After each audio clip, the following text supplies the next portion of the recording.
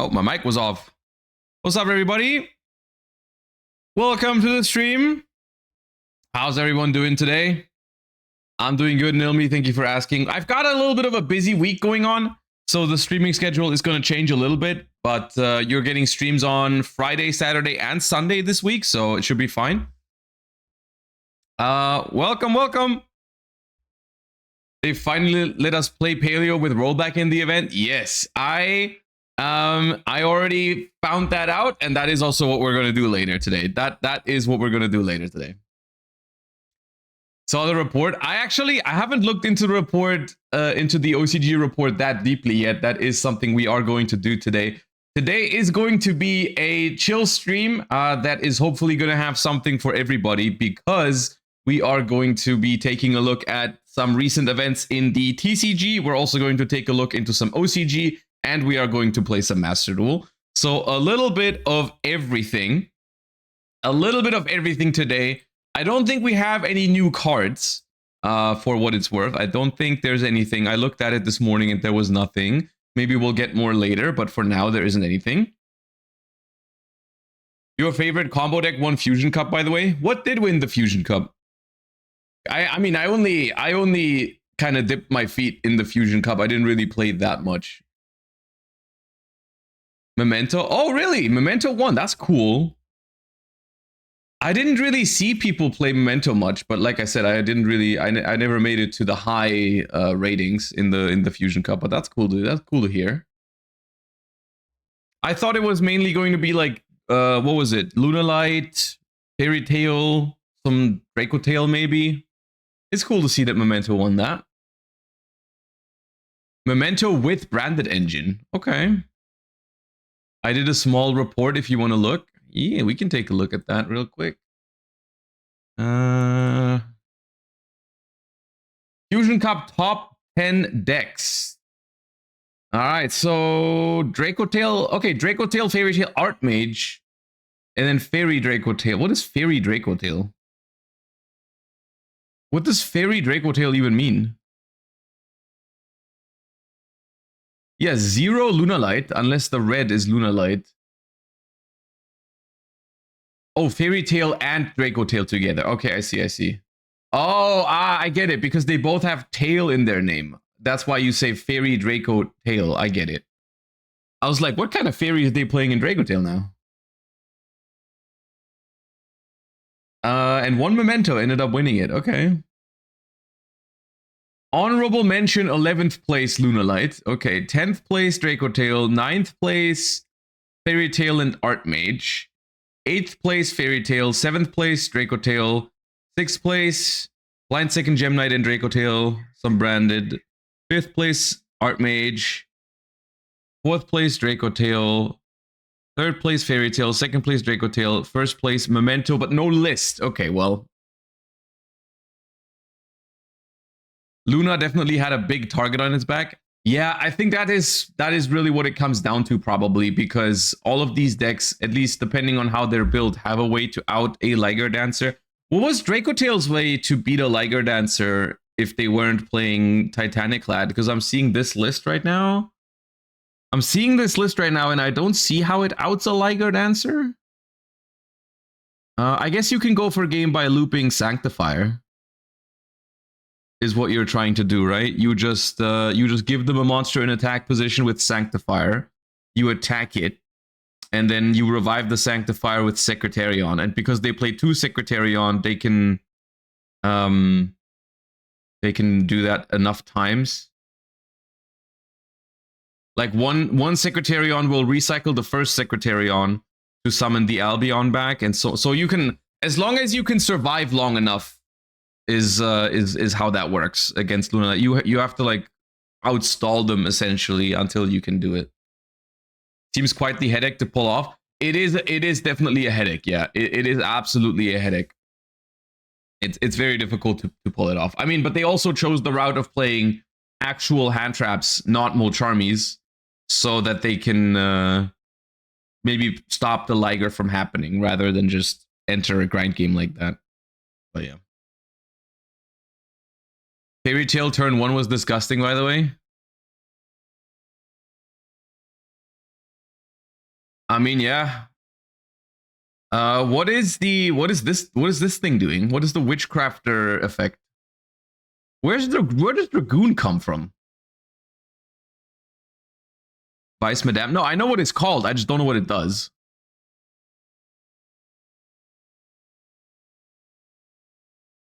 Dark Magician of Destruction. Dark Magician of Destruction. No, you know what? We're not gonna get into that right now. I'm not gonna not at the start of the stream. Nope.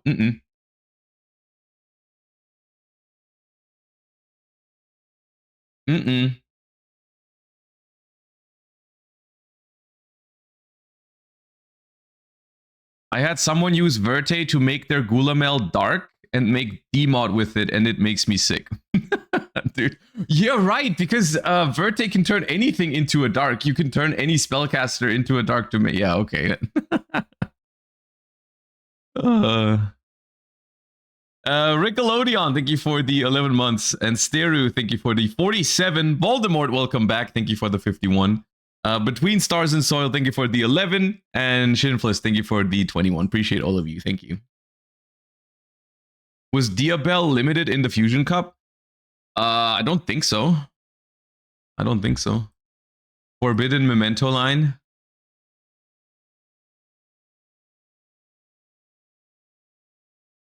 Mementolan Twin Dragon, Muddy Mud Dragon, Fusion Summon Albion, Albion Effect. Okay, that's funny. That is funny. That's very funny. Yeah, well, lots of things are possible in the Yu-Gi-Oh! Trading card game.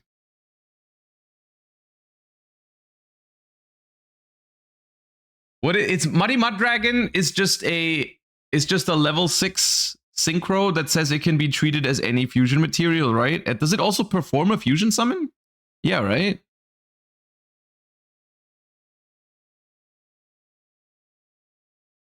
Chorozo was a tuner that was legal. Oh, did they ban no, they didn't ban all tuners, right? For the events. You just had to like find a way to make one. I guess Chorozo is an easy one out of the extra deck. Isn't Muddy Mud Dragon a bridge then? I mean, very technically, it's a bridge, yeah, depending on how you look at it. Well, yeah. Okay. All right, we have a lot of stuff to talk about today, so I would suggest that we skip the warm-up because I want to make sure we have enough time for everything. Like I said, I want to take a look at YCS Montreal results. I want to take a look at the newest developments in the OCG because they do have the utility selection now, and surely that's going to change the landscape of the format, right? Surely. And then I also want to spend some time in the newest event in Master Duel, which is the Legend Anthology event, because there's a lot of gems in it, and I heard that you can play Paleo in it because they left rollback alive, and you don't have to tell me twice because usually they always ban rollback in the events, so I really want to make that happen. So that's going to be fun. Okay, so for those of you that are unaware, there was a YCS this past weekend, and insert your memes of YCS not being streamed in the year 2026, but yes, in fact, this YCS in Canada has not been streamed as per usual. They never really stream Canadian YCSs. I don't know what the reason for that is. It must have some logistical reasons to it, but it's always kind of sad when it happens that Canadian YCSs don't get streamed. But there was one, and we are going to take a look at some of the results now. The event was won, or at least, I mean, there was two YCSs. There was a advanced format YCS and a Genesis YCS, and we're going to take a quick look at the results from both. The only thing that they were able to provide this time around was some written coverage, which, you know, this is some real what's it called, OG stuff, you know, written feature matches and such. Really throws you back into the early 2010s with this kind of coverage. But I mean, better than nothing, I suppose. Better than nothing. Still, The tournament results are also compiled here on YGO Pro Deck, so that is where we are going to take a quick look at the overall breakdown. I will say I'm not quite as excited for this one because it's kind of like the format is kind of getting to an end. I feel like there is still some interesting developments though, so we'll still take a look at it.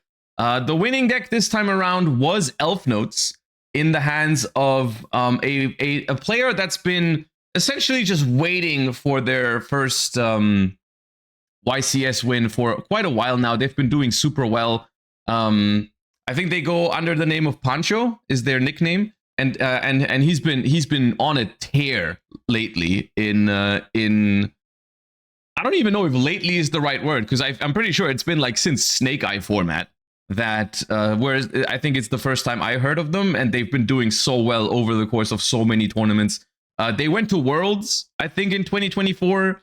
And they also have been just, you know, doing, I think, multiple YCS finals, but always just so short of getting the win.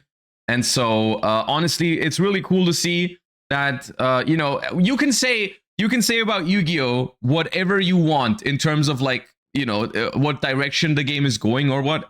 And all the critique I have about Yu-Gi-Oh! Is always not really aimed at how good the game is, because the game is still good. You still have players who put in the work, who will do well consistently. This is something that still happens in Yu-Gi-Oh! And that makes me really happy. You know, people, and it's not only Pancho who's been doing so consistently well. It's also, you know, we've got Julian in the finals again, who just has, I mean, reigning world champion, won multiple YCSs this past year, second place at French Nationals, second place at this YCS again. You know, lots of people are still doing very, very consistently well in Yu-Gi-Oh! So the game is still good. The game is still in a very, very good place when it comes to skill expression and all that kind of stuff. So yeah, like I said, you can say about the game whatever you want. There still is a lot of skill expression in it. For me, the way I would put it is that the skill expression, unfortunately, happens with decks that I don't really enjoy that much, which is kind of like my issue with it. Is like, well, the deck that won was Elf Notes, which honestly, Elf Notes looks like a really, really strong deck in the TCG right now. I don't really want to play Elf Notes though. so you're always, or I at least at the moment, I'm often in this kind of like in this weird place where if I wanted to try as hard as possible, I'd have to play a deck that I don't really want to play right now. And that's just been happening more consistently recently, where it's just like I have to pick between what I like and what I think is gonna win. And I don't really like that so much. But still, it doesn't take anything away from these players who are just grinding and doing super well in these events. So yes, Elf Notes won. I don't know if this is the first YCS win for Elf Notes, but it's definitely been getting better and better over the last couple of events. People are starting to kind of pick it up more and really see the potential in it after June Pride was released. And in this YCS, it was actually the third most represented deck in top 32, just behind Cool Tune and the Light and Darkness Ritual. And honestly, the Light and Darkness Ritual, as you can see here on my cursor, actually, you don't see the pop-up on the cursor on stream, wherever that is. But there's the Light and Darkness Ritual decks are kind of separated in a bunch of different categories, and these decks play very, very differently depending on how you look at it. Because there's these 9 Light and Darkness Ritual decks are split up into 3 times Azamina, Adventurer, Mitsurugi, Light and Darkness, 2 times Azamina, Light and Darkness, 1 Fiendsmith Mitsurugi Light and Darkness, 1 Azamina branded Mitsurugi Light and Darkness, 1 Azamina Mitsurugi Light and Darkness, and 1 branded Light and Darkness. So, yeah. I think out of these 9 Light and Darkness Ritual decks, I think like over half of them are 60 card piles, which is a topic I don't really want to get into right now. Because yeah, but essentially just not all of these Light and Darkness Ritual decks are the kind of like low ceiling control-y strategy that the Light and Darkness Ritual deck can provide. The majority of them are much higher ceiling, much more explosive decks that are currently taking over. Actually, all three of them ended up making it into the top 8, and all 3 of these Light and Darkness Ritual decks in the top 8 are very far from a classic Light and Darkness Ritual deck. They are all bridging into this, bridging into that. Here we've got Lucas Sacco, also another example of a player who's been performing phenomenally well over the last year or two with a variety of different decks. Yeah, but here we've got Light and Darkness Ritual in here. We've got a Mitsurugi engine, of course. One of the main synergies being the fact that you can bridge into Mitsurugi with the Skull Archfiend of Chaos, because it can send Mitsurugi Ritual to add one of the ritual monsters. We are playing the Thea Bellstar package with Magician Souls, because of course you have Dark Magician of Destruction, who can bridge into it by banishing the Black Chaos or the Magician of Darkness, the Magician of Dark Chaos, Black Chaos, to then access your Magician Souls, and then Magician Souls sends Thea Bellstar, and then you bring that back with Celine or whatever, or Firewall, add it back to the hand, what have you.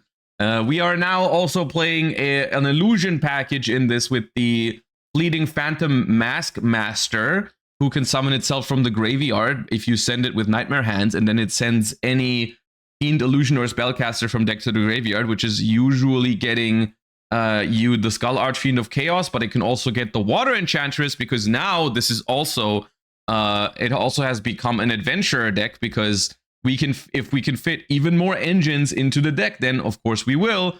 So yeah, this is now Ritual of Light and Darkness, Thea Bellstar, Illusion, Adventurer, Mitsurugi. Yeah, I don't really feel like getting into it too much, because this, something needs to be done about this, is all I'm saying. Something needs to be done about this. And then the winning deck here, we've got Elf Notes. As you would essentially expect, there's a couple of very interesting choices here. One of my favorite things about this list is the fact that it's including Phaedralis Harmonia with the Luluva Lilith, so that we can access Dogmatica Ecclesia going second. I think that's a pretty cool thing. I've been doing that in other decks as well. I think that is kind of cool, because that is essentially how you can turn Phaedralis Harmonia into a card that lets you win sort of like grind games, force the opponent into half boards, and then play into it with a level 11 synchro of choice. In this case, it's the Stormbane Dragon, the Storbim, plus access to the Fallen and the Virtuous, which is pretty cool. People have also pointed out the fact that this plays Arcanite Magician, which is pretty cool. And yeah, other than that, this is just regular Elf Notes, and the plan, if you go first uninterrupted, is you end on something like Crystal Wing, Dawn Dragster, Elf Note Trap. So there you've got 3 negates on your opponent. You got a hand rip from Tinia. Most notably, this deck actually doesn't play Cyframe Lord Omega even, which, I mean, it just further, I think, it kind of like, it's interesting to me, because some of these cards that Elf Notes is capable of using, it doesn't even need, which is kind of crazy. Because on my latest ban list discussion, I suggested banning Cyframe Lord Omega, and now I'm even questioning. I mean, I still want Omega to be banned, but at the same time, I'm questioning, like, is that even going to do anything? Because the deck is already winning YCSs without Omega. So, like, I don't know. Because, like, the thing is, I didn't ban Crystal Wing on my most recent ban list prediction, because I figured they just wouldn't do it, because they just released the Speedroid structure deck. But the more I'm looking at it, it's like this deck just has way too many options. Like, if they ban Omega, people are just going to play Crystal Wing. If they ban Crystal Wing, people are just going to play Omega, and the deck is likely good enough either way. So yeah, I don't know. It's rough, because I don't think they want to hit Elf Notes directly yet. At least I think they won't. But the deck is pretty strong, and it's only getting stronger with the next set, because they're making more media support. So yeah, we're gonna take a look at the OCG report in a second, though. But yeah, at the moment, this is essentially, and this is, unfortunately, pretty much all that's going on in the TCG right now. Like, this top 32 spread is as like as cookie cutter, as vanilla as it basically gets. This might be one of the least diverse top 32 spreads we've had in a long time, because essentially you've got 26 out of the 32 decks are just Elf Note, Cool Tune, and Light and Darkness. And then you've got like, okay, you got 2 Sky Striker making it. You have a Branded, but the Branded is also a Light and Darkness Ritual deck. So this Branded was I think John Wilkin. Yeah. John Wilkin was the Branded with Light and Darkness Ritual in it. This deck list is still interesting because it features the Decisive Battle of Golconda, which is a card that's usually only been played in stun, funnily enough, to protect Floodgates, but he's included it in this deck because it's essentially, it's a once per turn battle protection by sending a fusion monster from the extra deck to the graveyard. So if your opponent plays like cards like Fallen and the Virtues and stuff, you kind of disable those cards because you just protect. And it also lets you, in the end phase, this is something that the stun decks never did, but if you have Fallen of Albaz on field or grave, you can specialist Springgans from your hand or deck. So John has decided to include this card alongside Branded in Red and Springgans Kit, so that in the end phase, you can go Golconda, summon Springgans Kit, search Branded in Red, and then activate Branded in Red to summon like a Mirror Jade in the end phase, which is pretty interesting. And then also, like, as soon as this card has kind of like done that for you, as soon as you've gotten value from the card, you just get a free protection every time something would be destroyed, which is kind of cool. So yeah. So, but still, I mean, it still is kind of like a Light and Darkness Ritual deck as well. So this kind of goes into the top decks as well. So basically, if we count the Branded Light and Darkness Ritual into the Light and Darkness Ritual pile, that means we have a total of 7 different decks in top 32, but the majority, 27 of those are just Elf Note, Cool Tune, or Light and Darkness Ritual. You've got 2 Sky Strikers, 1 Invoked, 1 Fairy Tale, and 1 Doomsday, and that's it in the TCG at the moment. So literally, there's no one deck that is completely dominating right now, which I guess is good news. There's no one deck that's absolutely the best, looking at these numbers, especially in comparison to the previous event where we had, like, at the NAWCQ, it was 7 Cool Tunes in top 8. So you're like, okay, well, Cool Tune is definitely the best deck. But not really, because there's a lot of other decks that can mess with Cool Tune. Like a lot of I would argue a lot of these 60 card piles could actually be a response to Cool Tune, because I think 60 card piles with a lot of pushes and a lot of strong engines are just naturally pretty solid into Cool Tune, because you can just overwhelm them if they don't have enough or the right hand traps to stop you from doing that. Because these decks have a lot of gas. These decks have a lot of gas. I played against 2 of these 60 card Mitsurugi Light and Darkness Ritual decks at the European Championship as well. I did beat them, but I did notice that it was very difficult because their ceiling was so high. And luckily I did go first against them, because going second, it would not have been much of a game. But because I went first, it was actually 2 very challenging and interesting games. But yeah, they play through a lot. They really play through a lot. Yeah, and that brings me to maybe a comparison to the other format that's been played at YCS Montreal, because I saw some people making fun of Genesis format once again. They love making fun of Genesis format because Blitzclick took 4 spots in top 8 for Genesis again, and also won the event, right? And so people naturally, because Blitzclick was already the best deck in Genesis format previously, people said like, oh, Genesis is just the same thing. You know, there's no diversity in Genesis. It's not as balanced as people think it is, and that is that because they did an update and Blitzclick is still on top. But I do want to quickly. I'm just going to switch tabs here with the top 32 overview, okay? I'm just going to switch tabs and you tell me if you notice something, all right? If we just take one moment to look past the fact that Blitzclick won the event, is there something else? Is there maybe something else that... No difference? No, just as balanced, just as diverse as the advanced constructed format? No one noticing the fact that we've got 1, 2, 3, 4, 5, 6, 7, 8, 12, 16, 19 different decks in top 32? That's not something that we notice when we look at what's happening in Genesis format. The fact that we've got Magnet Warrior, Red Dragon, Archfiend, Hecahans, Fire King, Madolche, Sacred Beast, Doomsday, Unchained, Mimighoul, Dark Lord, Branded, Exosister, all that in top 32? No? pretty much the same, right? Pretty much the same level of balancing, I would say. Very, very good point.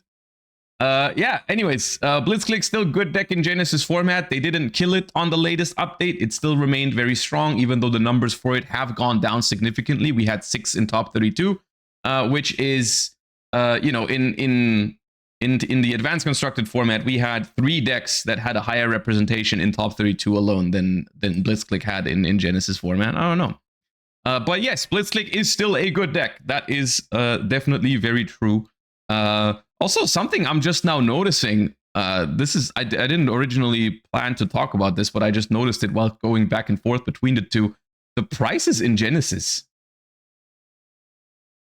Look at the card prices here on the right for advanced constructed format. And then look at that. And I guess the main, here's the thing. The pricing difference does not mean the format is better in terms of how like balanced, or the gameplay is not necessarily better just because it's cheaper, but it is kind of a factor, you know, like these decks are cheaper than advanced format decks by like a factor of 5x or something. I'm pretty sure the winning deck in Genesis, $150, is cheaper than every single deck here in advanced constructed format. The only one that's close is Invoked, which was, there was one Invoked in top 32 for $160. Yeah, it's really, it's what happens when you introduce the high cost staples. Like the majority, here's the thing, Yu-Gi-Oh has gotten better with reprinting and stuff like that. But the thing is, like right now, it's Fedralis Harmonia at over $70 and Pot of Sloth for $60 that are doing the majority of the damage here to the prices, right? It's just those 2 cards alone. If your deck plays a playset of both, you're looking at, I mean, over $400 for those 6 cards in your deck, yeah. Yep. But yeah, anyways, I personally, I've been, I just like, mentally, I'm moving closer and closer to Genesis format right now, in terms of essentially everything. If the next ban list is not gonna do something about this, and mainly the non-engine and the power level of decks in the game and the bridging that's going on, I feel like I might just focus more on Genesis for YCS Paris and YCS Bologna.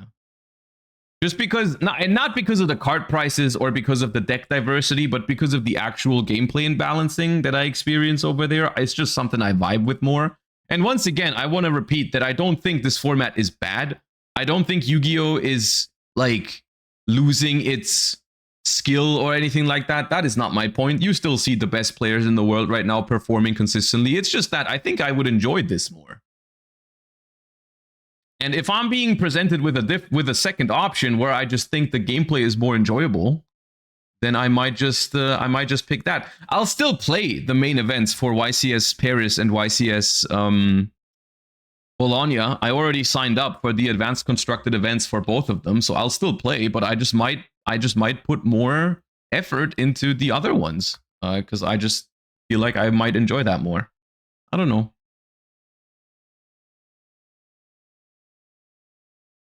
You might after taking a look at Road to the King. Yeah, I'm kind of afraid to do that. That's the next thing up on the plan for today, but I'm a little bit afraid after what you guys have been saying. Is there Genesis at Worlds? There is no Genesis at Worlds. No, that is the one big thing that's kind of like keeping me in advanced constructed format at the moment. It's not the only thing that's keeping me in advanced constructed. That's saying too much. But one of the things that advanced constructed has for me personally over Genesis is the fact that there is a world championship to work towards. Other than that, I mean, Genesis has the exact same like YCS prizes and everything. So, you know, if you enjoy the format more, might as well play Genesis. I'm shocked OCG players aren't quitting in that format. You say that, but I was talking to Sunny, who we've been reacting to. We've reacted to a lot of Sunny videos in the past. I messaged him and asked if he wanted to collab on like a discussion about the current state of the OCG. And he said, like, I stopped playing. He's like, we can't. I'm not playing right now. We can't. I can do that. Like he didn't. He said he didn't plan on quitting forever, but he's taking a break right now. So yeah, it is happening to an extent. I don't know if it's noticeable for the majority of the OCG, but there's definitely people who are doing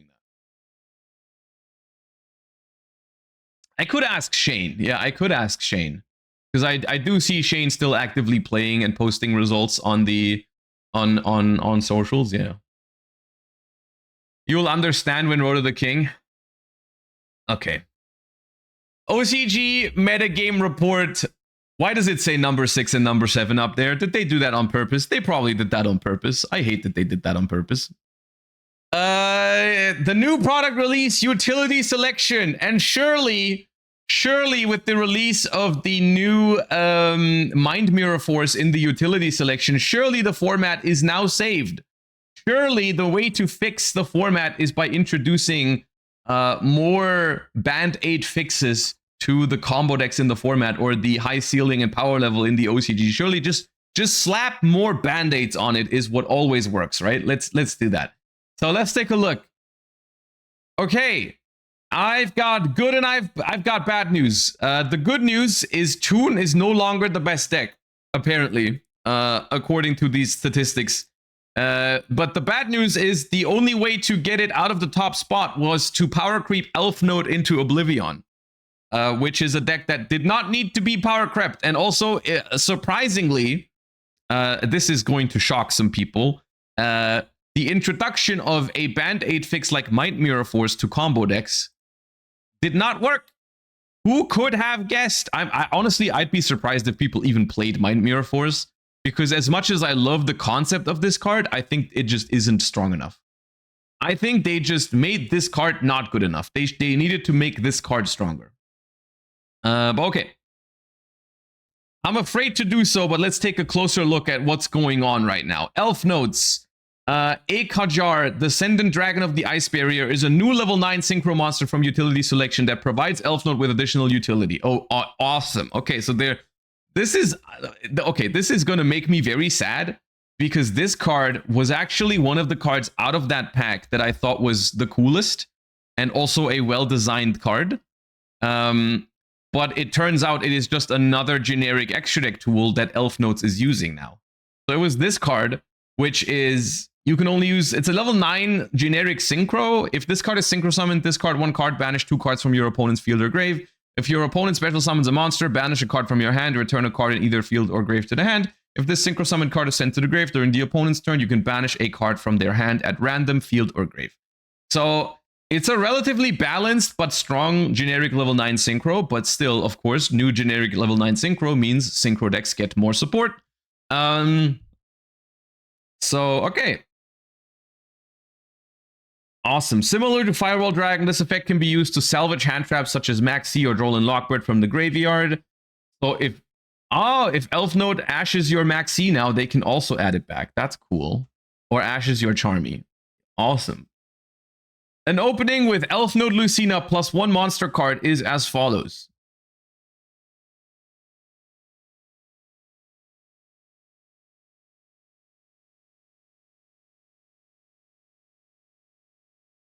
Jesus.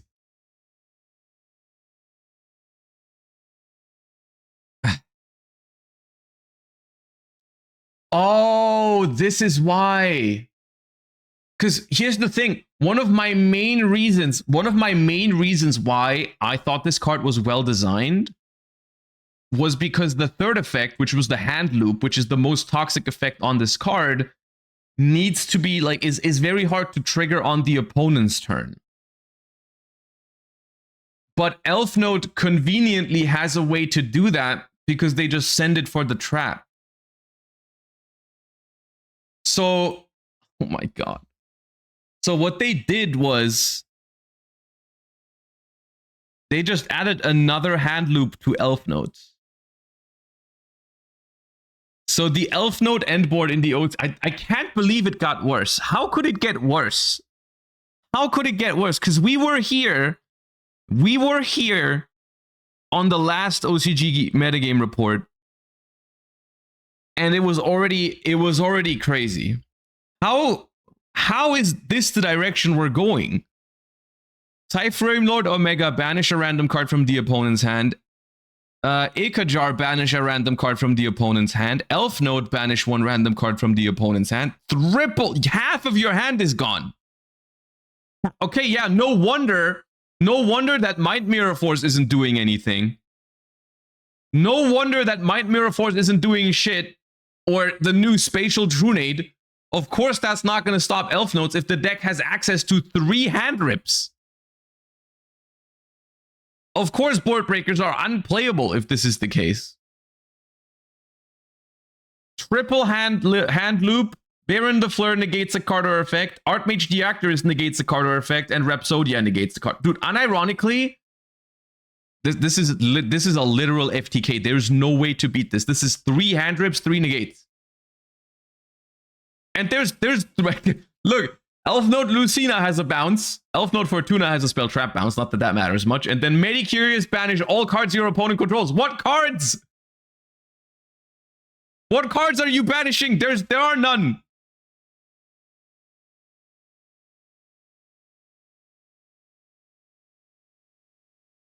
It's fine because they dance.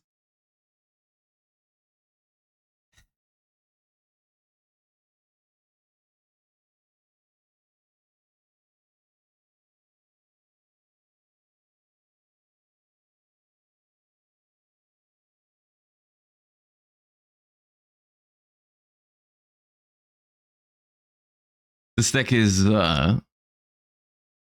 disgusting, man.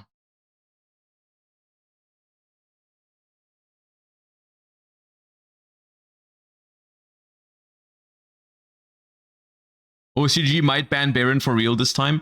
And do you know what the craziest thing about this is?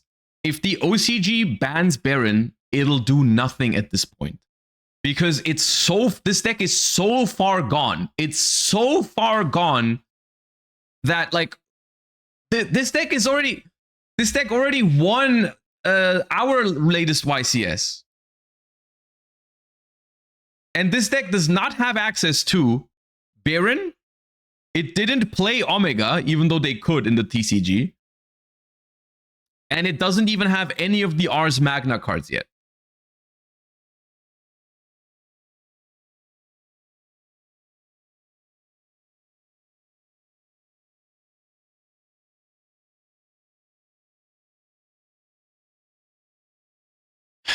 Guys, it's okay. It's okay. We've established this. The combo decks have to do this. We have forced the poor combo decks into doing this because Branded, you guys don't understand. Branded adds back 3 cards from the graveyard in the end phase. Okay? Branded adds back 3 cards in the end phase from the graveyard. So they need to do this.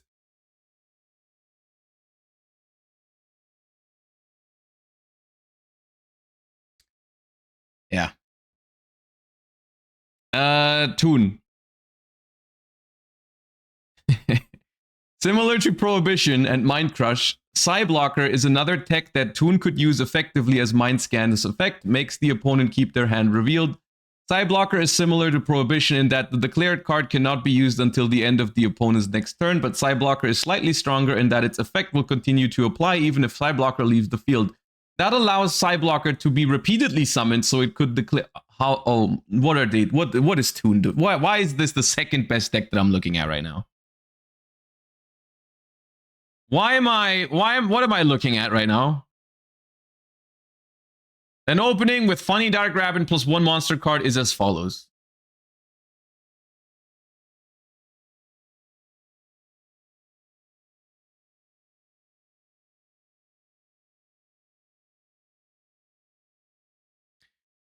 The end board consists of 7 disruptions.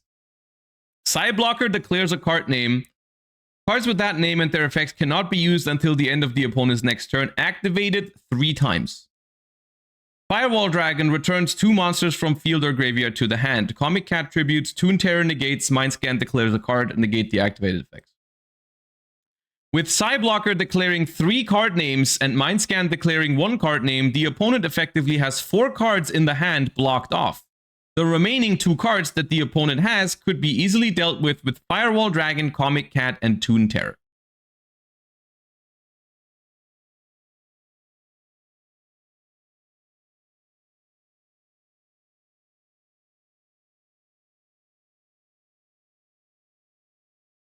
This is about 50% of the format, by the way. This is 50% of the format. 50% of the OCG right now. And both of these decks are essentially coming to us in full power. Like, the fact that Baron is banned for Elf Notes, I don't even count that as a real hit to its ceiling anymore. It doesn't even matter. This is legit complete freaking FTK material. Both of these decks are completely absurd.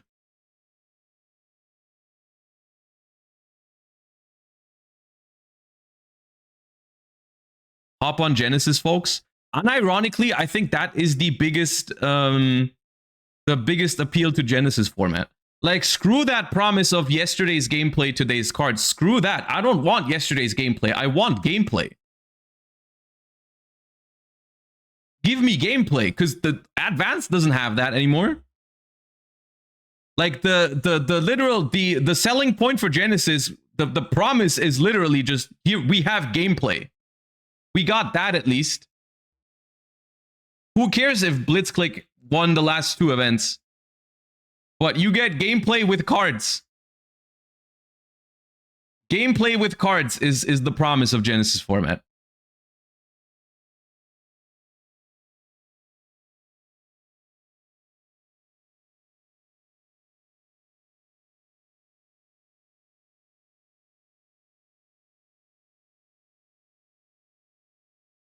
The only reason why Elf Note seems to be better than Cool Tune than the Toon deck here is the fact that Elf Notes can play the Gallant Thief. I guess, because, like, I mean, that's the one good news here. If there is anything to take away from this, is that, and this is actually, it's not even a good news. It's kind of like bad news at the same time. But like, it feels like the impact of these quote unquote 1 versus 1 negation hand traps is almost non-existent. Because, like, I mean, Elf Notes, just play your Charmies and your high impact hand traps and your Ash to negate the Charmies. That's all you need. What else are you trying to do? Like, these decks don't lose the hand traps anymore. The decks don't lose the hand traps because everything's a starter, everything's an extender. They don't have choke points anymore, and they FTK you into oblivion, so board breaking also doesn't work.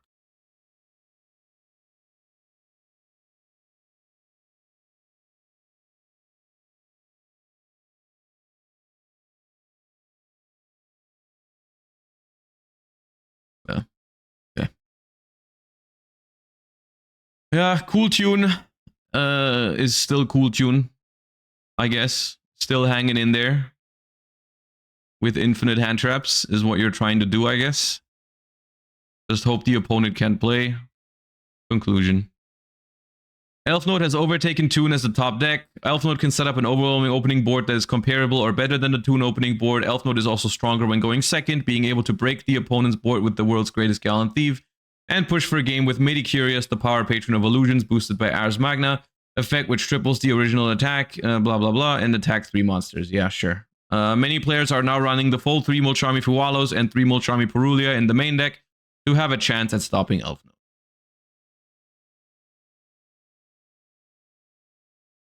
Yeah.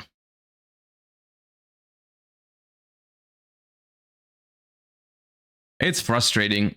It's frustrating because it's just like this doesn't even have anything to do with whatever we were talking about earlier with like combo versus mid-range at this point. Because like something like Toons or Cool Tune would probably fall into a different category than something like Elf Notes. You know, they're not the same type of deck. But it's just a matter of these decks going first. They literally just everything here just auto wins. Everything here just auto wins. It's just all. It's essentially all FTKs. Everything here is just FTKs. There's no other way of putting the fairest deck here is Cool Tune by far. And Cool Tune's game plan when it goes first is also usually to lock your opponent out of playing. Of course, like it's not a super interactive deck. It's weaker than Tune at doing so, but still ultimately the game plan most of the time when you look at your opponent's hand is like, okay, how do I negate that starter? How do I negate this starter? But it's crazy that like, because Cool Tune is already a deck that I don't hate it, but I also don't think it feels good to go second against Cool Tune most of the time. Like on average, it's like sometimes you have a really good hand and it feels fine, but on average, it doesn't feel great to go second into Cool Tune. But compared to these other decks, I would go second against 10 Cool Tunes in a row rather than playing against one of these.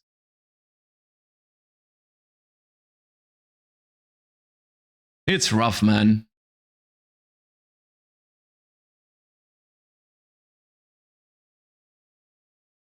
What extra deck card even lets you go from Tune to 1,000 different bridges? Is it Reprodocus? I mean, they do a lot of different things. I think Reprodocus in this deck is mainly just used to make link decoder, so it doesn't really bridge into anything. It's just a way to get link material onto the board. So the fact that we don't have link decoder in the TCG is going to help. But also, I think Zena. Zena is one of the main things to do. I think Zena is probably how you send the side blocker. Let me see. Yeah, Zena's effect sends side blocker from deck. That's just another... Zena... Dude. Because this issue, I truly believe that this issue is twofold. Like, all of these decks can be broken down into two problems. Number one, the engines are pretty damn strong. A lot of these engines are pretty damn strong. Like the Elf Note engine is really, really strong and way too powerful. And the Tune engine is also way too strong and way too powerful. And then the second part to both of these decks is just the generic extra deck tools that these decks have are just not okay. For in the case of Elf Notes, it's the access to Omega, Baron, Crystal Wing, Dawn Dragster, whatever, like all these cards that are, I mean, a lot of them are even part of some archetype, but like Psyframes don't play Omega, or Psyframes don't exist, FAs don't exist. I guess Speedroids are getting some support, but like, you know, it's just the Elf Note deck is using all these other endboard pieces that are all generic cards to push it over the top. And the Tune deck is doing the same thing, right? You're using Zena, a Bow, Link Decoder into Firewall, add your stuff back, Dugaris, Zalantis to reset everything, Charmer Quartet in Bloom. And like, you know, for some of these cards, you could say like, oh, well, they printed these like 10 years ago. They didn't know what they were going to do in the future. To which you could say like, well, they should maybe ban them now. And then the other thing is like, no, some of these cards are from this year. They just made Zena. They banned Beatrice last year, I think. It's not even that long ago that they had to get rid of Beatrice, and they print Zena like a year later, or 2 years. They banned Beatrice 2 years ago. Like, who in their right mind? Like, I just can't fathom it. Like, who realizes in 2024 you have to ban Beatrice, which is a rank 6, which isn't even that easy to summon, right? You ban that card, and then 2 years later, when the game is even more powerful, you make Zena, which is easier to summon and better. I don't understand. I genuinely don't understand.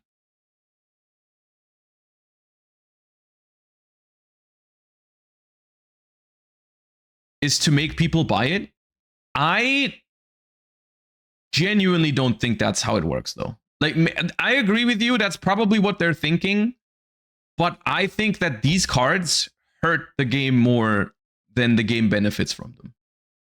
Like, there is no way in the long term they make more money from printing a Zena than from keeping the game more balanced. There is no way. Look at how excited people are for Xenovaders or Ray's Moon, and compare that to how excited people are about Toons coming out or Elf Notes getting even more support. Like, if decks like because here's the other truth, Nuke, right? Xenovaders and Ray's Moon, as much as I love the design of these archetypes, they don't matter. They don't have a chance against this. What do you mean? These decks are designed well, and they need to play like 30 engine in their deck. They don't have enough non-engine to keep up with this. How are you going to go second into this with Xenovaders or with Ray's Moon? So you are maybe you're boosting sales of Zena, but by boosting sales of Zena, you are decreasing sales of other stuff. Because no one is really going to care at a competitive level for these decks. Like the sales for those decks is going to go way down. So it's not even like I don't think it's a net positive for them.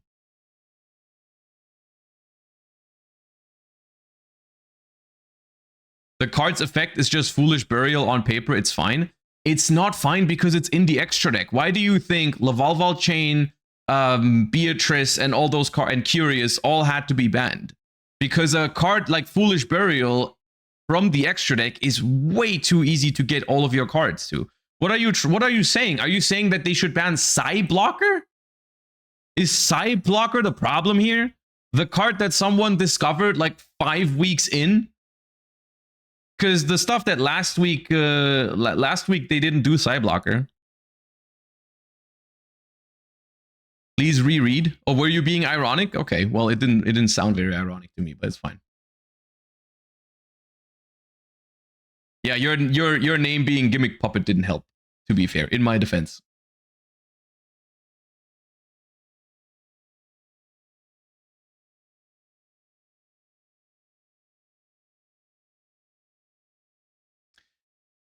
I don't know, man. It's just frustration in me that's building up over the last couple of months. And I mean, I always knew I wasn't going to be happy with Toons and Elf Notes getting support, like with the cards coming out. Like I was never going to be happy about this, but the fact that it's getting even, like it feels like it's a downward spiral right now, and they don't even try to stop it in the OCG. I don't know about the TCG, right? That's, I guess, the last bit of hope is that maybe the TCG is going to do something about this, but I don't know if that's happening. But it feels like a downward spiral, and like they go like, here we make Mind Mirror Force, but at the same time we also make more, like they're making more support for Elf Notes than against Elf Notes right now is the thing, right? They're making more support for decks like this than against decks like this, right? Because you're not gonna fix all of this with just here's a Mind Mirror Force. I don't know, man. It's rough.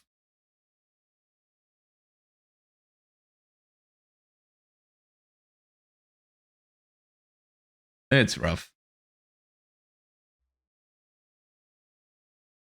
So yeah, if this is, unironically, if this is the format for YCS Bologna, which is looking likely right now, unfortunately. Right now, it's looking like this is going to be the format for YCS Bologna, minus Baron in this deck, and minus Link Decoder in this deck. And I'm looking at both of these decks right now, and I'm thinking to myself, is this now an enjoyable deck to play against without that one card in the extra deck? And I'm still reaching the conclusion of, hell no, it's still not.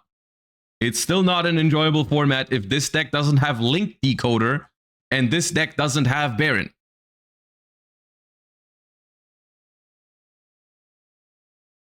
So yeah, you will find me in the Genesis events for YCS Bologna then.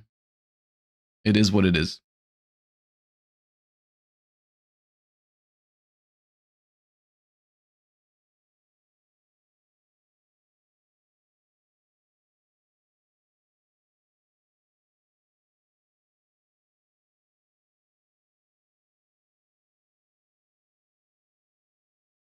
How can we look at the side deck and see Solemns and think they're just a cherry on top? I mean, the side deck is a whole different topic, but yeah. I mean, the side decks don't really make it more enjoyable either, because when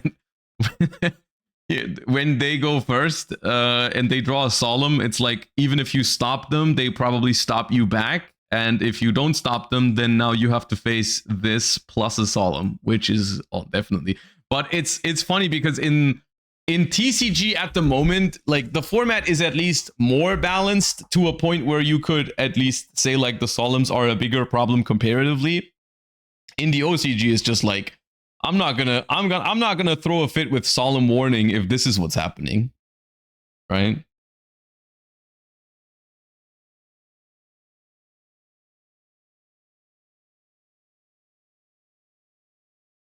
Elf Note in the side, is that going second quick play as a one-off from utility selection? Yeah, they are playing one copy of the Ultimate Sky card from the utility selection. And I honestly don't even know what for. Because this card doesn't even seem good going second into whatever this is.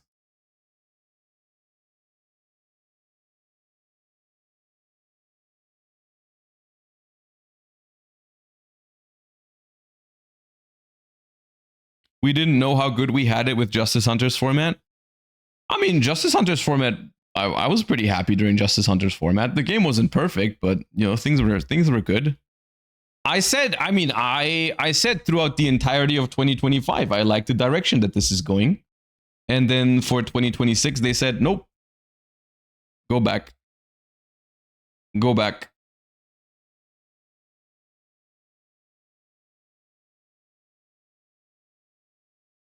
And it's kind of sad to me personally, because I think in all other aspects besides the actual game balancing right now, Yu-Gi-Oh! Is doing such a fantastic job right now. They're doing so well on all the other stuff, like the introduction of overframes, the new YCS pricing, the locals support with like the tournament packs and everything. Like, everything about Yu-Gi-Oh! Right now is so good, except for like some generic card designs and some archetype designs. Like, all they needed to do is to be a little bit more careful with power levels, and Yu-Gi-Oh! Would be eating so good.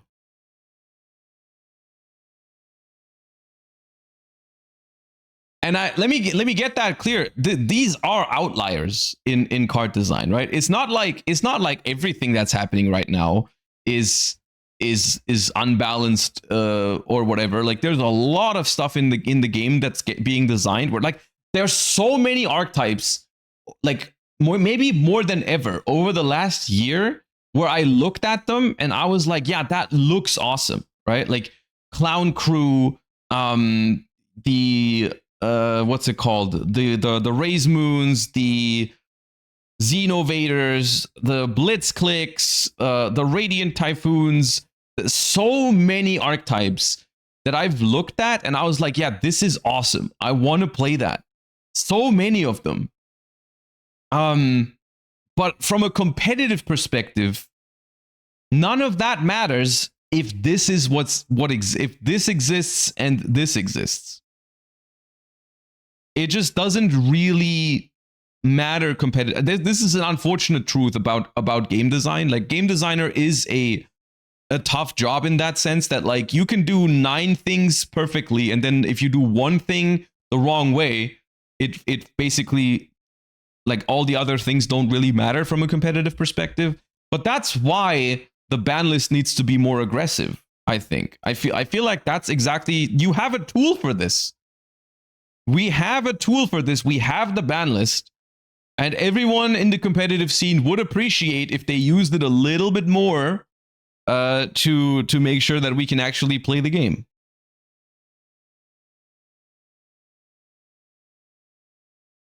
Oh, yeah.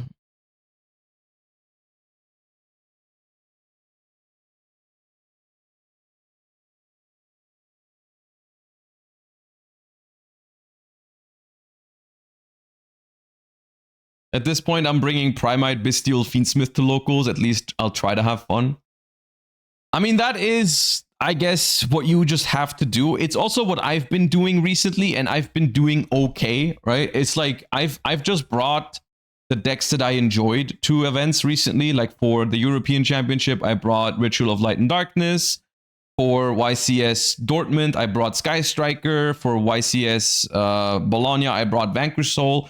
And I did fine at those tournaments. And, you know, 50% of the pie chart being this does leave you with the other half of the pie chart. Like, it's not like these other decks are completely unplayable, right? You still have Sky Striker putting up a solid 4%, or Branded putting up a solid 3%.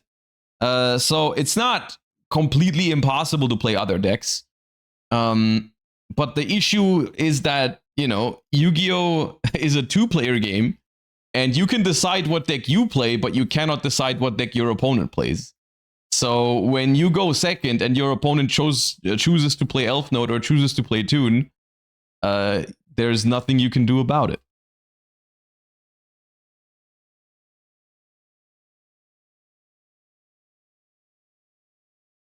You think it's a good chance to play Sky Striker, for example, and get better at it during such a time? It depends what your goal is. Yu-Gi-Oh! Is a game that's played by a lot of people with different motivations. I think if your goal is to win, you have to play something like Elf Notes or Toons in a format like this. It's like how if your goal is to win right now in TCG, you're playing a Cool Tune or Elf Note or a Ritual Light and Darkness variation. Like if you're trying to win, you do that. If you're trying to have a good time and then try to do as best as possible with a deck that you enjoy, then is when I would suggest playing a deck like Sky Striker.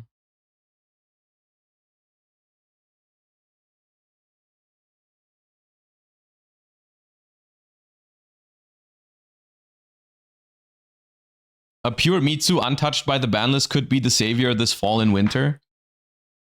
Yeah, I mean, I don't know how I feel about Mitsurugi, because like, Mitsurugi technically, it doesn't even appear in the top 32 breakdown here as a deck name, but it does appear as a secondary engine in like 5 of these decks. And I don't know how I feel about that. I don't know how I feel about the fact that that's what's happening. Skull Archfiend sent mirrors too broken? Yeah.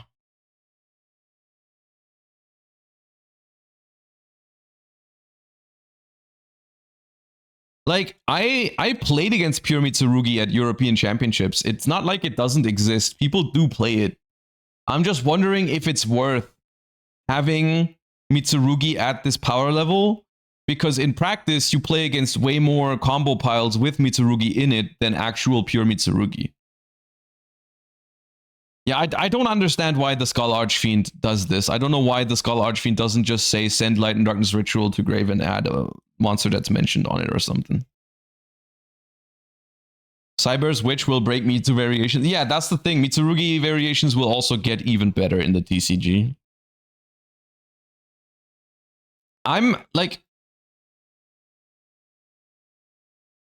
I genuinely think that their way of addressing this is Genesis format in the TCG. I feel like the more I'm thinking about it, the more I'm seeing what's happening, and the more I'm seeing on what's on the horizon, I genuinely think the reason they made Genesis format is because they wanted people to be able to opt out of this.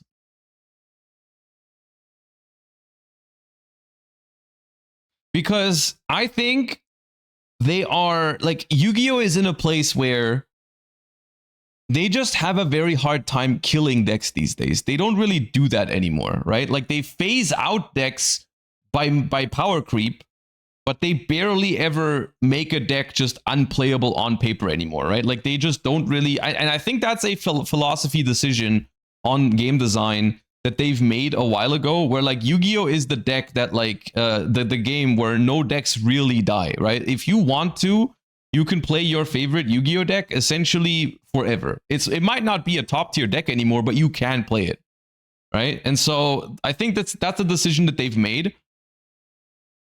The only exception I think to this was what deck? What deck has literally died in the last like 5 years? And I mean died by the ban list, not because like they power crept it or whatever. Tearlament. Super Heavy Samurai. Snake Eyes because of OSS. Yeah. OSS, they did. They did do that. I don't even know if Super Heavy Samurai necessarily died. I've still seen people play some Super Heavy Samurai.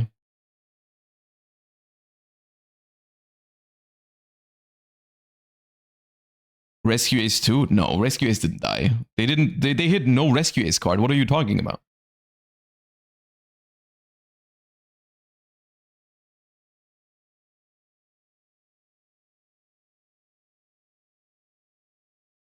Pure Draco Tail. They didn't kill. You guys don't understand what I'm talking about because you guys are looking at it from like this deck is now no longer tier 1, but like you can still play Draco Tail. It's bad now, but they didn't actually kill it. They just killed it on the top competitive level. Like when I mean kill, I mean ban the most important card so you legit cannot do the thing anymore. Like you cannot play the deck anymore because the cards are not there. Like what they did with Tearlament Ishizu, where like Kid Kalos is banned and the Ishizu cards are banned. So like you cannot play that deck even if you wanted to. Like if you didn't care about how good your deck was, can you still play it? And like, yeah, you can still play Rescue Ace, of course. You can still play even the decks that they hit harder, right? You can still play. Like you can still play Yummy, Draco Tail, in some way, shape, or form. Like all of those, like, yeah, they banned a Rysard. Yeah, they did ban a Rysard. That's an example. You can still play Kashtira like engines, but they did kind of kill pure Kashtira because a Rysard is gone.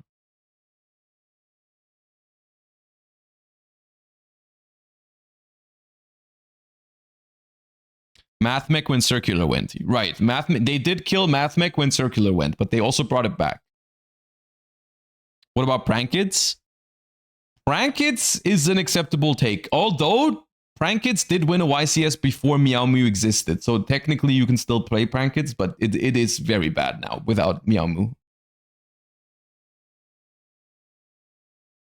Pure Ryzeal kinda. See, that's my point, is that it's only a kinda for most of these decks, right? Like my point is that they don't really kill decks to the point where, like, for example, back in the day, like banning all the Dragon Rulers or banning Drident and Broadbowl. Like they killed those decks. They were like, okay, it's now time to stop playing Dragon Rulers, Zodiacs, Spellbooks, or whatever, right? They banned those cards outright. They were more aggressive with that at parts in the past. And that was kind of like a reset to like the power creep in those times, right? It was like you get a reset because you eventually just like you just ban Zodiac because that's how you do it. And they don't really do that very often anymore.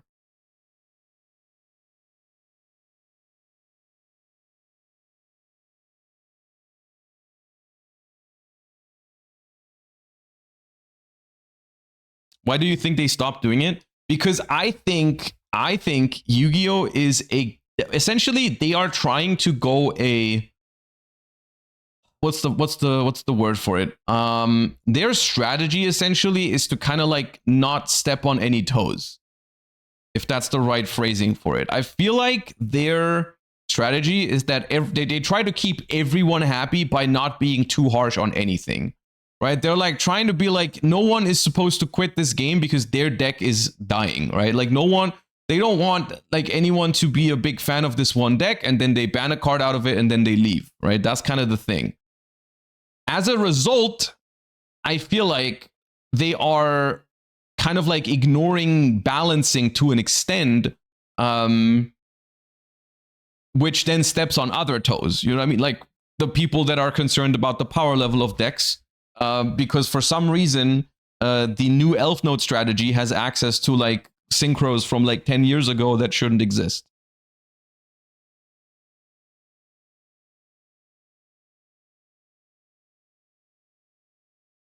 And I think that is why they made Genesis format, is because that way they can kind of do both, right? They can cater to both audiences.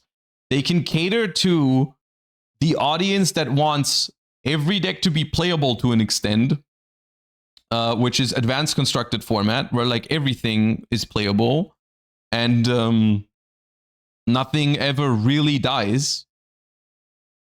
And then they got Genesis format, which is the one that caters towards the people that care more about game balancing. You know what I mean?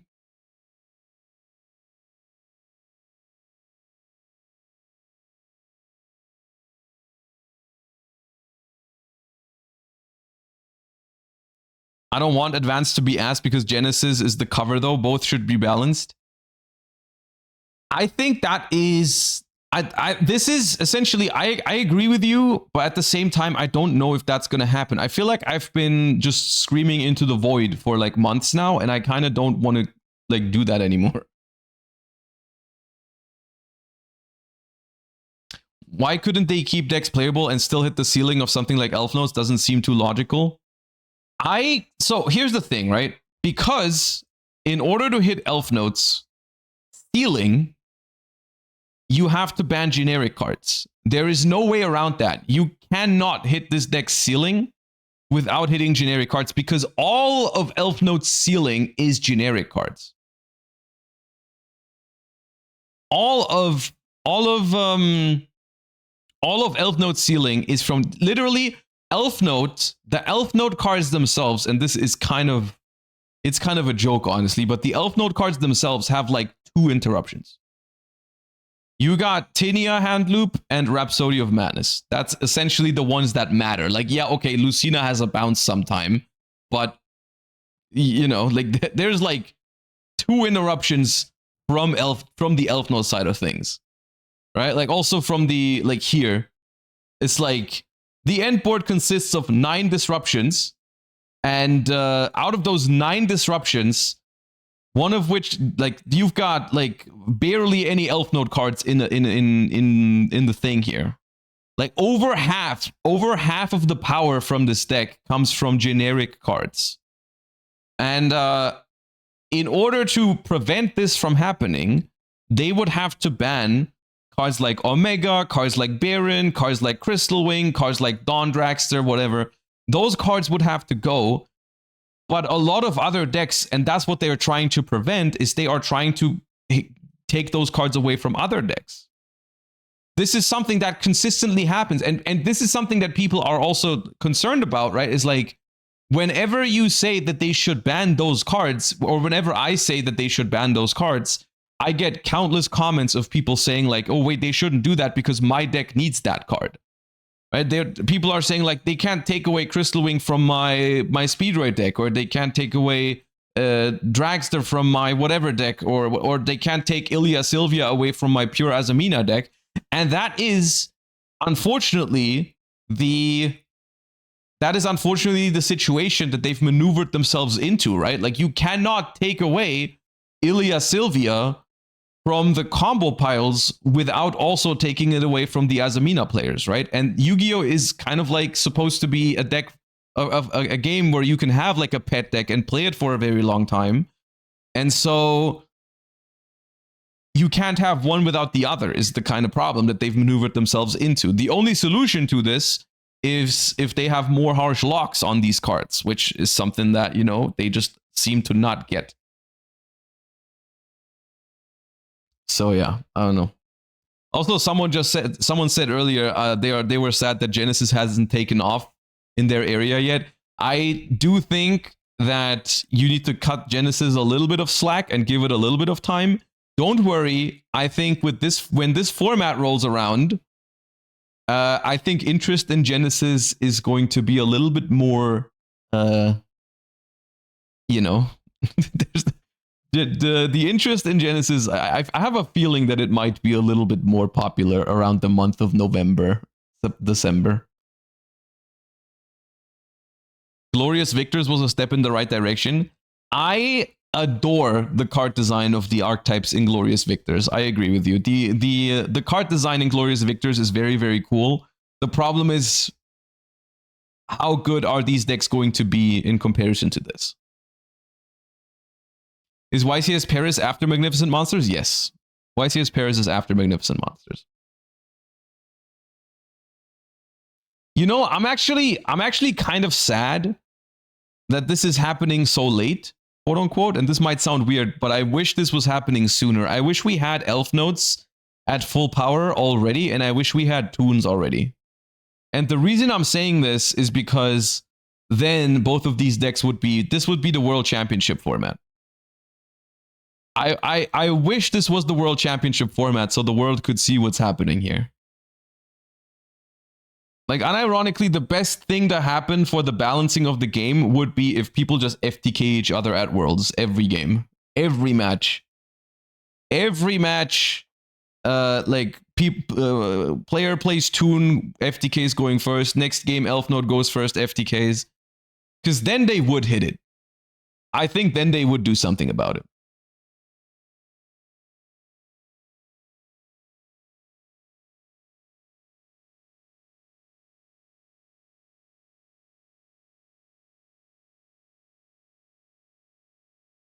We need Genesis and Master Duel.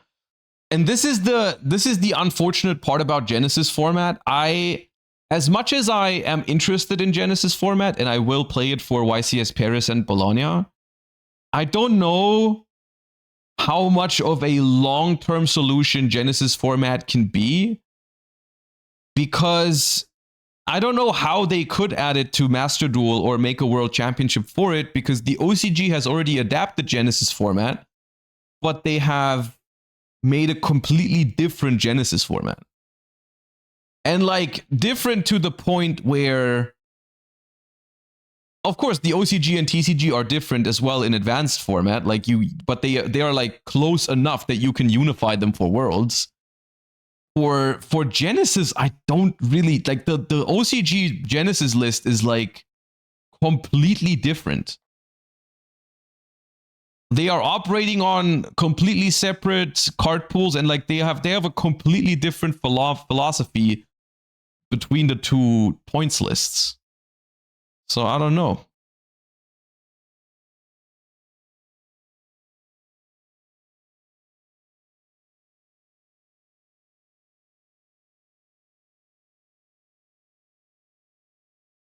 Yeah, I don't know. I want to move into Master Duel in a second because I do want to play some of the Legend Anthology event, but just some closing thoughts. I don't really know. I don't really know what we're doing here personally. I think we are hitting, genuinely, we are hitting the limit in terms of, like, because people have always wondered, like, where do we go? How powerful can it get?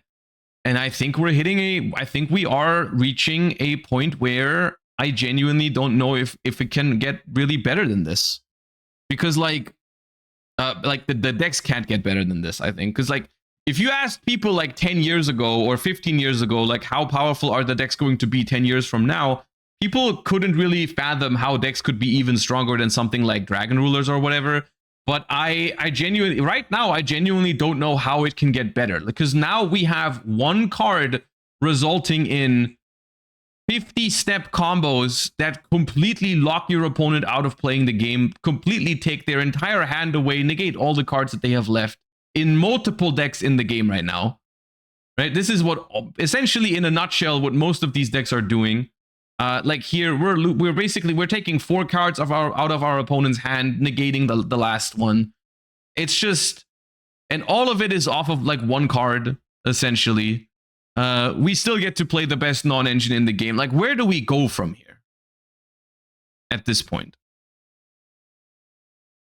Like, where do we go from here? Genuinely, the only, like, and here's the thing, what I'm about to say is not even like unthinkable, because it could happen, but like the way to answer this kind of stuff is now the next step is like 0 card combos. Next up, you can just use like cards from the deck, and that's how you beat like your hand getting looped. Because now you can just activate your effect like in the deck, like send this card from deck to grave for cost or whatever, and do whatever. And now it doesn't matter if your opponent takes your hand away.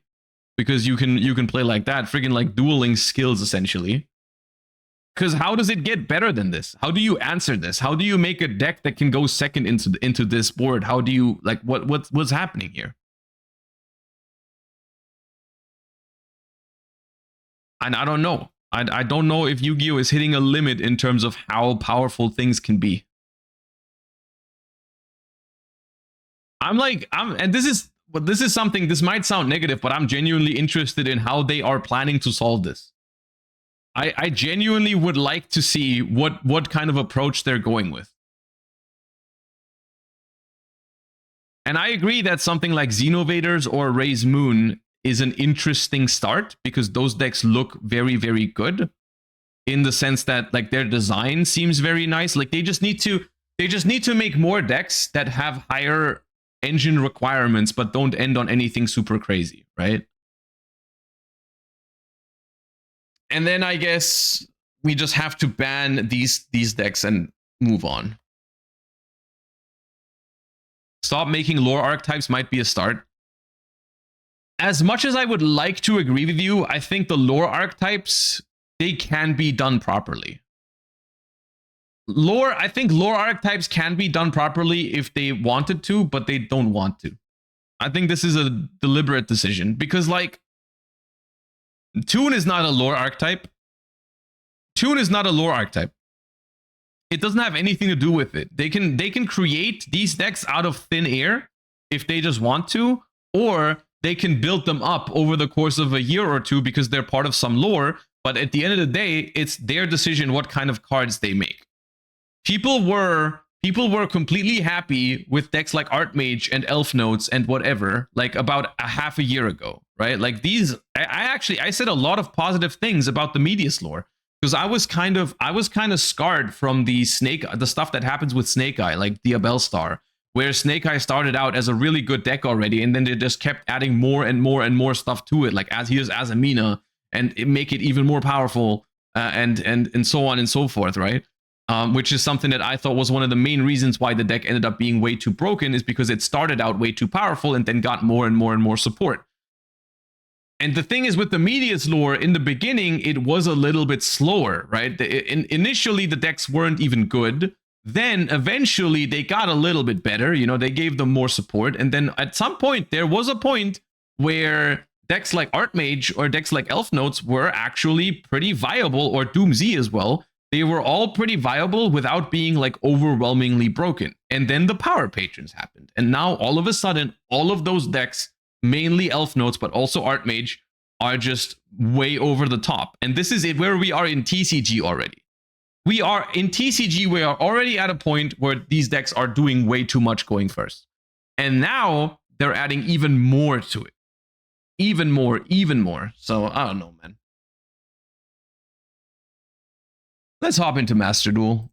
Let's hop into the event in which we can play Paleo.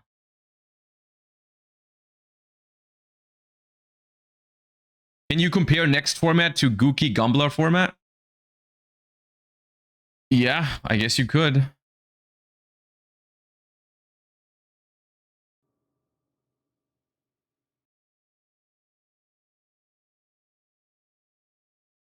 Who played Paleo in the anime? I don't think Paleo happened in the anime.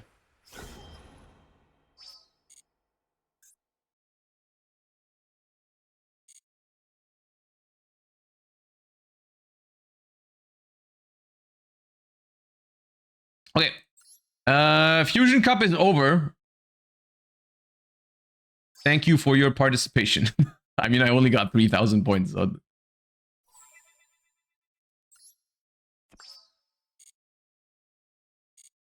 Let's open my reward packs. Who won? I don't know who won, but apparently it was Memento, which was cool to see.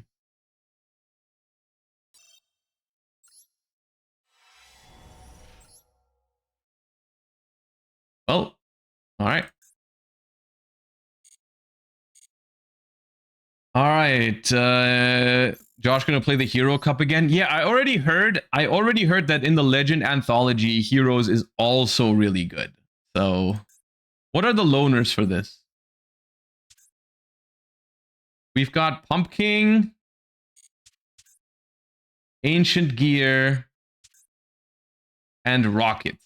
With a why is there a magic cylinder? Can someone explain the magic cylinder? Why not? Okay, never mind. Good call. Revolver used it. Yeah, that's my favorite reasoning. You should draw a dead card in your experience of the event because Revolver used Magic Cylinder in the anime. Yes. What a good reason. What a good reason to draw Magic Cylinder in the year 2026. Okay. Paleozoics. Oh, they're all legal. Even the link is legal. Not that that matters too much, but. So what is the format? What is the format?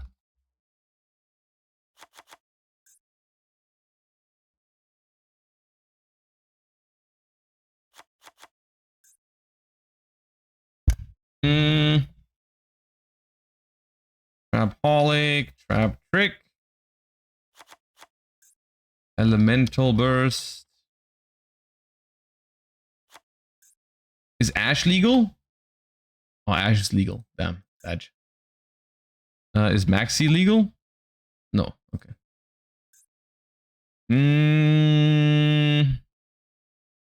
Needlebug Nest.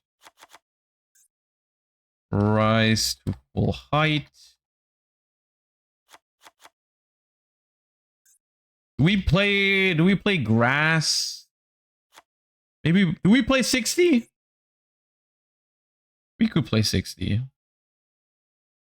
I'm hesitant to play Trap Tantalizing Tune because Ash is in the format, but maybe.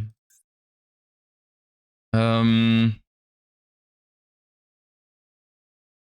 Paleo even play Dominus cards? You could play Dominus cards, yeah. Do we make it a reasoning? We could make it a reasoning deck, honestly. But first we need the Rumas. We need... do we play Morganite? Do we make it a Morganite situation?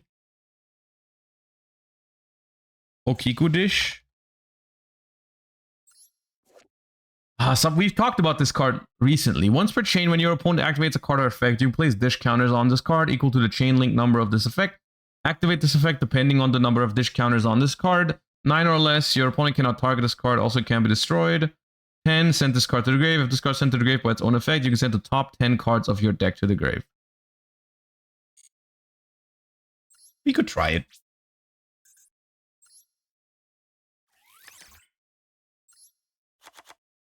It sounds fun.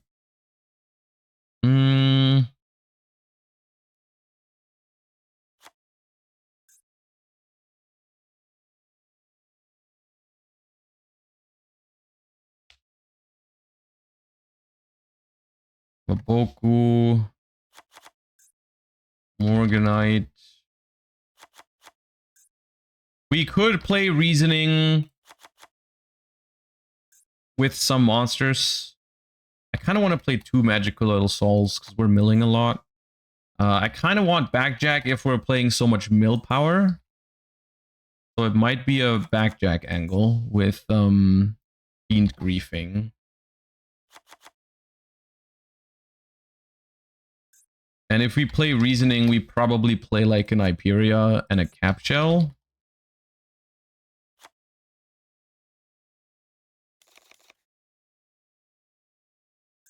Link Karibo is legal, I think. So we can play that to link off the Backjack. Zeus is not legal. Are the sprites legal?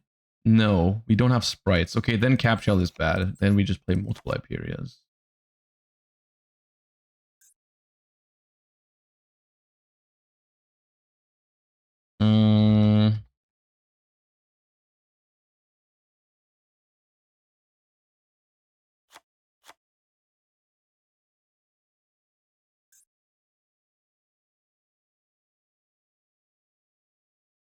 Dragon Gate. Dragon Gate.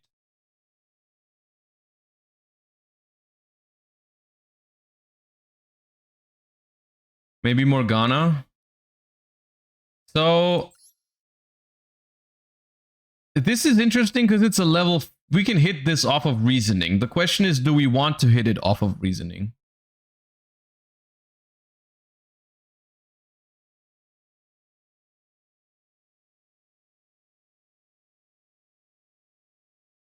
Kind of.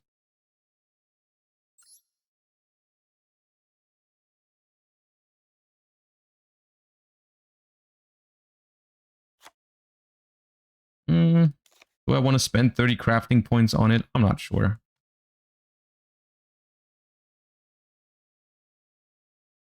I feel like I'm forgetting something.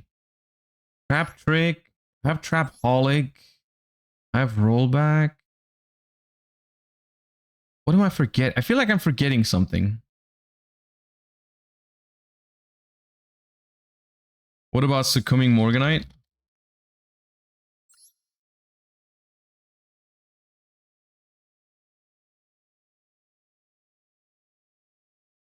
So what you're saying is if we mill this, we can search the Morganite.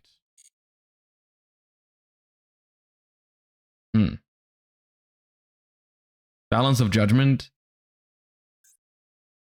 I'm not sure if I want to play Balance if we're playing Morganite, but maybe.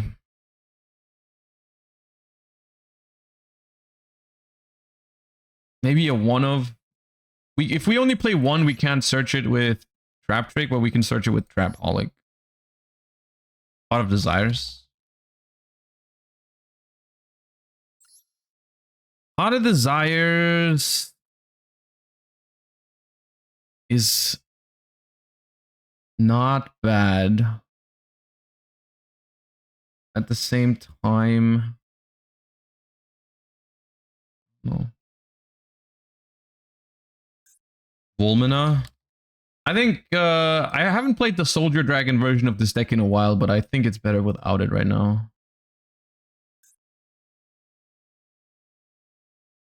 What am I missing in the extra deck? Is SP legal?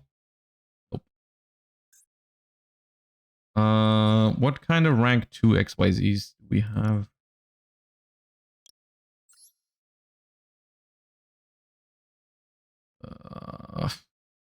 Onibimaru. This. I mean, we're not really gonna need any of this, realistically. Mannequin Cat, sure, maybe. Is there any other links?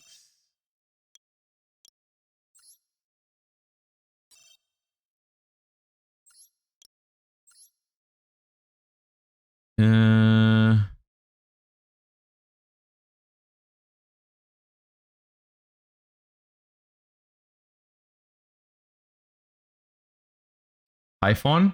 Oh yeah, if Typhon is legal, we definitely play that. Maybe even 2, honestly. In this deck, we might want 2 Typhons.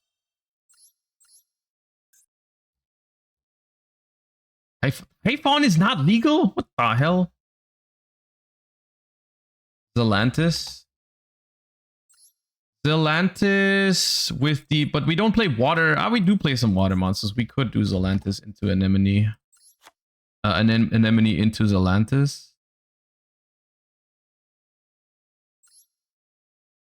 So you just bring back Magical Little Soul. What was the link? Wasn't there a link 3 involved in that? I don't know. This is fine though. Yeah, okay. I need one more card for the main deck. Maybe I do play one Morgana.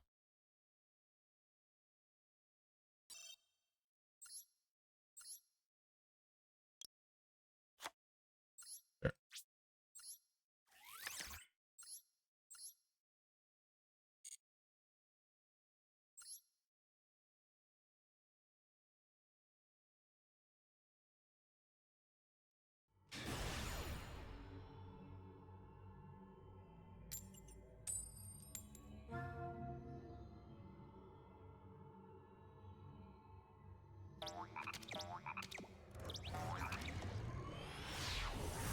Is Relinquished Anima allowed? Because that could be an option.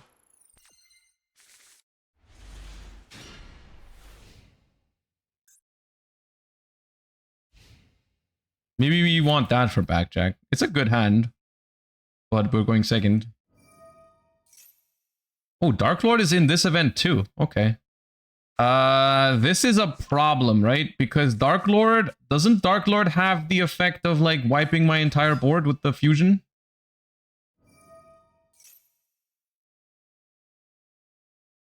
So we need to get a good reasoning.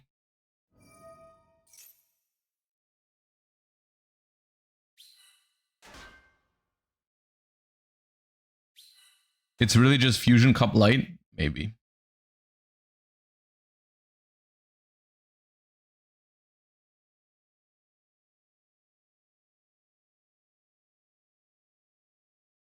I mean, if the reasoning hits like rollback and elemental burst or something, I think we can cook. Oh wait, this is annoying. Why is this just 100 stronger than Iperia?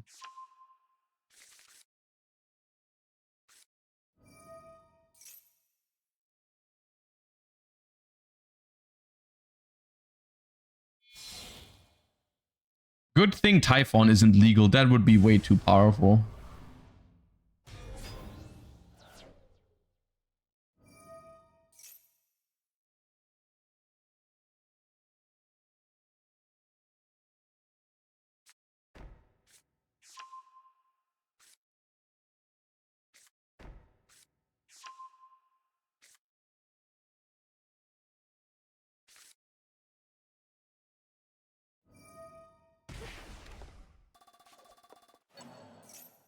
We might need to bait somehow. I mean, how am I supposed to bait anything? I have one spell.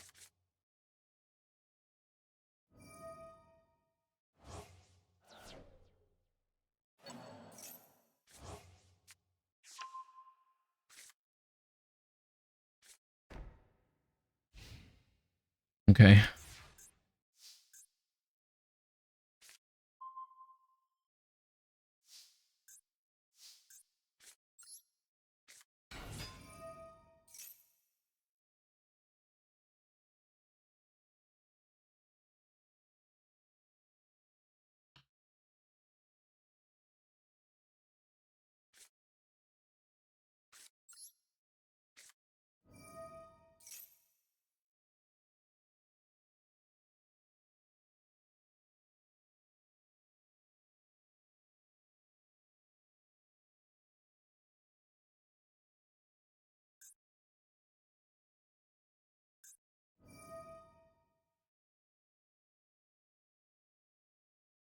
Cool.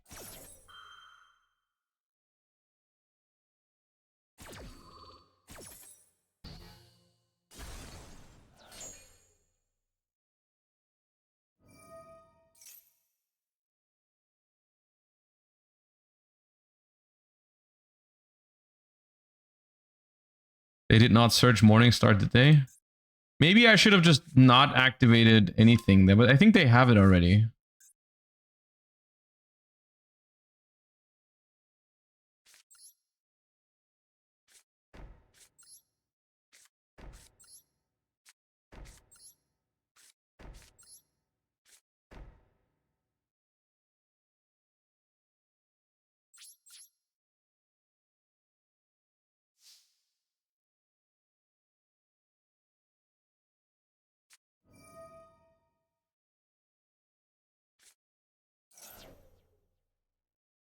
Well, that doesn't seem like they're gonna pop everything.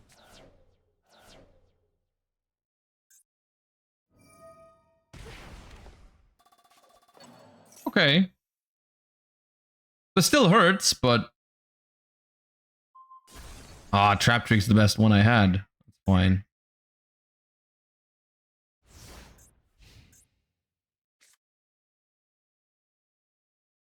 The problem is that this is also once per turn, so I still lose 3 cards to this. It's probably not doable.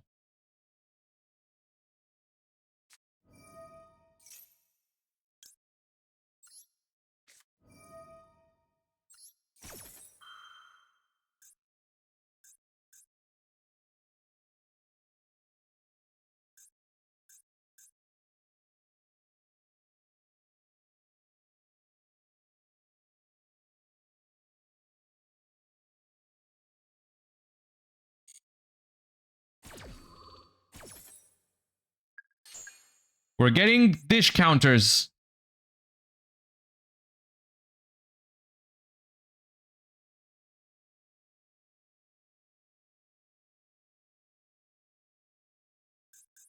I swear, if this card if this card saves us.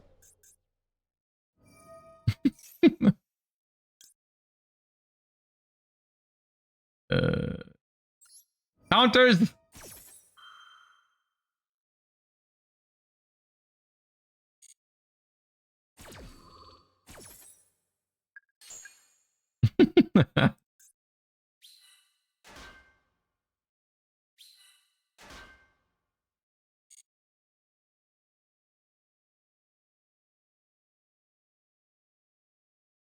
The problem is that they can just negate the graveyard effect of this with the Herald of the Mirage Light, right?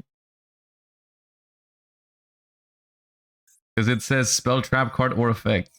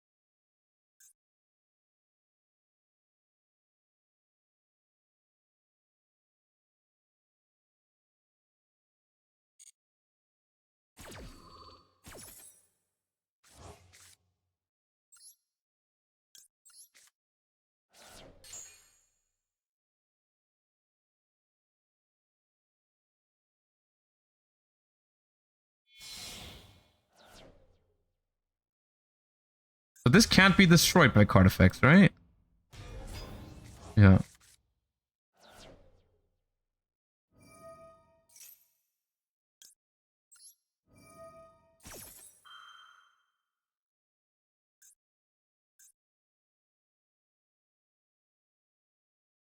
But they just attack me next step.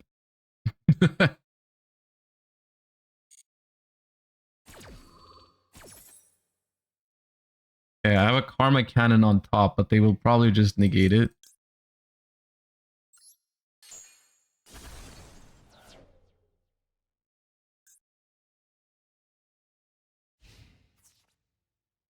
I should have chained this earlier. Because now I don't have enough. I think I missed one activation of this. Right? Because if they now have a fairy, I'm going up to 8 only.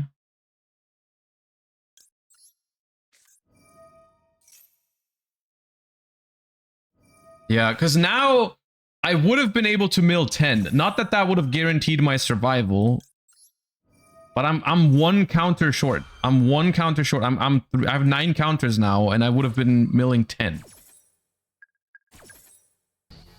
And I think I missed an opportunity to get a counter earlier, but yeah, I die. You chain block with backjack? Yeah, but I had to do that. That one I had to do.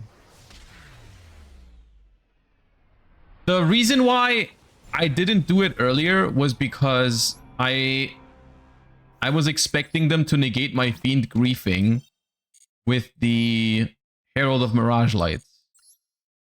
So I was like, okay, if I do it now, I get 2 counters, but if I chain the Fiend Griefing, I get 4, because then, you know, it's a higher chain link.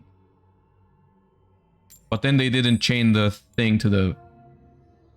It takes a while to get those 10 counters. I don't know, man.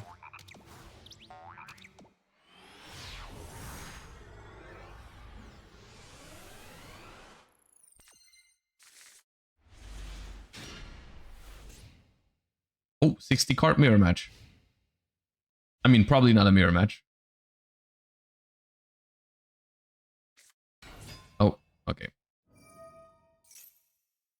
Well, might be better to just run Needlebug Nest. I do play Needlebug Nest, I think. Yeah, I'm playing Needlebug Nest.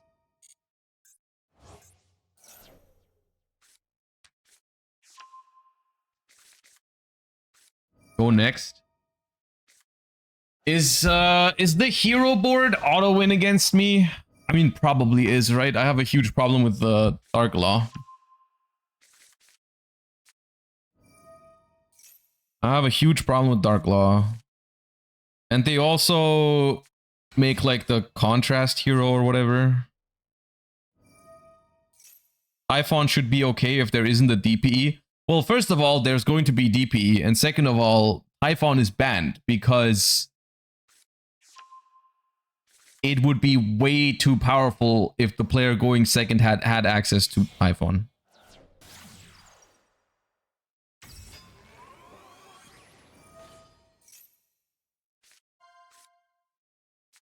Because if Typhon was legal, then maybe like the player going second would have a chance sometimes.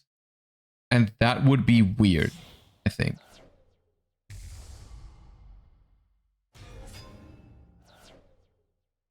Baron is legal, by the way. Yeah. That's good. That's good. Because Baron is Baron makes sure that the player going first wins, which is desirable. That's good. But Typhon is bad for the game.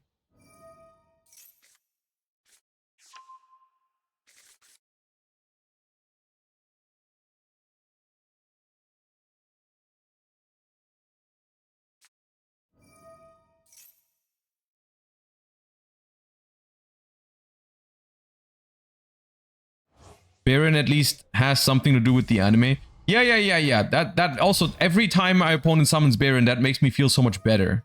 When I know that it was in the anime, that definitely, I get a lot of happiness from that. When I get FTK'd, I always tell myself, yep, but this is cool because it was in the anime.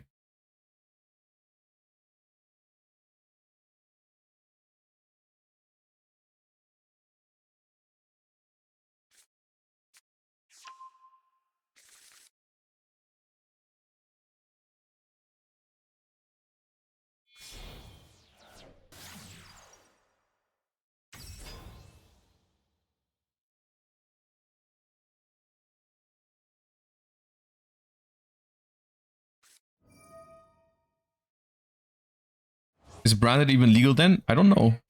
I don't think so.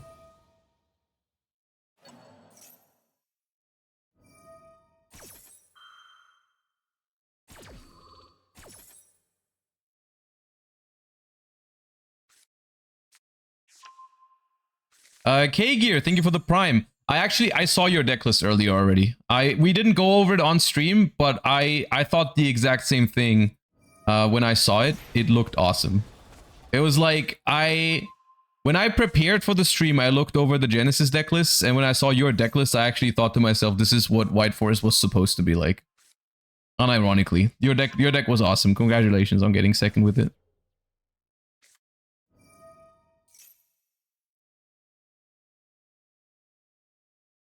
Looking at your White Forest deck made me feel a bunch of feelings that I wasn't expecting to feel when looking at a White Forest deck anymore.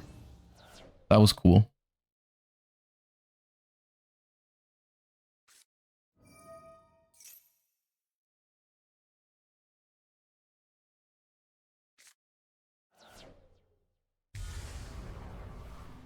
Where can I see the White Forest deck? It's on the overview. I can send you a link to the...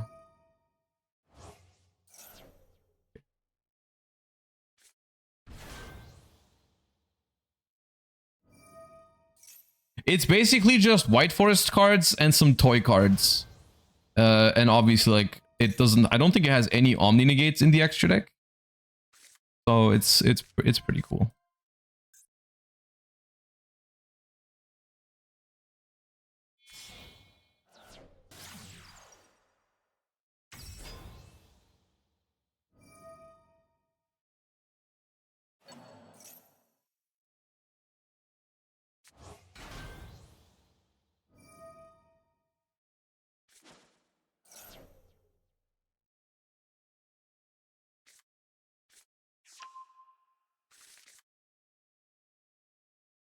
You say never complained about Baron?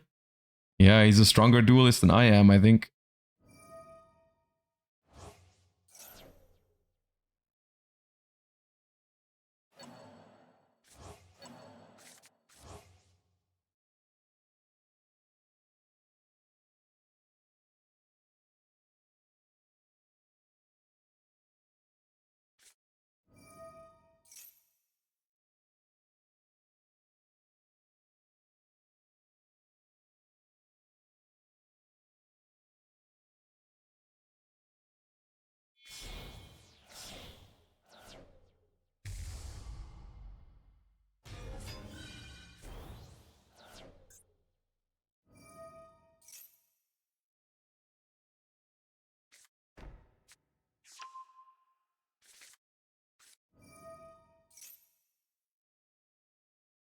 Turn 1 Trinity.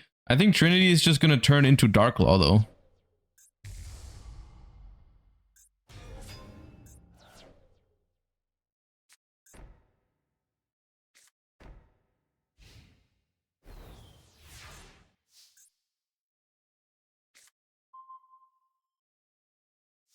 Well.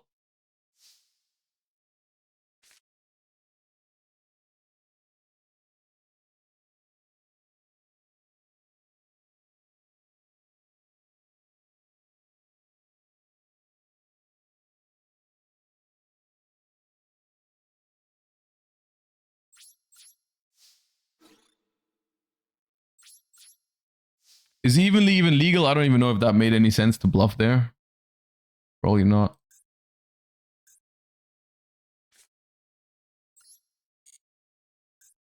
Yeah, they do have 2 negates for it, I guess. But I mean, I'm not gonna use my battle phase in any other way. I'm contemplating of just surrendering, but I mean, I might as well. But there's just like no way here. I'm keeping the Hyperia in hand as a discard because if I normal summon it and they negate it, then I just lose a card.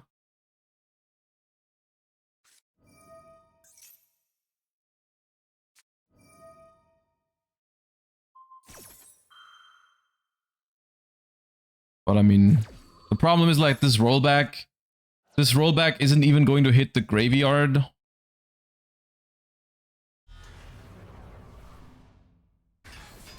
Because they make Dark Law first.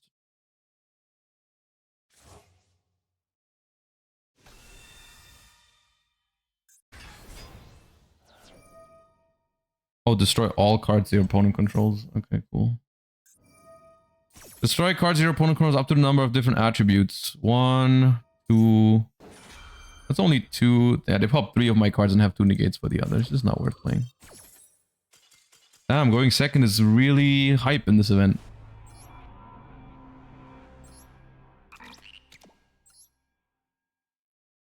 I'm glad they made 2 events back to back where you can play heroes. That's such a good idea.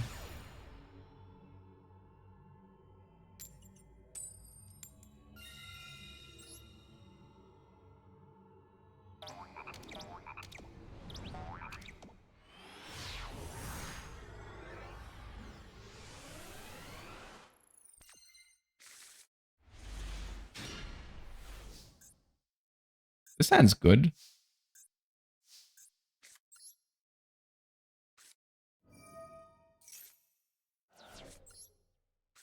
Also a 40 card deck, so I'm hoping it's not... I'm hoping it's not heroes again.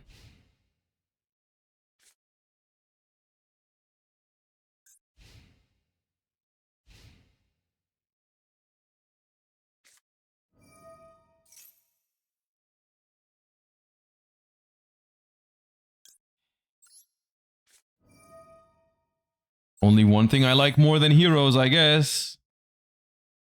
The only good news is that I think this is a good matchup for me.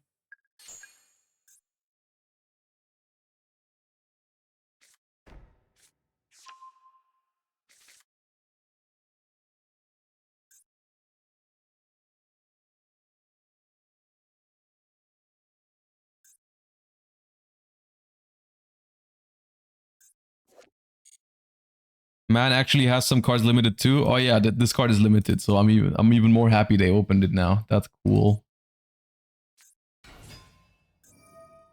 That's also limited. That's such a weird coincidence.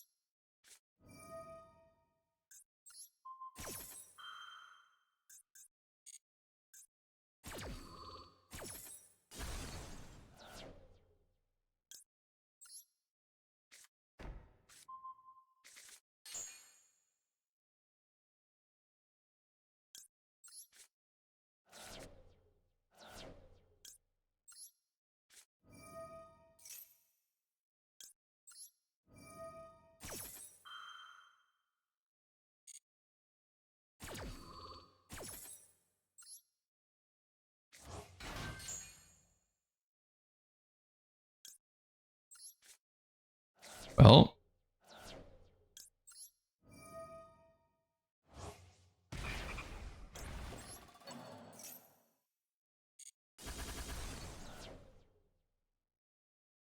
That was a nice back row, dude.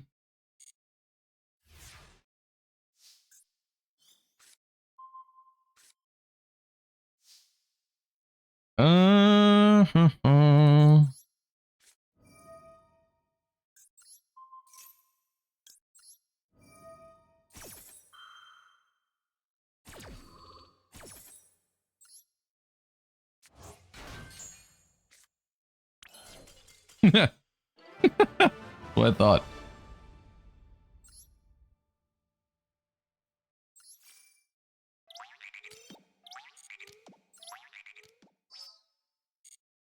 Raffle tickets! How many do we have? Probably not enough. We only got 4. No, I only have 4.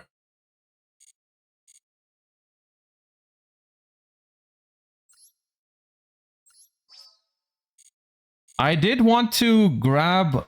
I haven't bought any of the bundles yet, I think. I kind of want the... Oh wait, no, I did get one of the bundles. I didn't get this one yet, but I need more gems for that. I need 1,200 more gems. Do I get those? Do I get that many in the event still? Probably not. How many do I get? 100, 400, 700, 1,000. Okay, 1,000 is not bad. Plus some of the missions, maybe dual pass. Maybe we can open it later. I honestly, the Okiku dish count, I just want to pull it off once. I don't know if I need it though. Probably not great.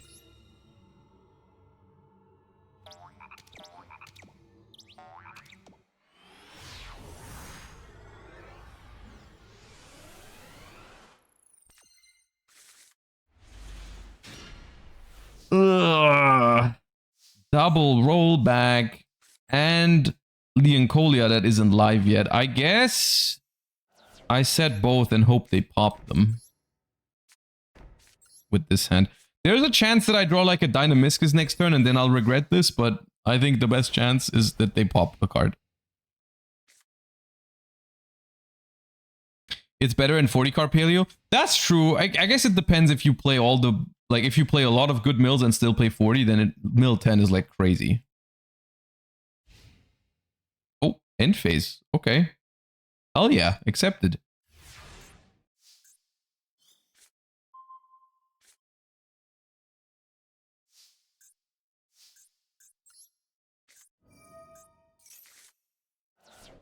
Well, I got 2 paleos. And a rice to full height. Not the worst. Not the worst.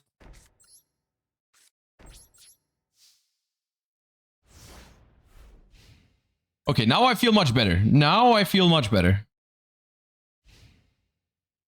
Just needed that one turn off.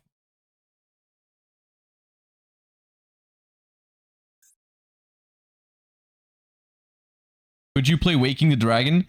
I would if there was something that was like super good to summon with it. But I don't know, like Waking the Dragon just doesn't really have anything like you can summon some floodgates when you go first and they immediately pop it. But I would need like if there was a Waking the Dragon target that would actually reliably like flip the like turn the game around when you're behind, then I'd be interested.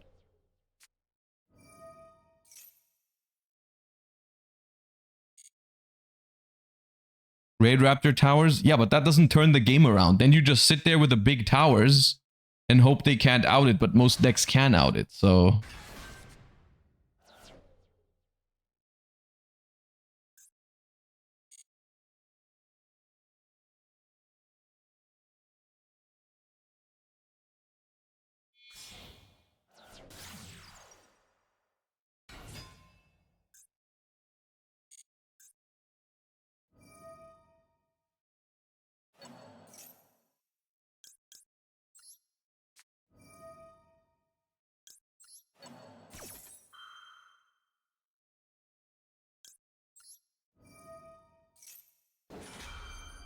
You cannot summon Liger with Waking the Dragon. Why? You still have to respect like the summoning. It doesn't ignore the summoning conditions.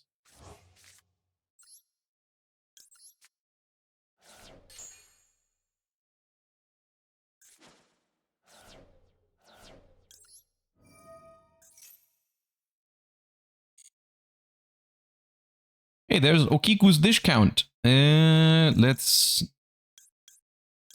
do I want to... No, I don't want to draw that.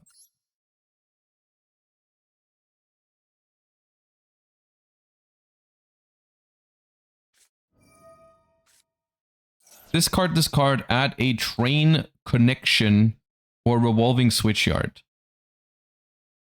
This card's in your grave. You can target another earth machine. Oh, that's pretty good.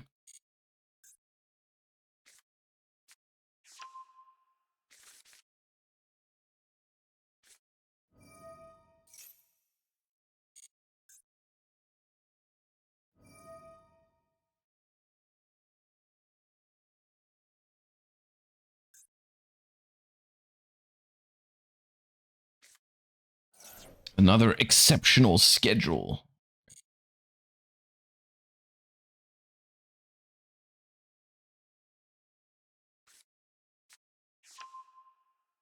Is this the loner? The ancient gear doesn't have the earth machines in it, right? What the hell is a Babel Decker?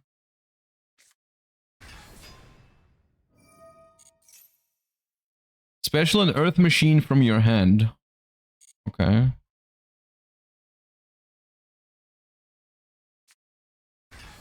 Another one of the night trains. Am I supposed to prevent a rank 10 XYZ? I can't really do that. I can't really prevent.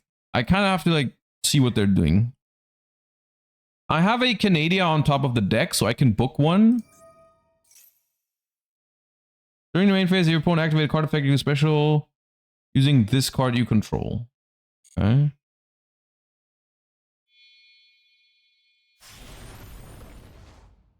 Boost of max.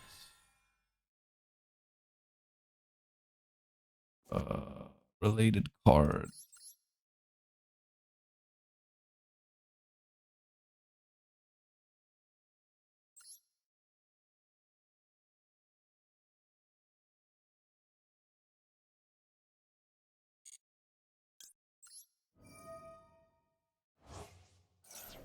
I mean, burn damage is dangerous for my deck, but I kind of don't care about it in this current position.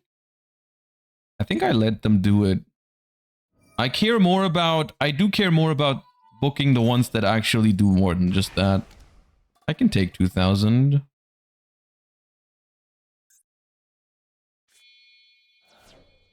Discard one, and now they make Gustav Rocket. Which is just a monster negation, right? Sure. 5k is big, though. This is why I used the backjack, because I didn't want this to be able to... You know...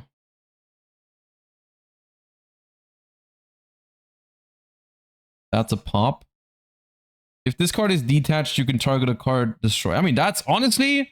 not bad for me, because there's a chance that they pop my rollbacks. Not a bad chance either.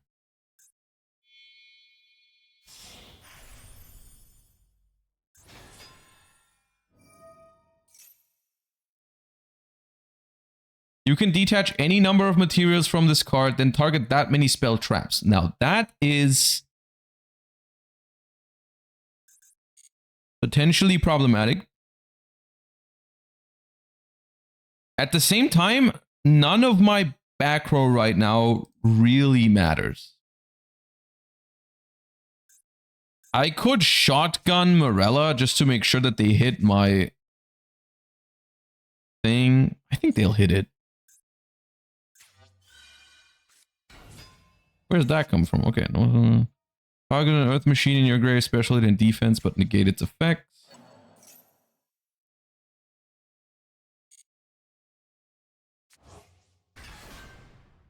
When do they do something that I care about?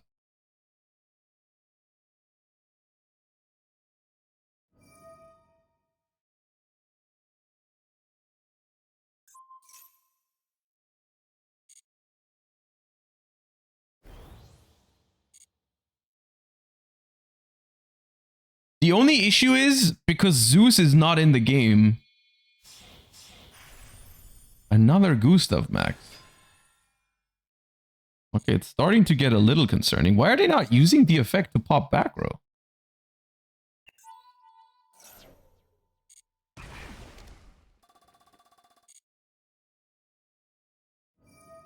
Okay, now.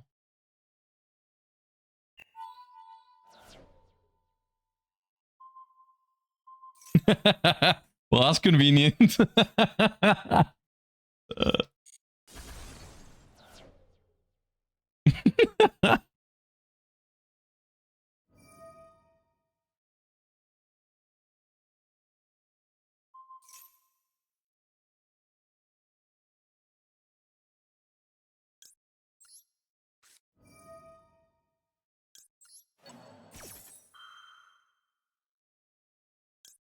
Can they be destroyed by card effects?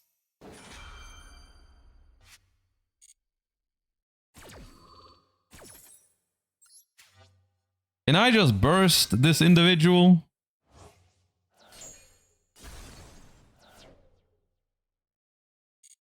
Yes, okay.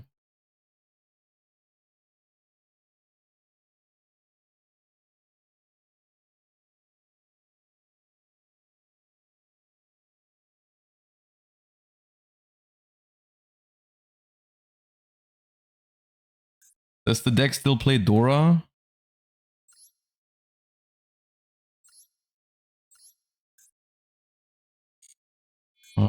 Maybe. Lever.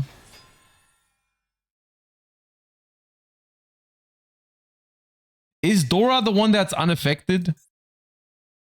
Why can't I find it on any of the related cards? Is that Dora? No. So Dora is the one that's unaffected. Okay, just in case they play that, I'll just burst here. Dora is 2 level 10s. Oh, they can't just overlay it on these?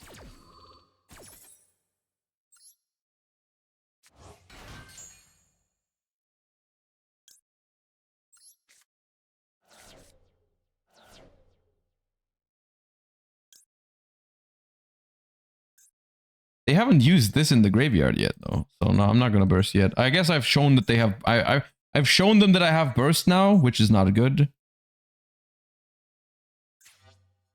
I was scared.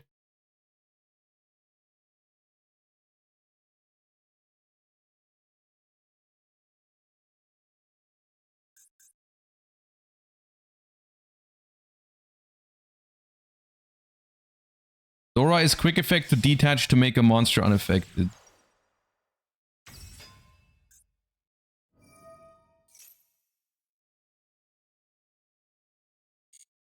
Yeah, but like Dora is not a overlay like a Zodiac that you can do, right? You need to just have 2 level 10s for it.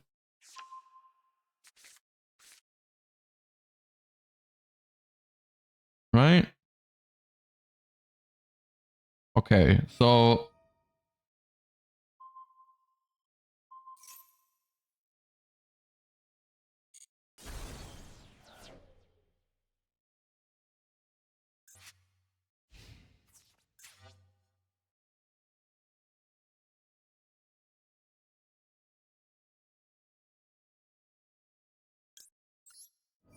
I'm bursting.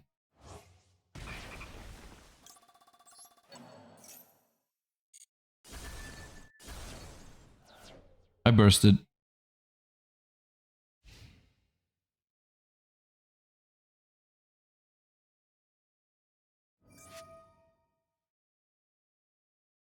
So now I guess, do they play 3 Gustav Max?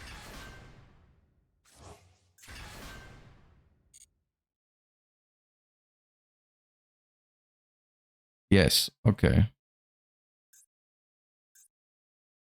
I mean, I can just book the Gustav Max. Holy shit, they do.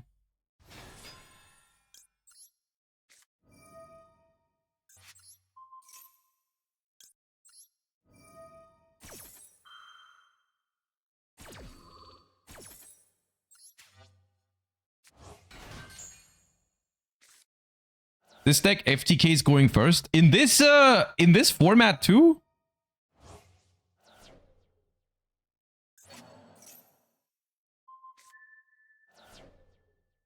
Can they like loop it another time? No. Okay. Whew.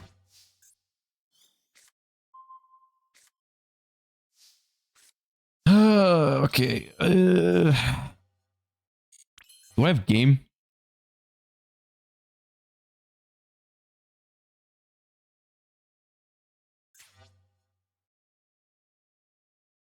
If I make daddy, he's 24. I think I have game.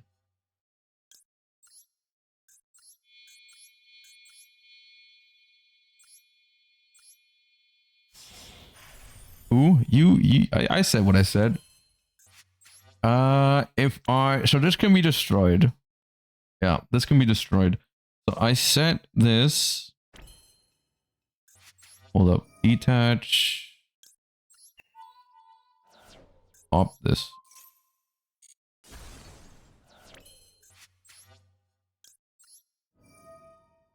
Roll back.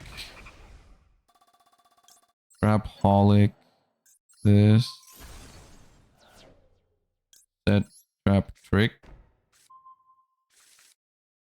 Trigger daddy. Trap-holic to hand. Activate. Chain.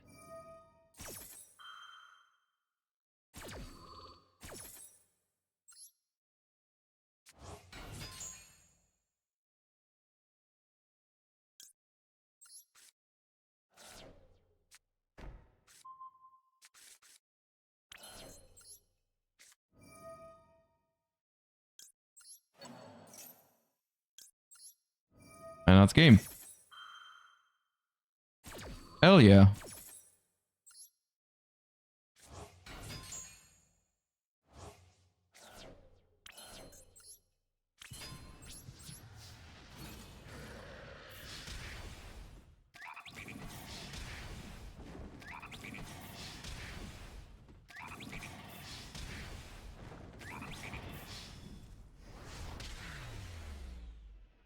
Easy clap.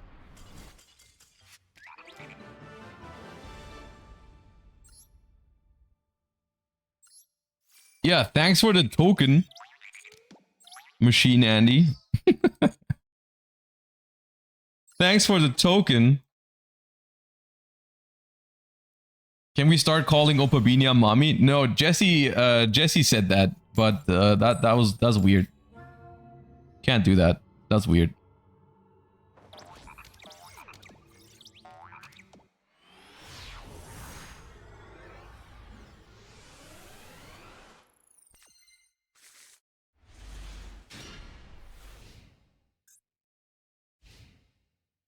Okay, this hand is cool, but we are going second. Wait, this is another one of those unbeatable matchups, right? Because the trap just destroys all cards. Destroy all cards your opponent controls. Yeah, that's awesome.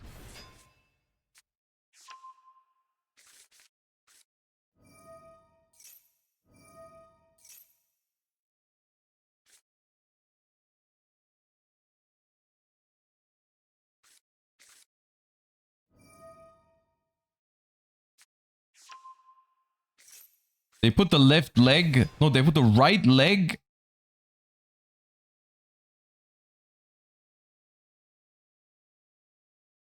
Ah.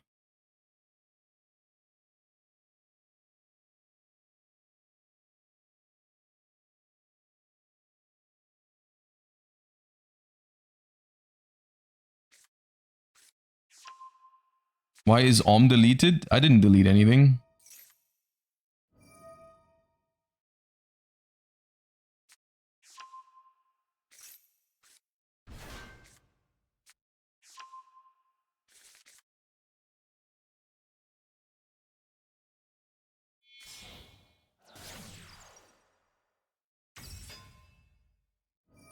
This event, I I heard people complain about the Fusion Cup, but this event feels a lot less balanced than the Fusion Cup to me. The decisions on the ban list here, they feel so arbitrary.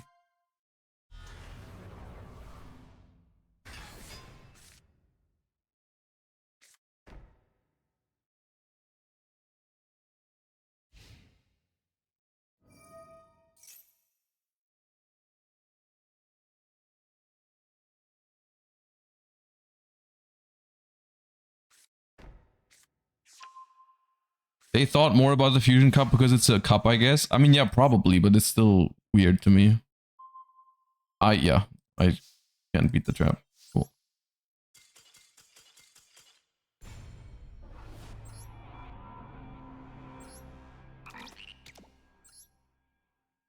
To be fair, that was not their deck being unfair. Their deck is probably fine. In terms of power level, it's just my deck can't beat that when I go second against it. Like that deck is completely fine as long as it doesn't have floodgates. It's nothing to complain about.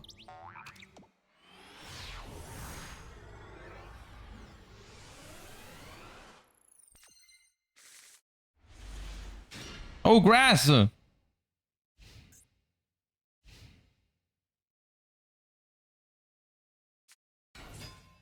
Rockets! I hope it's not the loner because we might lose to Magical Cylinder. After, dude, imagine I made so much fun of them for having Magical Cylinder in there earlier. Imagine I lose to Magical Cylinder. We have to play around Magical Cylinder at all costs. That cannot happen. We cannot let that happen. We cannot lose. We cannot lose to Magical Cylinder after I made fun of it earlier.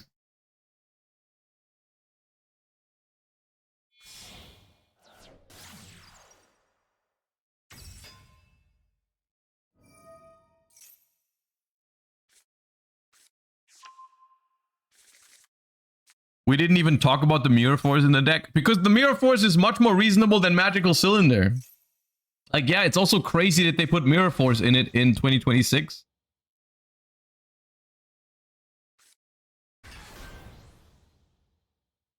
The only question is, if this is the loner, how many negates do they have access to? I mean, and the question is it more than 0? Because if my grass gets negated here, my situation is pretty bad. They probably included Savage, right? Yeah, Savage would probably be in there.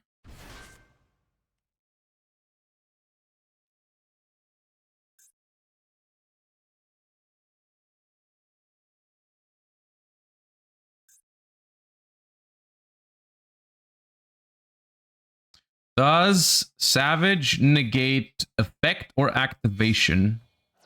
I think it negates effect, right? Oh, they got the counter trap as well. That's not good for me. Yeah.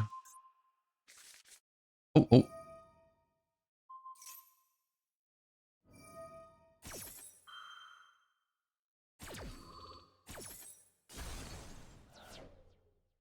It has one red reboot in the loner, the actual red reboot. Oh.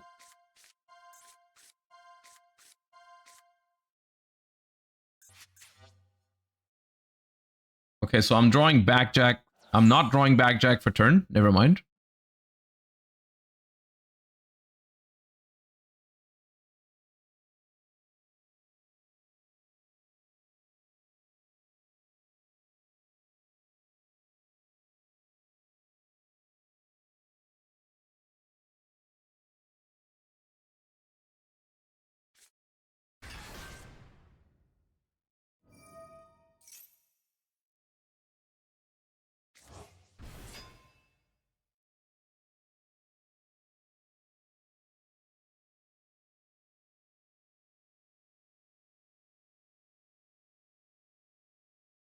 I doubt my grass is going to resolve because they already have the reboot trap.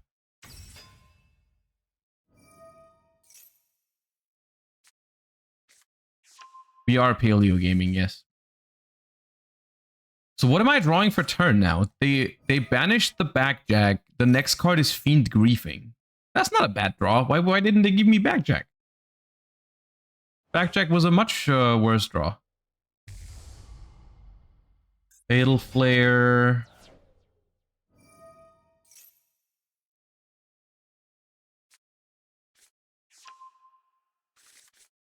Is your list on Discord? I don't know if the mods were not slacking, then might be, but I don't think it is.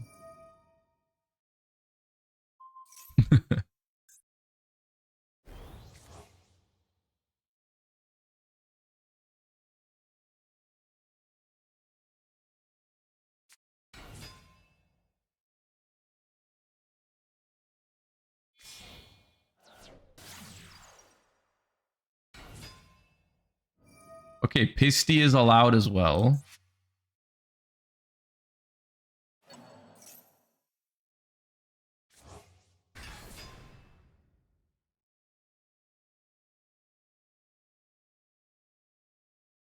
Will you also play in the hat event? We are currently figuring that out, but probably yes. I will probably play and stream my perspective.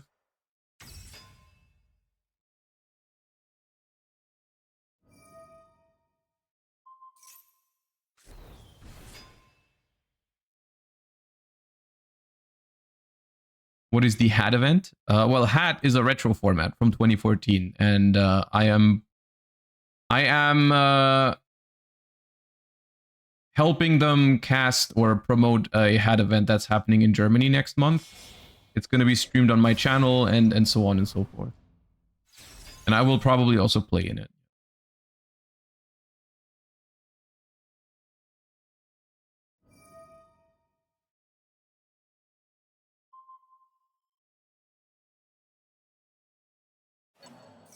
They never got... they have Tracer, but it's banished. How did Tracer get banished? I'm confused. But I'm happy I'm not facing down a Savage Dragon, at least.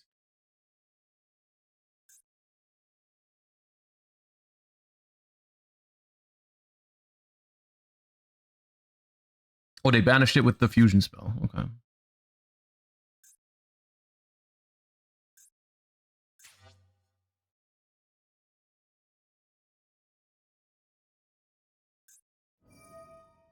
Well, they can still make Savage here, right? Oh, discard Imperm. They can pop this and then bring back Magna and Caliber. Right?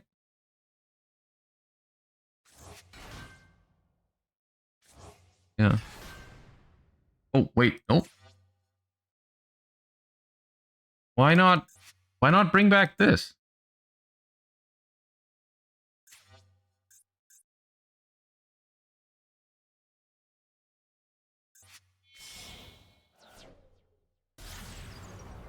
Coral Shroud.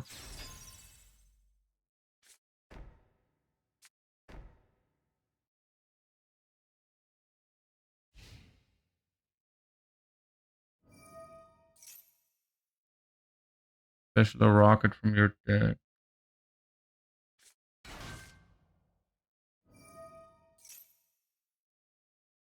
They never used Loader either. Okay. Octave. Well, I mean, they got the Boral reboot face down. The problem is, like, if I activate Grass now,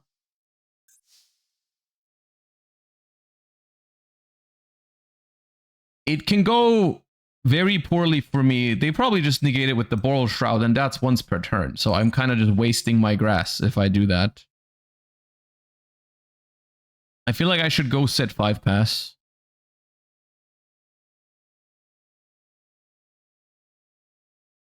And hope I can somehow get through it. Yeah. Might as well maybe bait the battle phase. Maybe they do something. They probably wouldn't. They are... Oh. Oh, I should not have gone to the battle phase. Well, there's a free Boral Sword for you. You're welcome. I forgot about that part.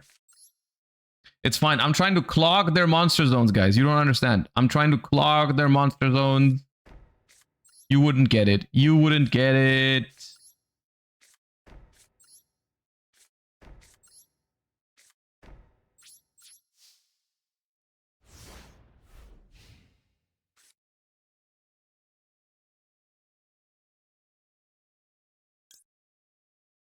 So this is during the main phase.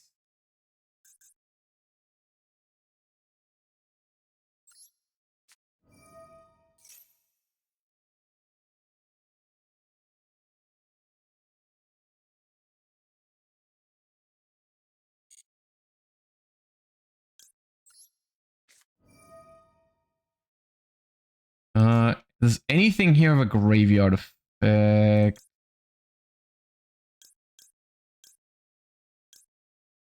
I don't think so.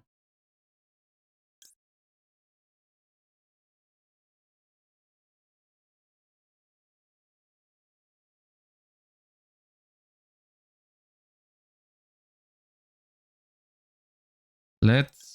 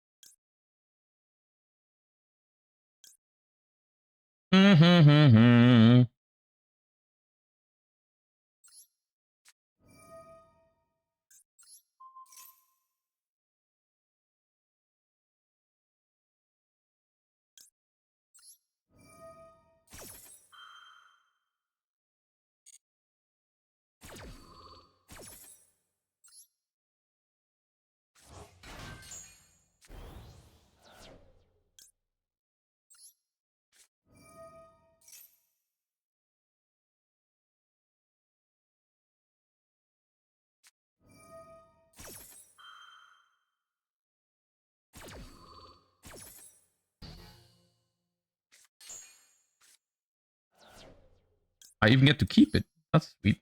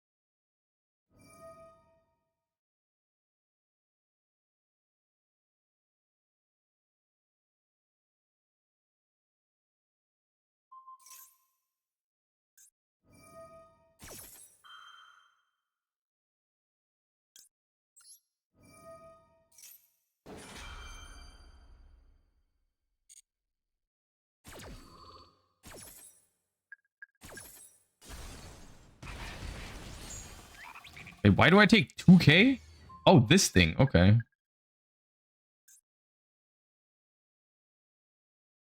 Oh shit, this negates the effect forever. That's really bad for me.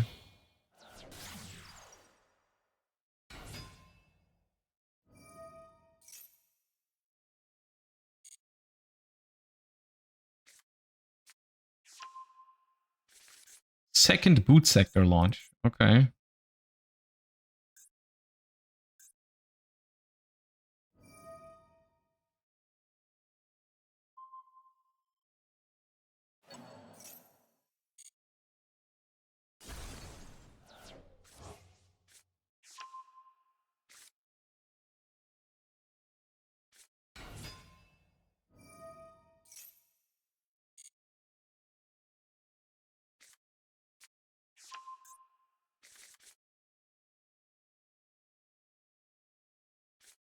Dude, why didn't they just red reboot me at the start of the turn? What the hell was that about? Because I think I can win now.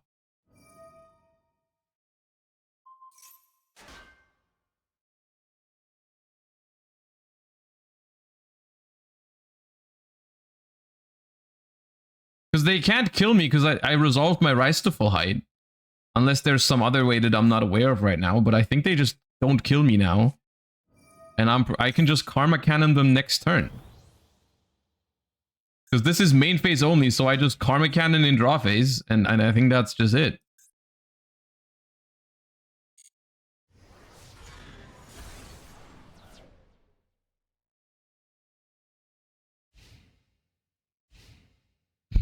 Okay.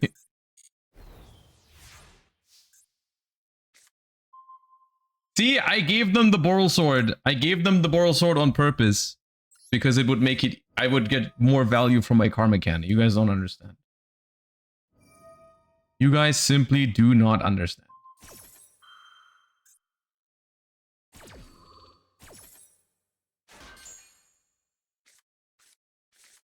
Fuck. And now I will proceed to mill 24.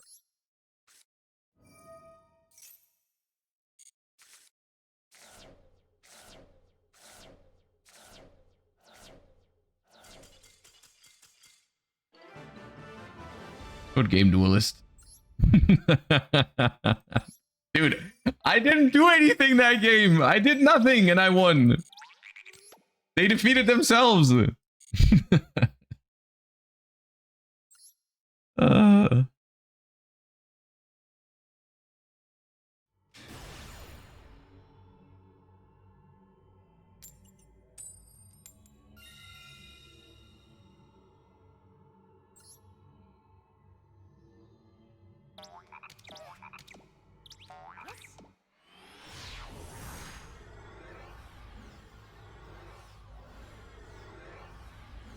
Oh no, I won the coin toss. Disconnect them. Disconnect them. He cannot go first. Oh, never mind.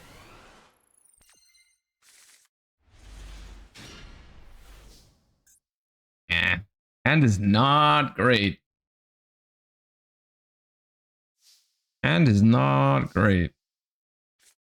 Not the worst either, though. Okay, never mind. Never mind. That's pretty good.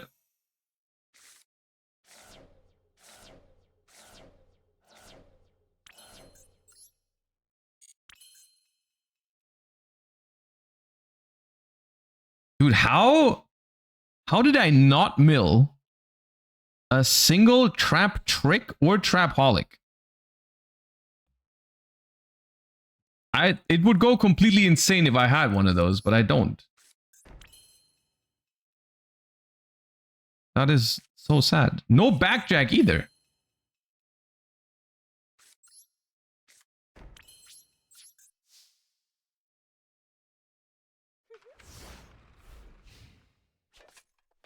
Would reboot be a fair card if it doesn't lock you out of traps after?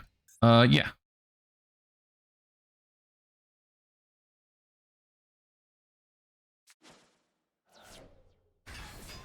Okay, man. What has Hyperia done to you, man? Oh my god, a Numeron? A Numeron Andy, what the hell?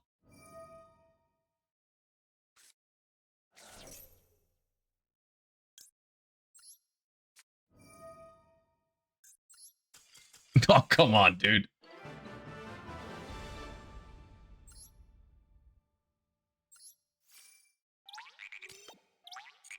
That also, that does explain why I won the coin toss.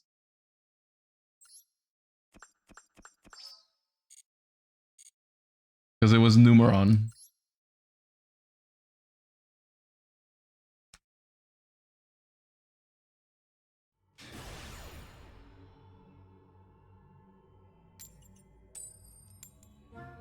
And now we win, and now we lose the coin toss, and now it's not Numeron.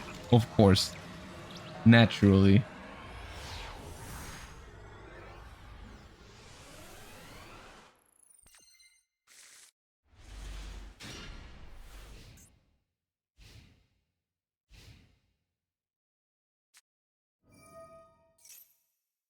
that Yubel? Oh, awesome.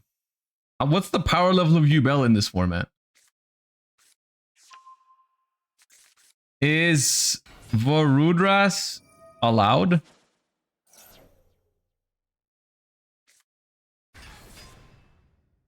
No. Okay. They end on fusions only. Okay, that's fine then. If it's actually Yubel, that's probably not even a bad matchup for me.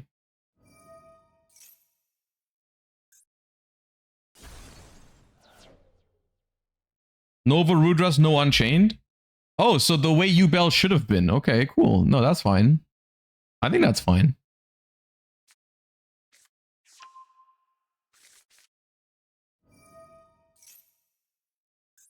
Loving the Fender needs effect monsters. That's big. Because it needs effect monsters, that means they cannot super poly my Paleos because they're not effect monsters. That is very good.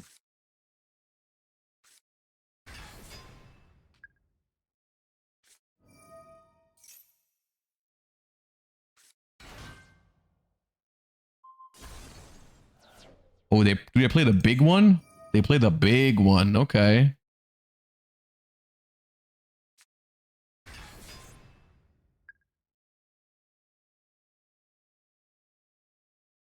They got 5 counters, so they probably just add super poly. Uh-oh. What do you mean by that?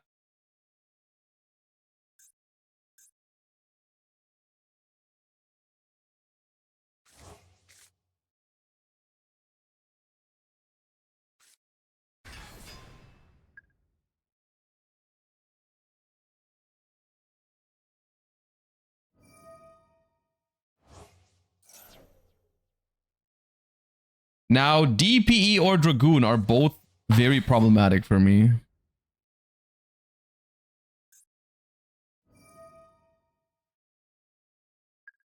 Add one of your banished cards to your hand. Okay, so they're not searching super poly. Maybe they drew it?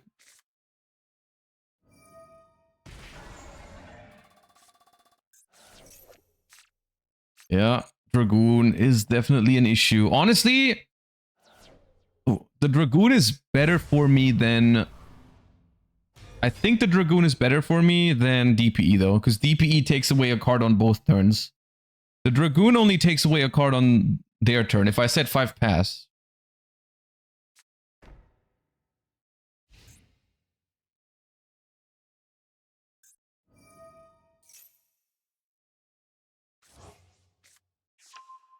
I'm assuming they drew super poly, honestly.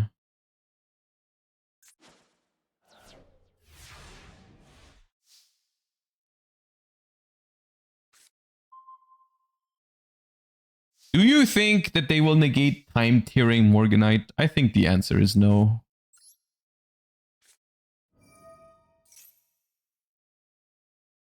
Yeah, they wouldn't. Okay. All right.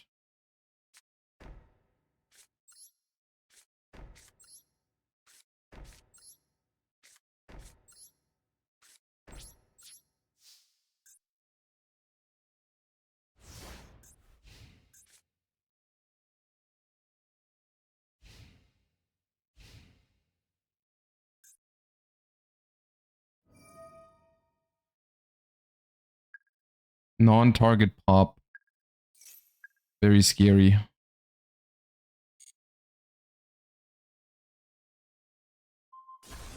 Okay, hit the Balance of Judgment, which I'm not super happy about, but that's probably the least important. The least important is probably the Fiend Griefing. I would have liked to be able to draw a bunch of cards, but I might still be able to. The hell are you?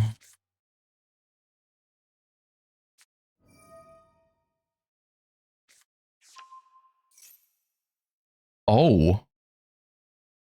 That the Dragoon can pop that and inflict damage.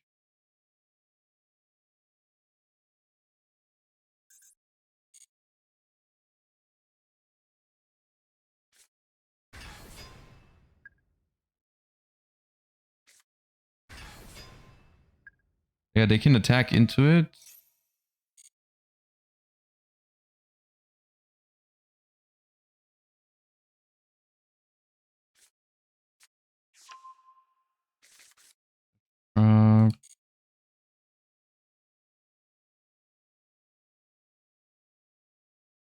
End of main phase. Okay, you can go battle phase.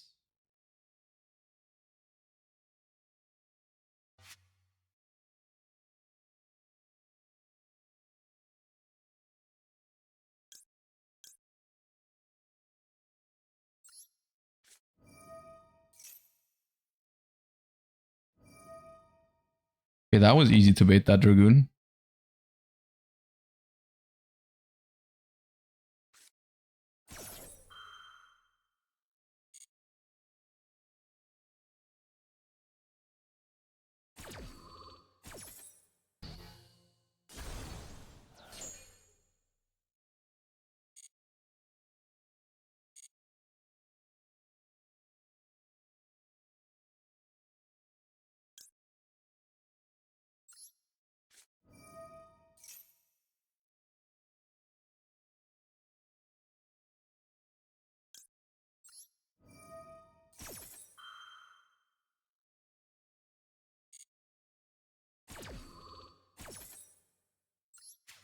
The biggest problem here is that they can reflip a bunch of these cards, like the Dragoon.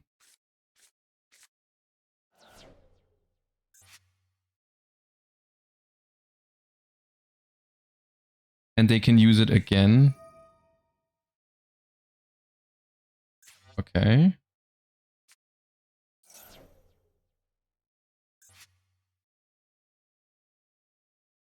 Well, they can only super poly with their cards now.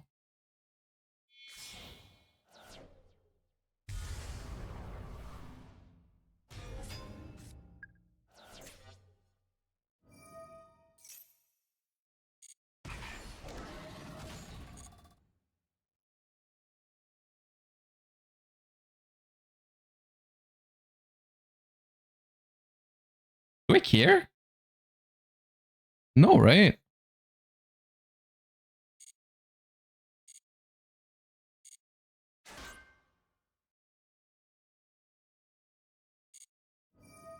I mean, they gain life points and they do 3,000 here. But, sure.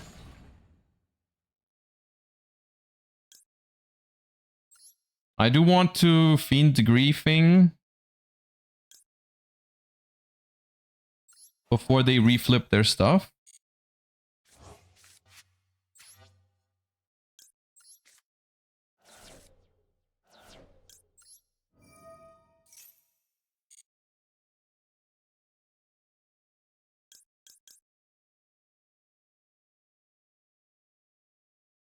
Rapaholic.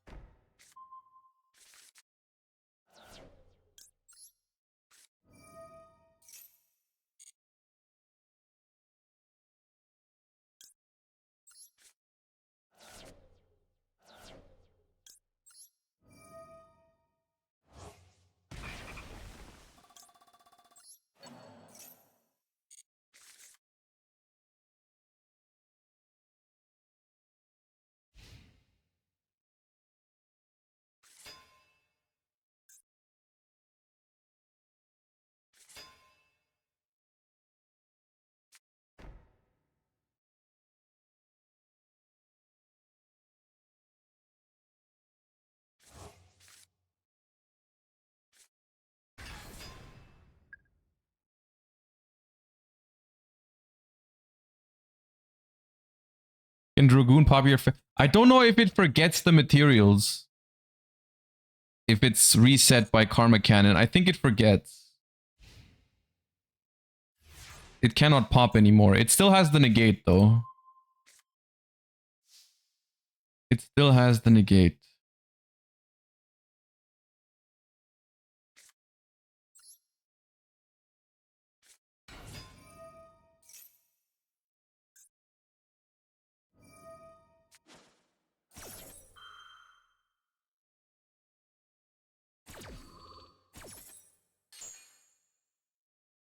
What did you major in? You mean what I like studied?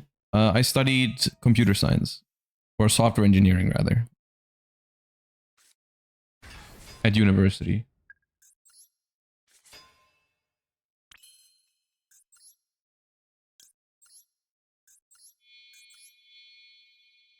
Dude, do I summon? I summoned this in attack, I think.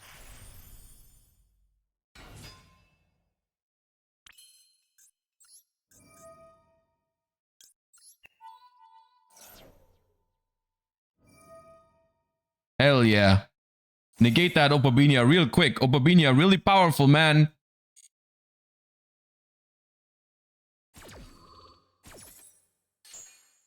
Anyways.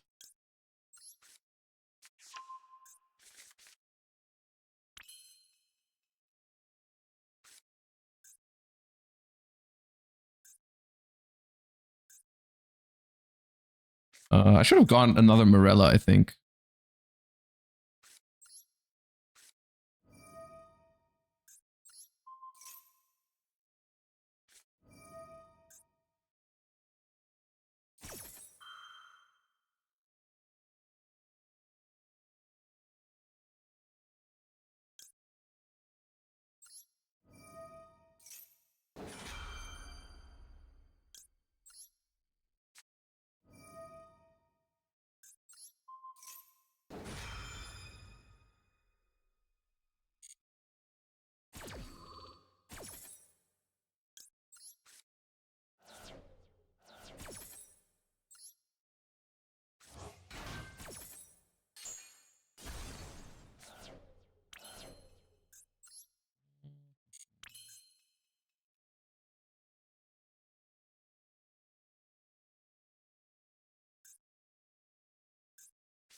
Oh, I have 2 normal summons. I was wondering why the backjack was glowing.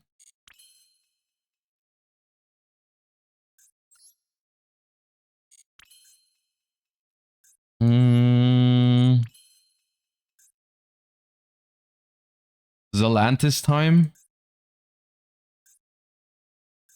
I don't know.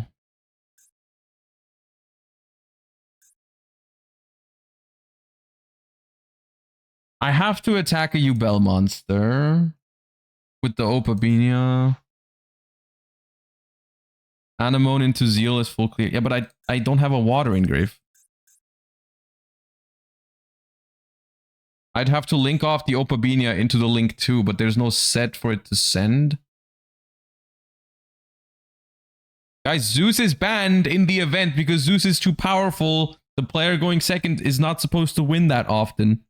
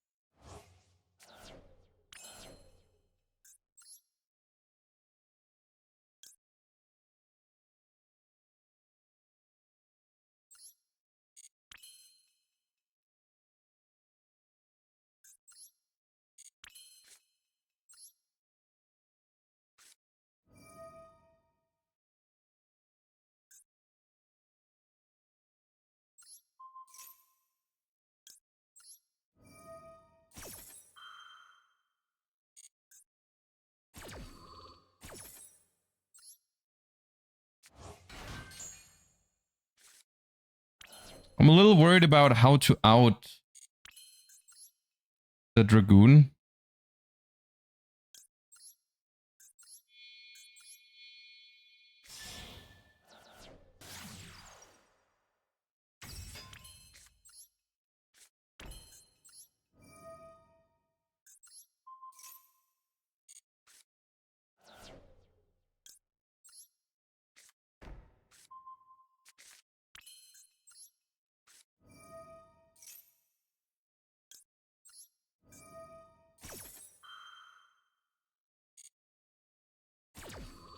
Yeah, Zelantis does out it.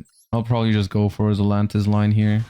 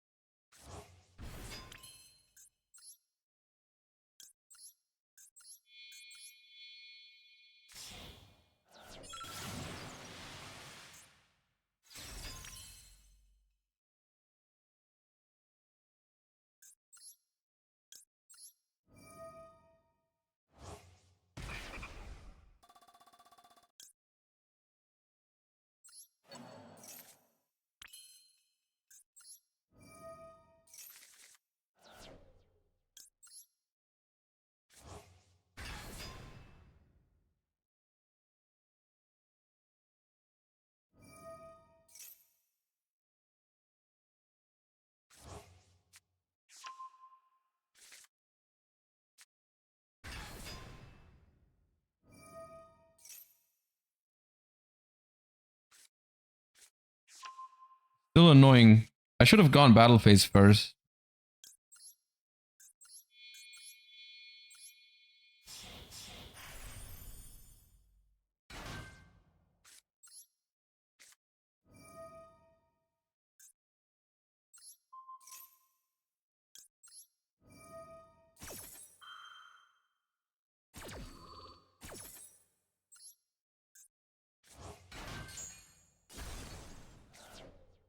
So now I don't have to attack anymore.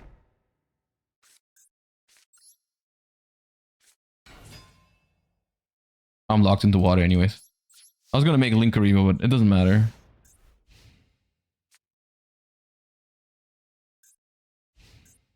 I hope we're fine. This is still somewhat dangerous. This at 3? Why is this at 3, man?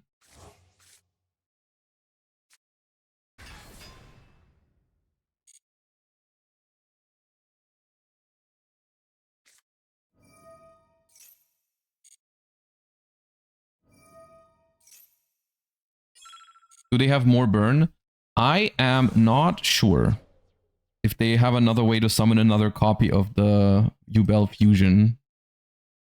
Because Super Poly is gone and Eternal Favorite is gone, so I don't know if they have another way to summon the fusion monster.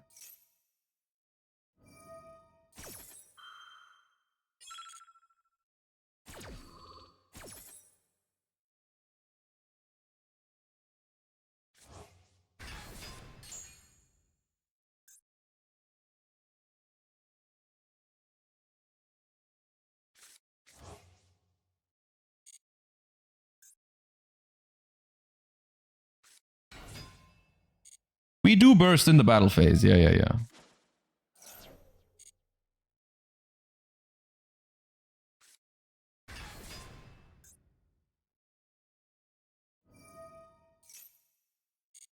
They have more spell traps that mention Yubel.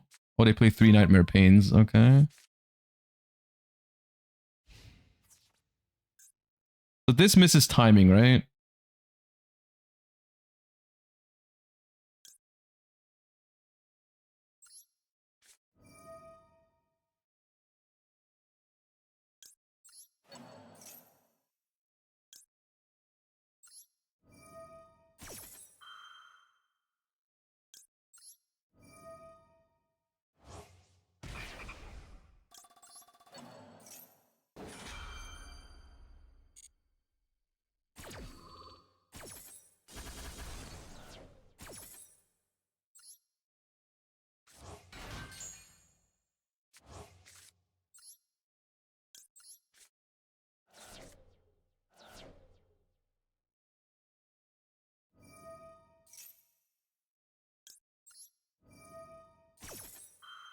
So the spirit still activates, but the OG Yubel doesn't.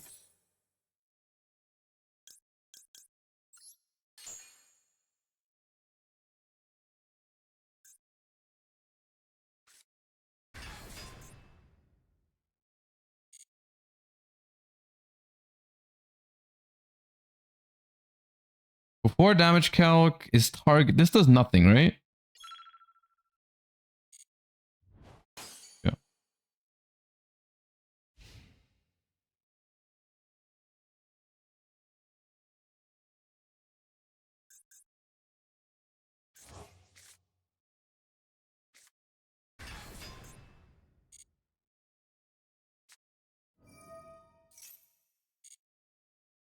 Okay, they now check the back jack with this.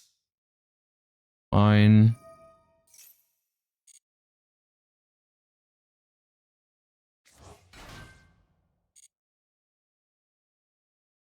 Is Spirit of Yubel at 40? Yeah, basically.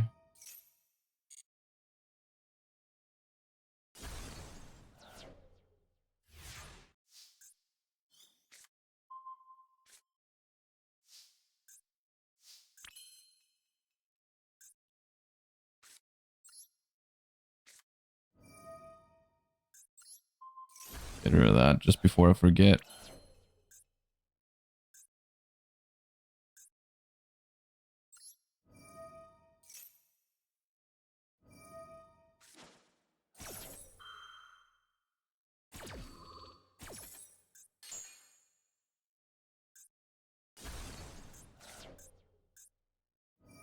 Will they ever run out of Yubel monsters is the question.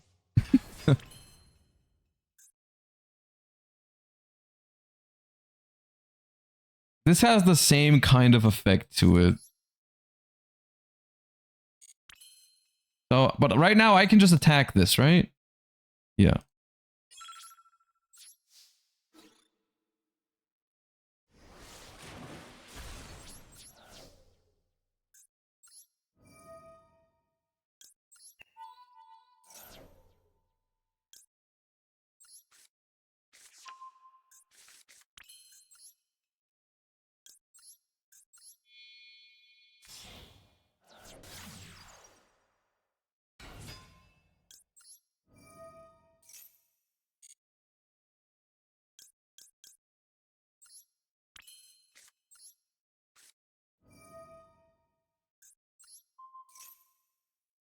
Could have summoned Hyperia there. Or a free body too.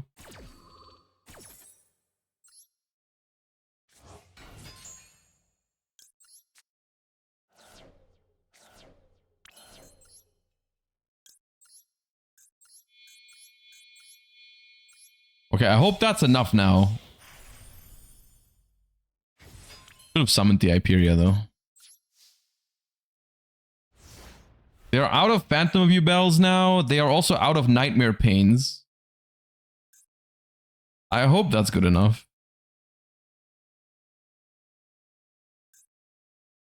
So, 3 Phantom of Yubels are in the graveyard. 3 Nightmare Pains are in the graveyard. Eternal Favorite is banished. Mature Chronicle is banished. Could be okay.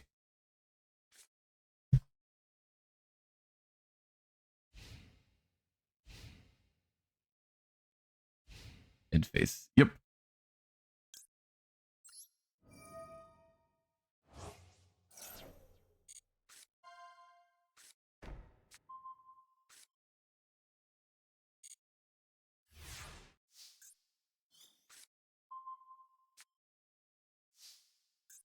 The dish count has done nothing so far today. Legit nothing.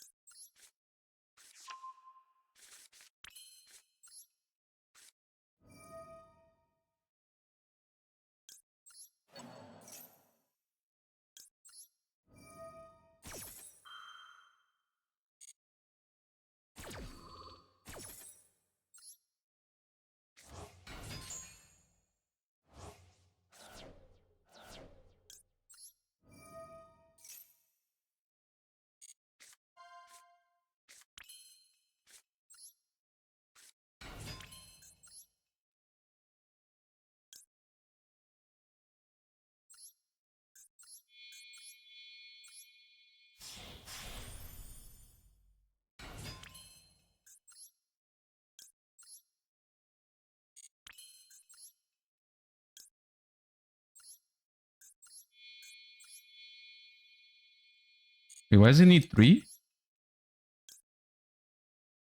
Oh, this is... Oh, okay. I skipped a step.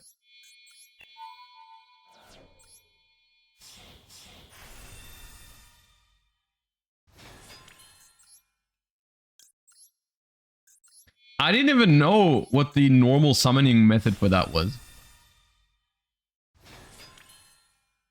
So this is 8200.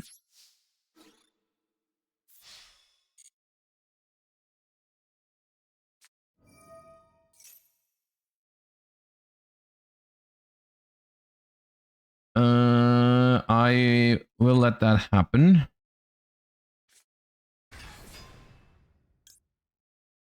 Then I'll pop it with this. And then negate the graveyard effect with this.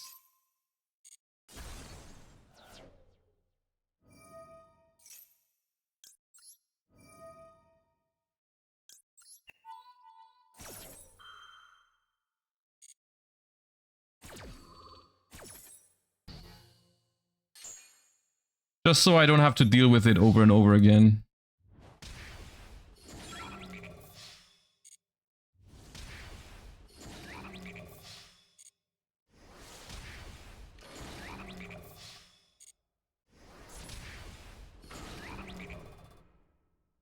We can do another turn.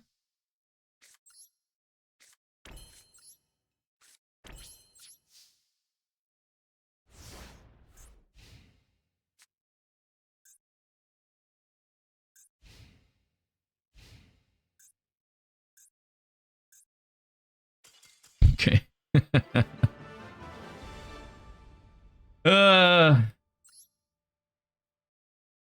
Well, we fought hard for this one. We fought hard for this one. Okay, we need to replace the Okiku dish though. That card does not make sense. That card does not make sense.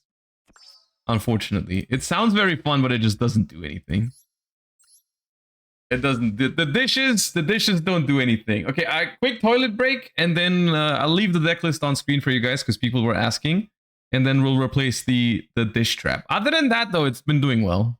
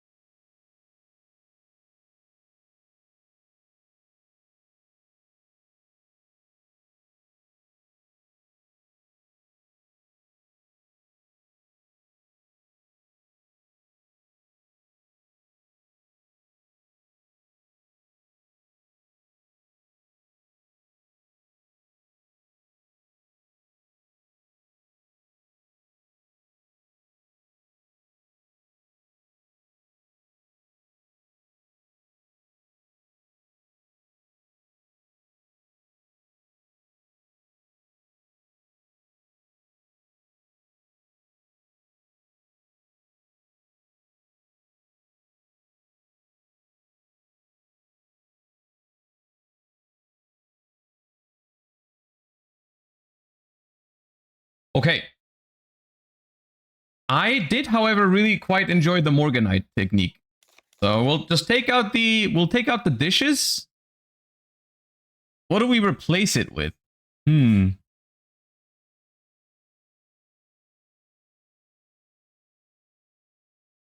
of Frogs. What does Rain of Frogs do again? Isn't it just bad? If you control an Aqua with 2,000 or more attacks, send all monsters on the field to the graveyard except Aqua monsters. Ah.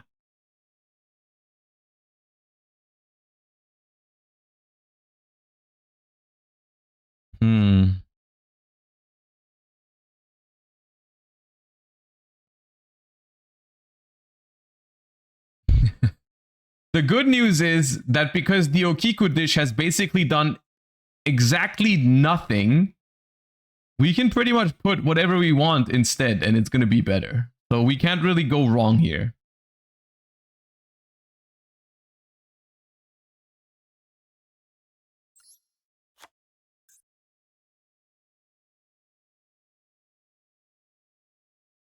Trap Tantalizing Tune? Could be Trap Tantalizing Tune, yeah. I honestly, I don't know if we have too many monsters because of the like reasoning. We have a lot of monsters in the deck. We're not going to mill as much on average. Maybe we do something like this. And then we have slightly less monsters in comparison. And we try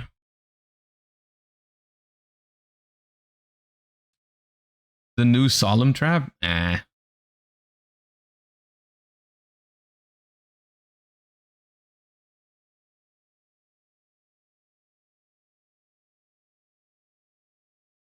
Why don't you play Floodgates? Because I want to enjoy my time playing the game and I don't enjoy flipping Floodgates.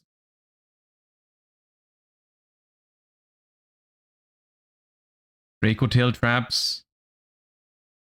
Draco Tail Traps are okay. We can play a set of Draco Tail Traps. Oh no, they're banned. Okay. We can't play Draco Tail Traps.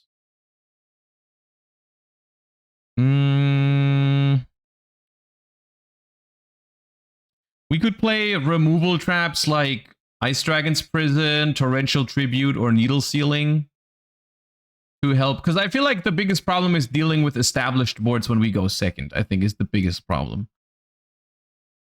But I don't want to play like a dedicated board breaker like Evenly Matched or something, because that's just going to be way too bad if we draw it going first. That is just way too bad. We can do like a split, because we got 4 slots. We can play like 2 Ice Dragon's Prison and 2 Needle Sealing or 2 Torrential. Do that. Let's try that. I mean, I don't know if popping my own Paleos is going to be good with Needle Sealing. I might not like it.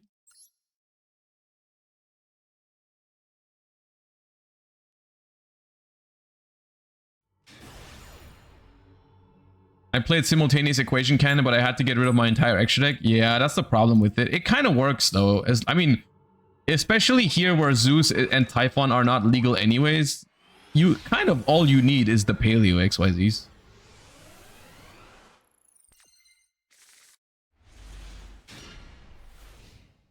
Okay, kind of a good hand, depending on the matchup, though. Don't you like some Dominus cards? No.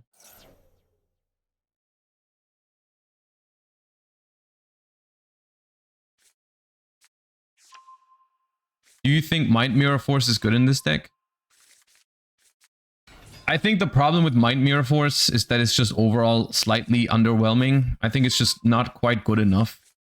They needed to make it more powerful, I think, in order for it to have actual impact. This matchup is not bad, but the biggest problem is the trap that pops all of my cards. If I like set 5 and they pop 3, depending on how many blue eyes they play, if they only pop 2, it's probably manageable. We'll see. This is a matchup in which I could actually bait something with by baiting evenly, by bluffing evenly, I mean. Sure, they won't go Tyrant. Tyrant is not a problem.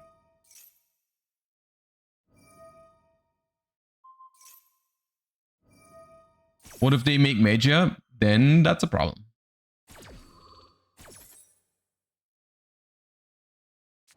Lightstorm Dragon is also a real problem. So what I'm hoping we can do is I'm hoping we can go battle phase and that'll prompt them to go spirit tag out into ultimate. That would be nice. Evenly is banned in the event. Ah, but maybe they don't know that. Because I didn't know that either.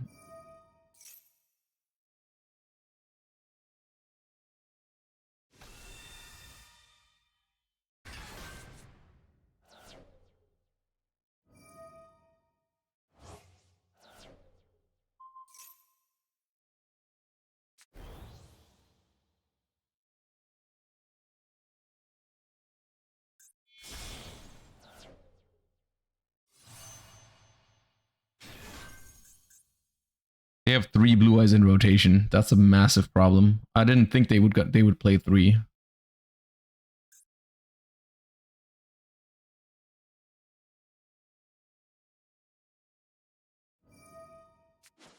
Oh, they're playing some crazy version where they tag out on turn 1 already. Okay. That good or bad for me?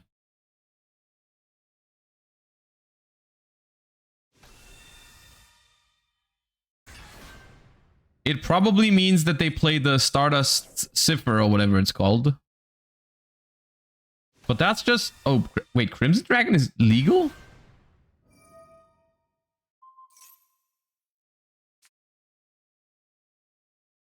Okay. Yeah, there's Cipher.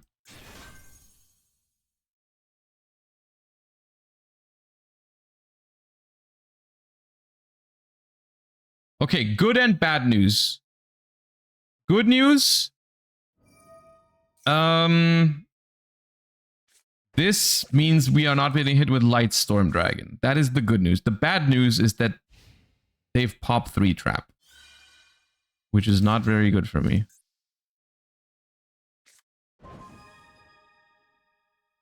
Okay, grass. If they negate Morganite, I can grass. This is the good news. If they don't negate Morganite, then I have Morganite. But I have to survive a turn. Okay. There's no point in activating grass. They will negate that 100%. But the problem is I have set 4. I have set 4. They pop 3. And then negate 1.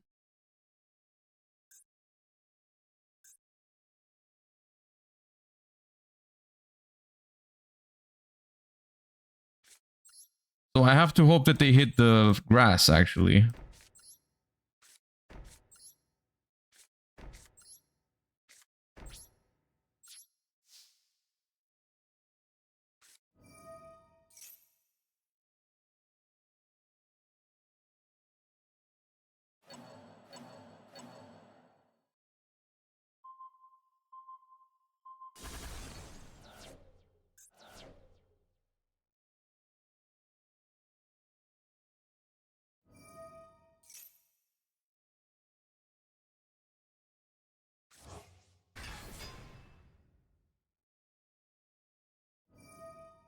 Not looking good. Not looking good.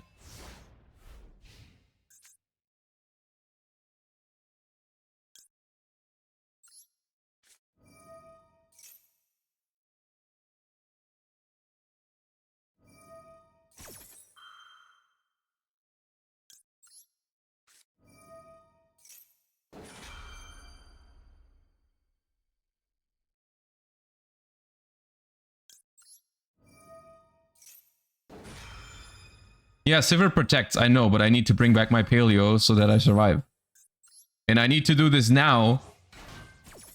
Does this negate any effect in the graveyard? Oh no, this is not the... Wait, oh! Wait, huh? Oh, my Needle Sealing destroys my own Paleo. Okay, then I can't win.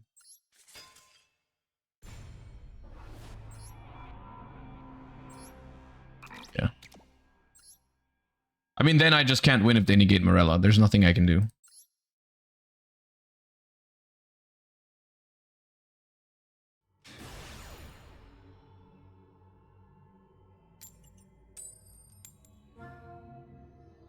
Yeah, I mean, Needle Sealing could have been almost any other card and I was still losing that, most likely.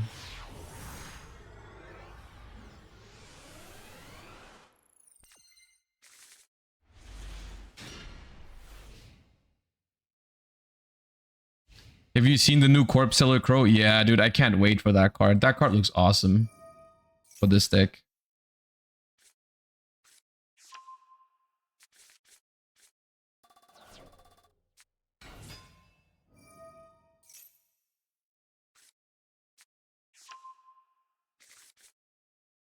You look tired. Are you okay? Yes, I'm okay.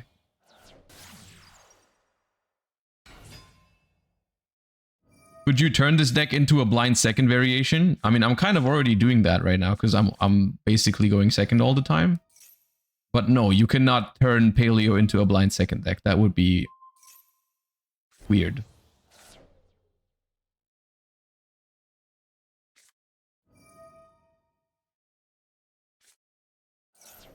He's playing Yu-Gi-Oh! Of course he looks like that. No, I think it's just the lighting in my new room is a little bit worse. I am working on that. I've ordered a couple of things to improve the lighting in here, but the lighting is worse than the previous room.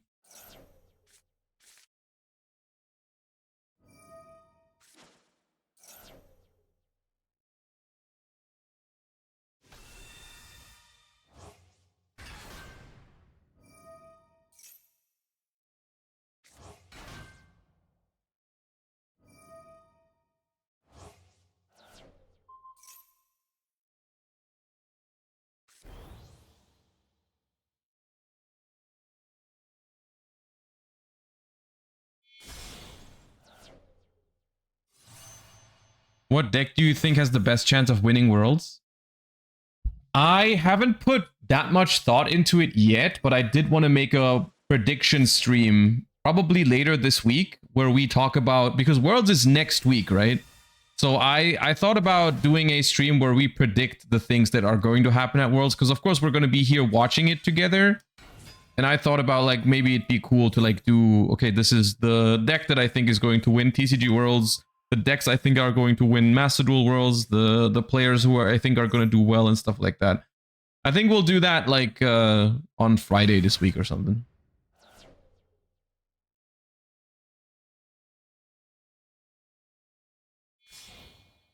To be fair, your hair is messy. Well, yeah, that's the cut I got. That's on purpose. How on earth am I going second twice in a row against the same boring ass Blue Eyes line with Crimson Dragon, by the way? What have I done to deserve this? This is just like downtime in life. I just lost like 15 minutes for no reason, man. They're just gone, man.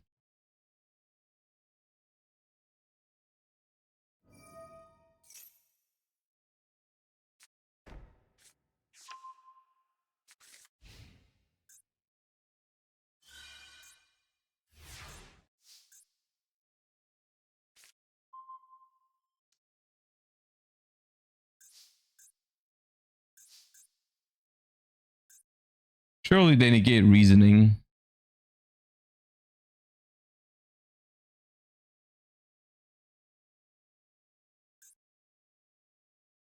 They would negate reasoning, I think.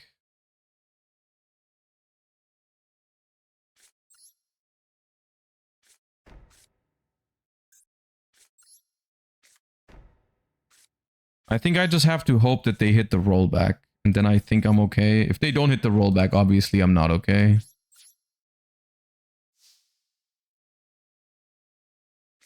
This time they only pop 2 cards unless they drew a Blue Eyes.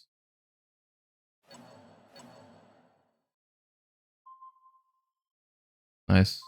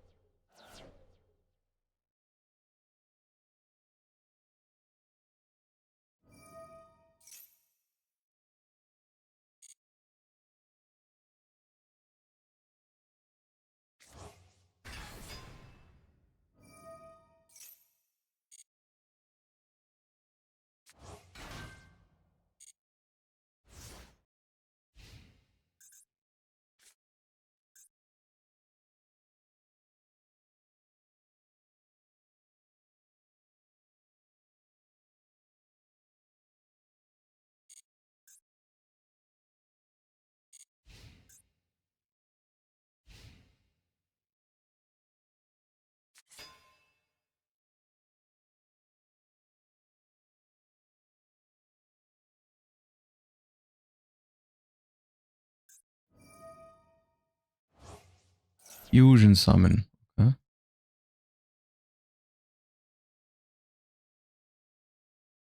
Huh? Carlos, thank you for the 7 months.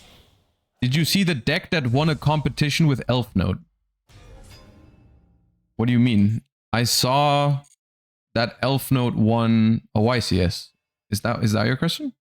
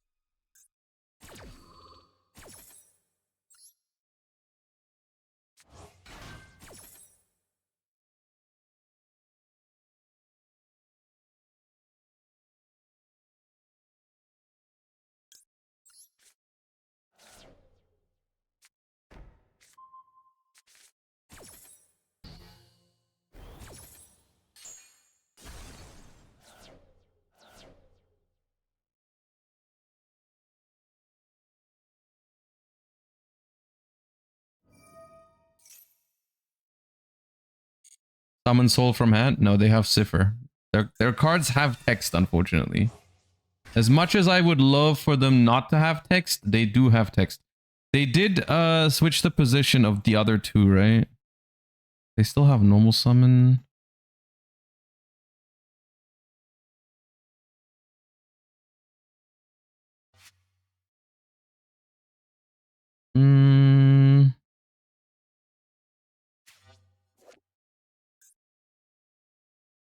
Why is the Blue Eyes rank 8 not here?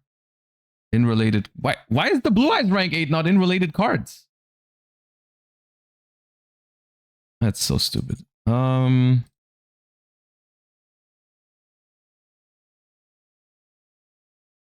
What does the Indigo Eyes do? Does it negate like the Ruma?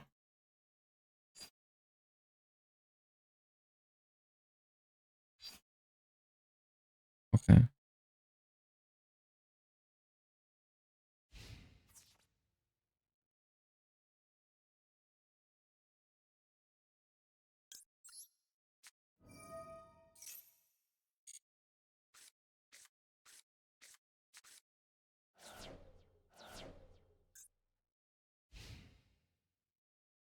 Augers.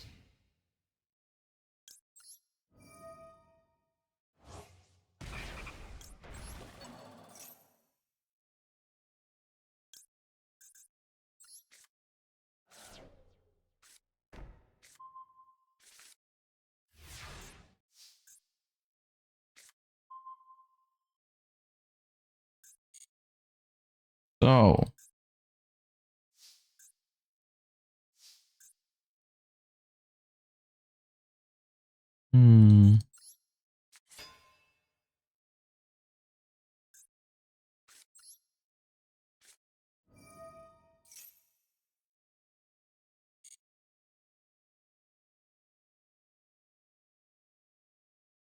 They probably declare 2, right? Oh no, declare 1.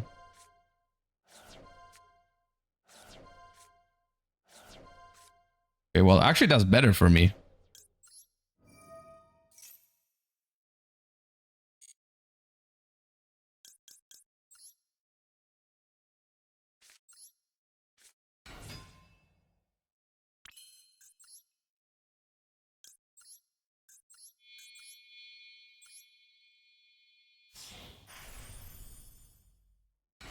Not the best. Yeah, I really just cared about getting a paleo, but you're right. It's not the best mills. It's all right.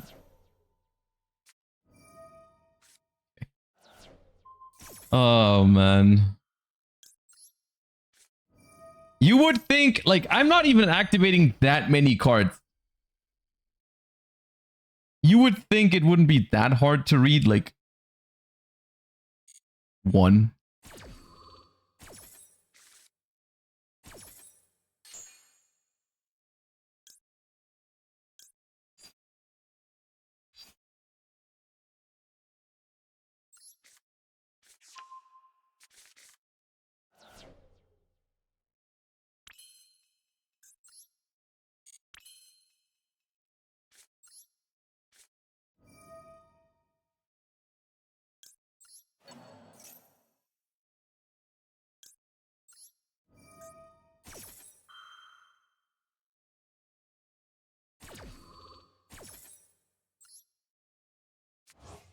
Yeah, I can extra normal with the Morganite. Nice.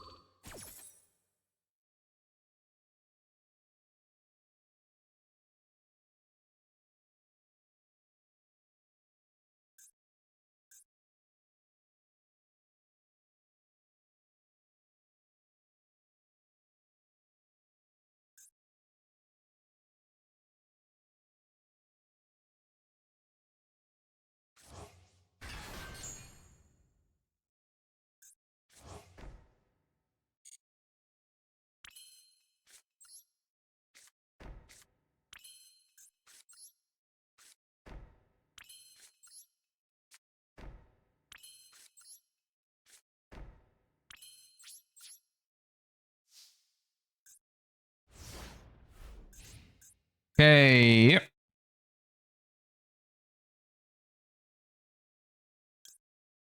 I kind of like Ice Dragon's Prison on this, because this card can definitely be annoying.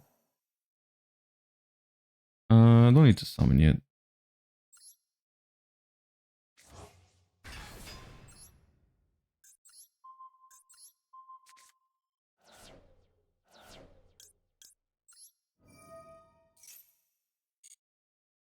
See if we get a random trap. We do. Ooh. We do get a Leoncolia. Fine. I mean, we're chilling.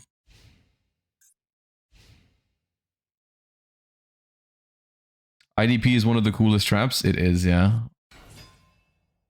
I wish it was a little better.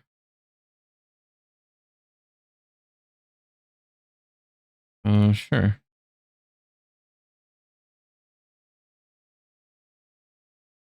Put back, rollback? I mean, I already have rollback, so.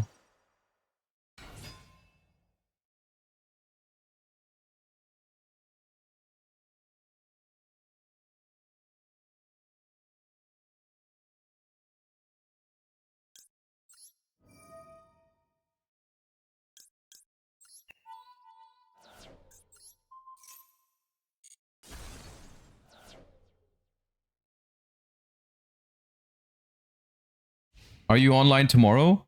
Tomorrow I'm not, no.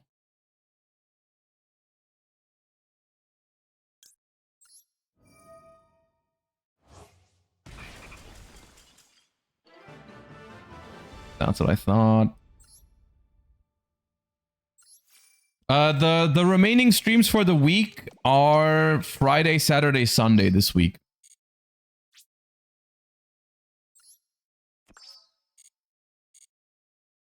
Okay, I mean, we're not pulling up like crazy win rates, but we're doing okay with Paleo. Positive win rate, 6-4, 60% win rate with Paleo. That's, you know, that's pretty solid.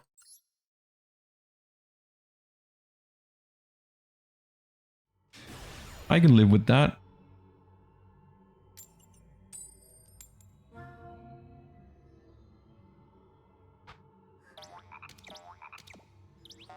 Why don't you play Dark Magician? I don't know. I've never really... I don't hate the Dark Magician deck, but I also don't really think it's, like, cool. Without, like, in the sense that, like, how it plays. Like, yeah, the cards, some of the cards are cool, but the deck itself, I don't really think is that crazy in terms of play style and shit and stuff.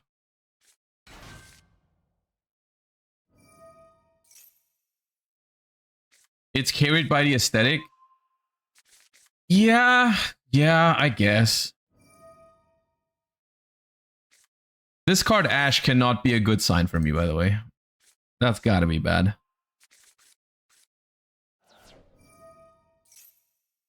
It draws a lot, you should play it.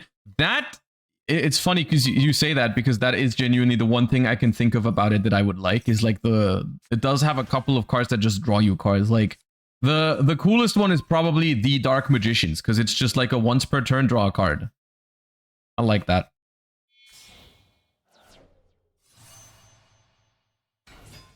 Are you playing Master Duel or Coin Loss Simulator? A little bit of both.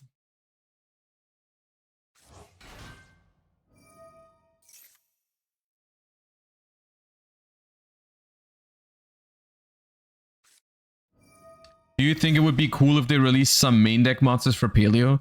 At this point, I just want any support, man. I don't know why they haven't made another Paleo.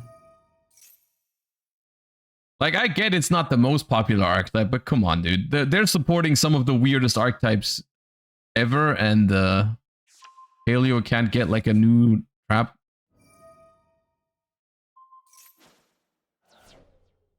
How close do you think we are to a TCG ban list? Pretty close. If I had to predict, I would say we probably get one early September.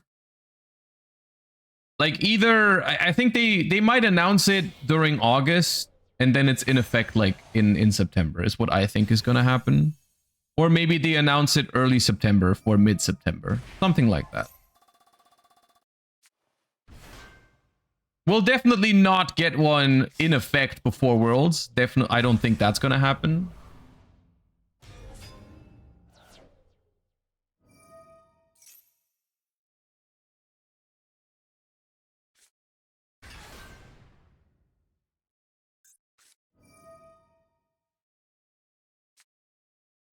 Why does it summon Dragos Stapelia? Doesn't it just get returned to the extra deck?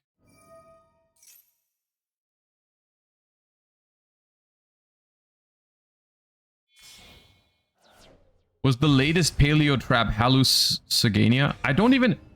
Didn't all the Paleos come out in the same set? At least all the good ones, I think, are all from the Dark Illusion.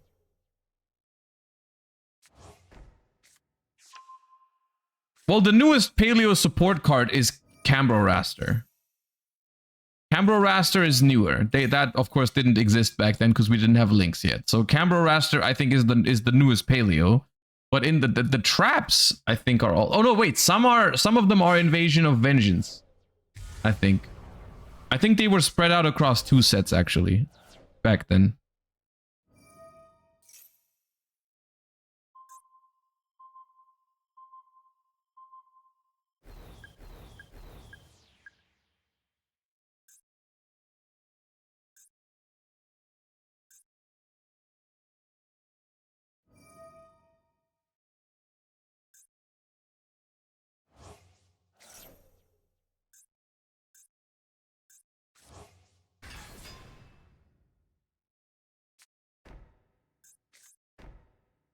Okay, well, this is maybe beatable.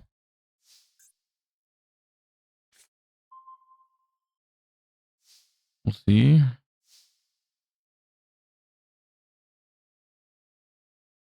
Needle Sealing clears. Well, they have this, right? This is once per turn when a card effect is activated, tribute a monster on either field with a counter if you do negate the activation. So they can negate Needle Sealing.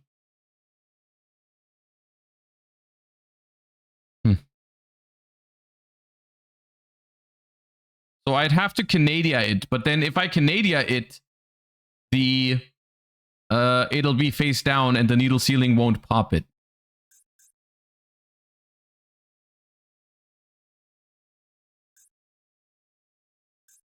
Other than that, I can deal with this pretty well.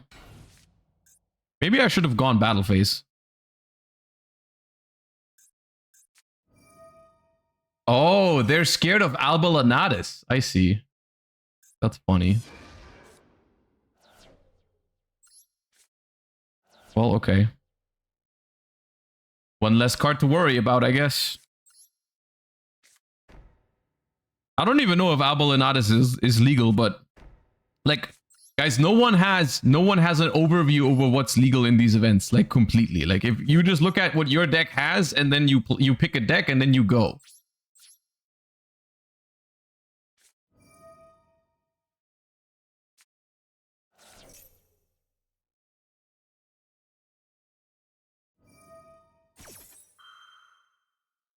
Oh, that pops a card. Okay. That's scary. And that was the Canadia. People always pop the middle, man.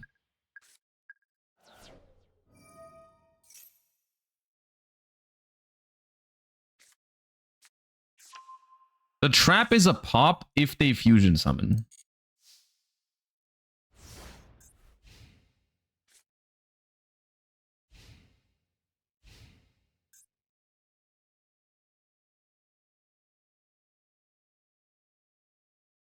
This is really scary. Biblisp is activated. Special summon this card, but banish it when it leaves the field.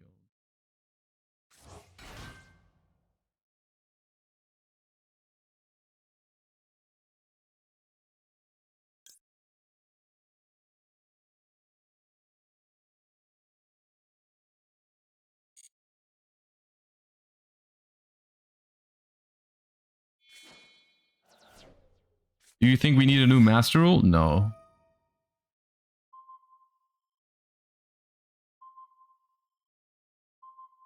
Okay, well, this looks crazy, but I think that's fine.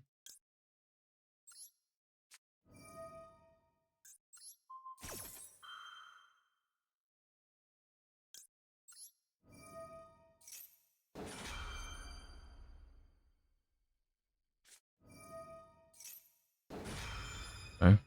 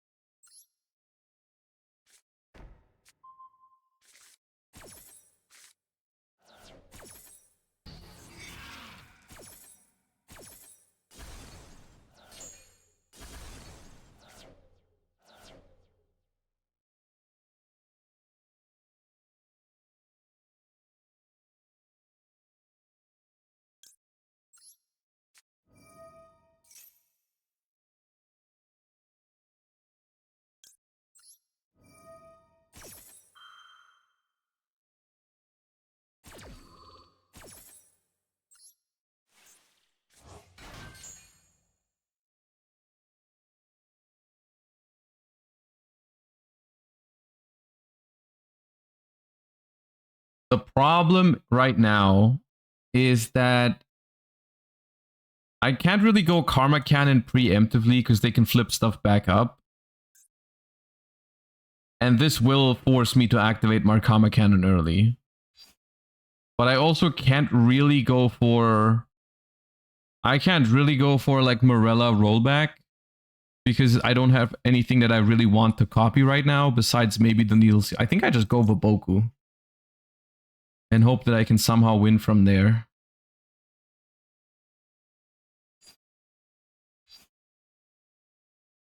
No third copy of Sealing. I don't want Sealing right now. Needle Sealing. It's just the fact that my Needlebug Nest was pretty bad. Next turn they still have negates though. Yeah, but like it doesn't work against Opabinia. I guess. I think it's just that.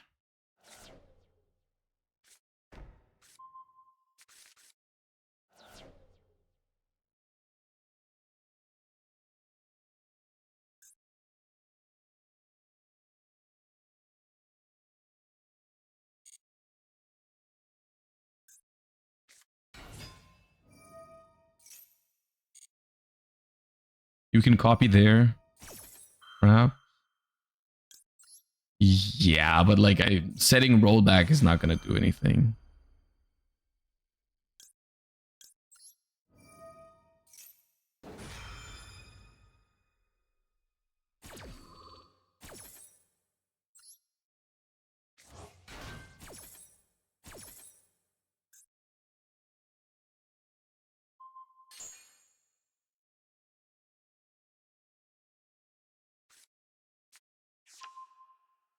Why did we preemptively trap trick?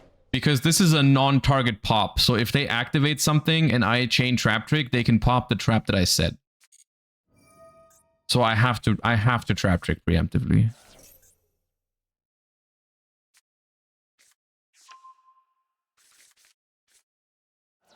Okay, that super poly messes me up.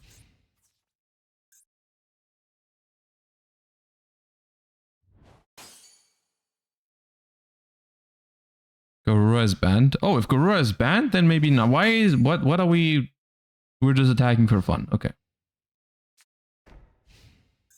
Cool.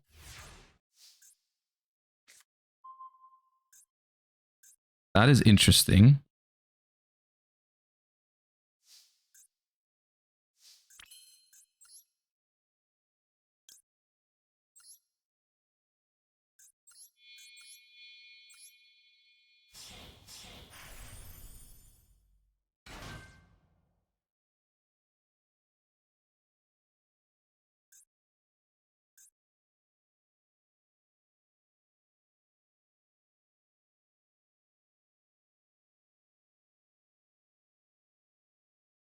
I guess the question is, can they super poly this? Surely the new hero is alive, right? Allowed. The new hero is probably in the game, right? The question is, do they play it or not? Because if they super poly this into that, then I just lose. If they play it. Another Ash. Yeah.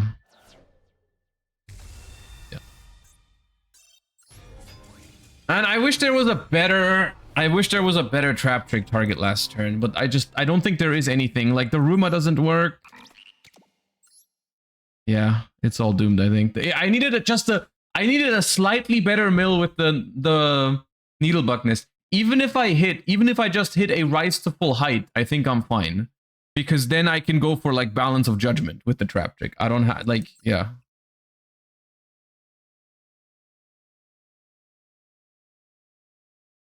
It would be nice if I could go first once. Like, I haven't gone first in like 3 or 4 games.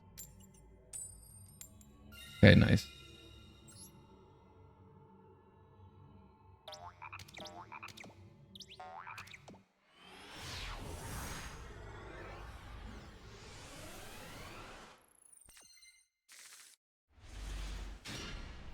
And the hand is not great.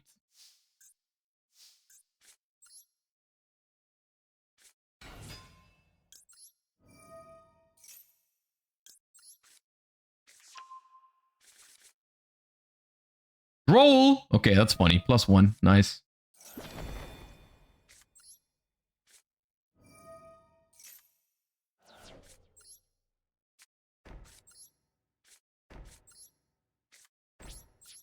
Well, that did end my turn, right? So surely that was a good roll.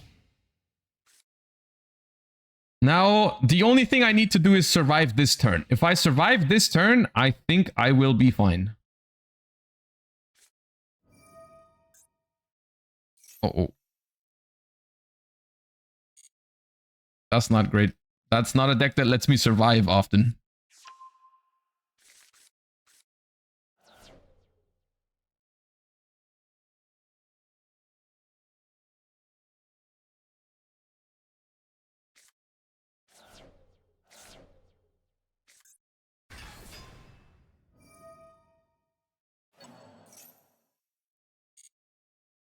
Okay, they had to send one from hand at least. There's no way Block Dragon is legal, right? There's no way Block Dragon is legal. It is legal. There's no way, man. They banned Typhon. Typhon is banned, guys. How on earth is freaking Block Dragon legal?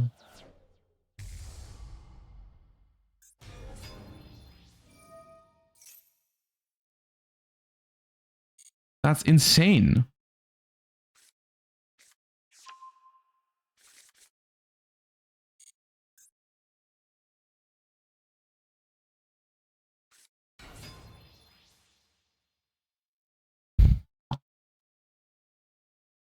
So they just make Baron now?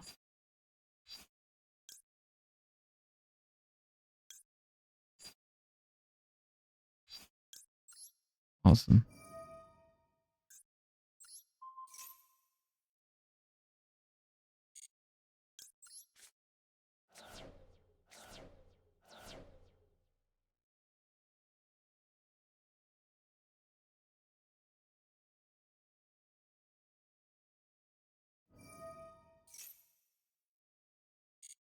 I mean, yeah, this just kills me.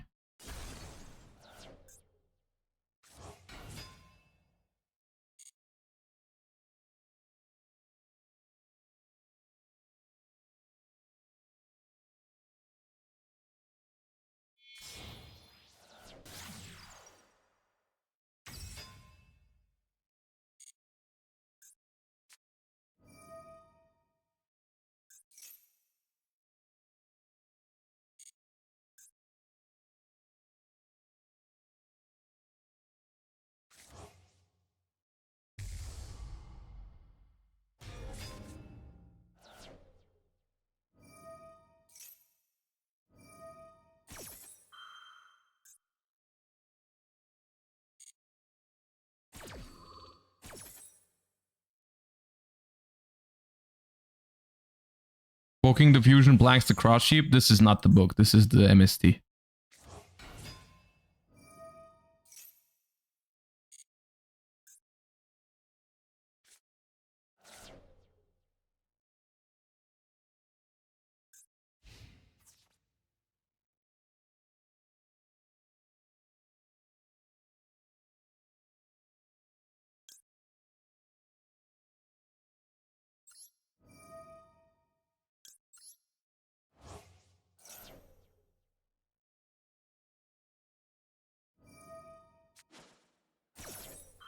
Okay.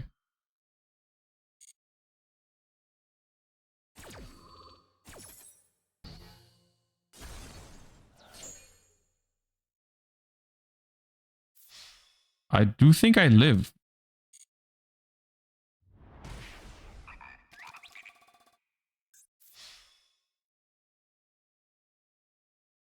Target an earth and a card your opponent controls. Return them to the hand.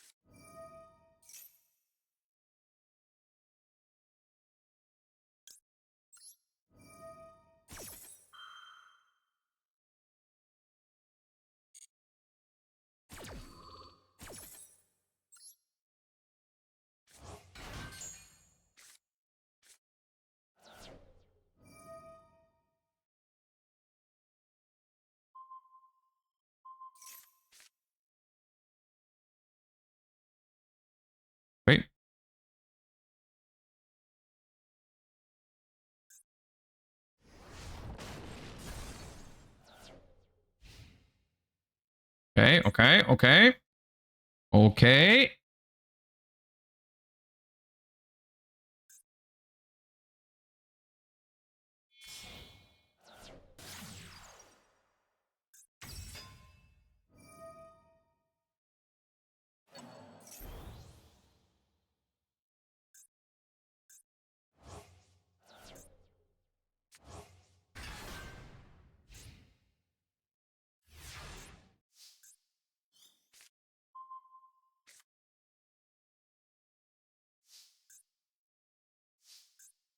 There's cooking happening.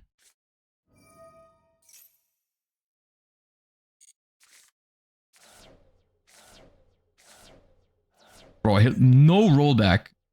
Not a single rollback, man. Shut up.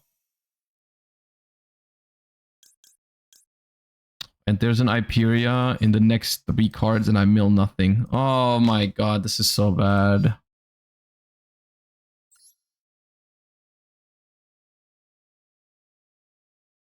This reasoning is just not even worth it.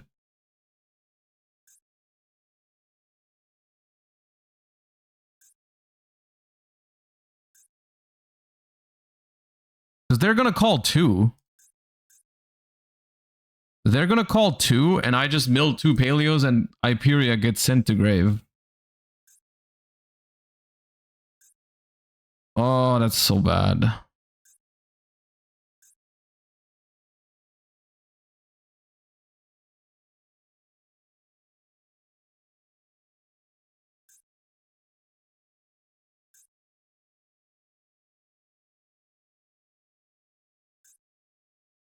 I did mill Rise to full height.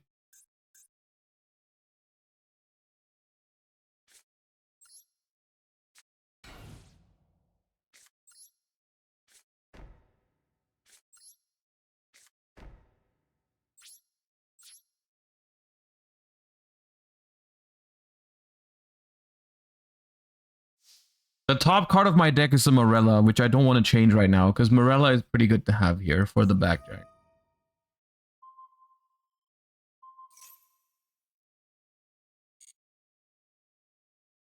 Bro, this trap was there during the entirety of last turn.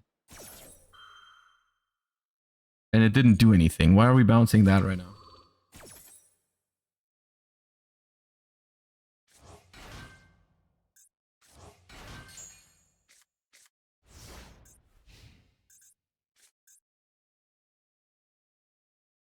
Because it's in the middle. That's a phenomenal point, actually. Yeah, my bad.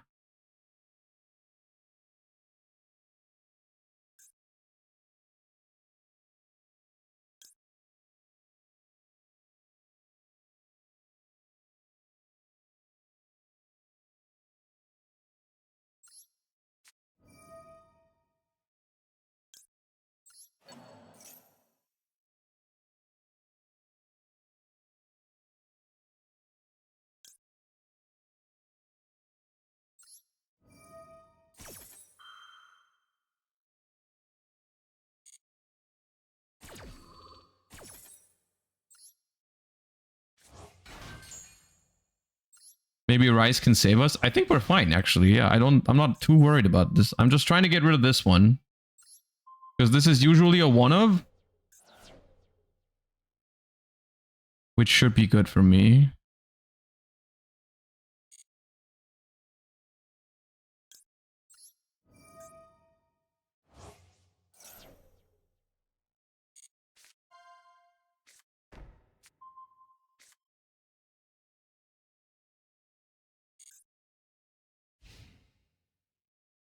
Doesn't he have piercing? Where? Who got piercing?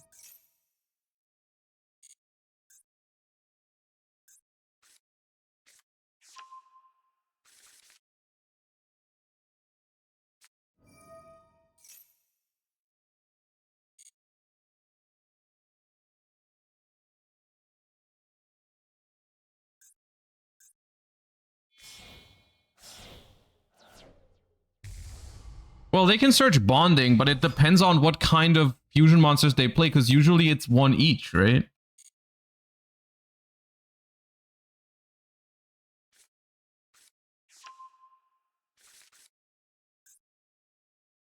This is not piercing. Yeah, they can't fuse, I think.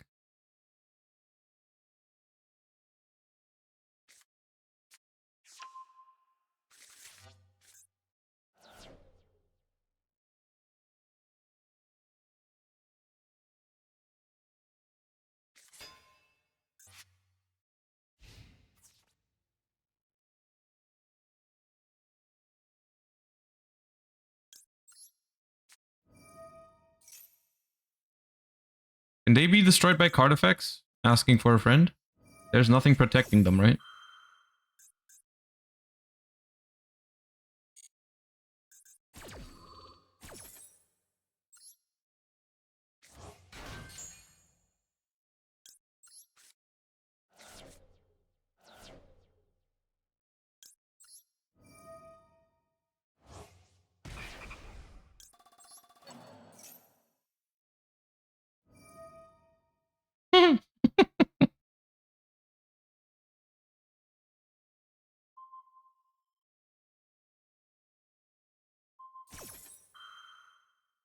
This is literally the same paleo you tried to bounce last turn. That's crazy.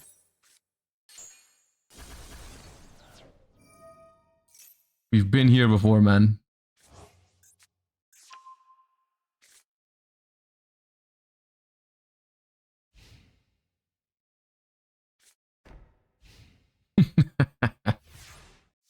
Okay.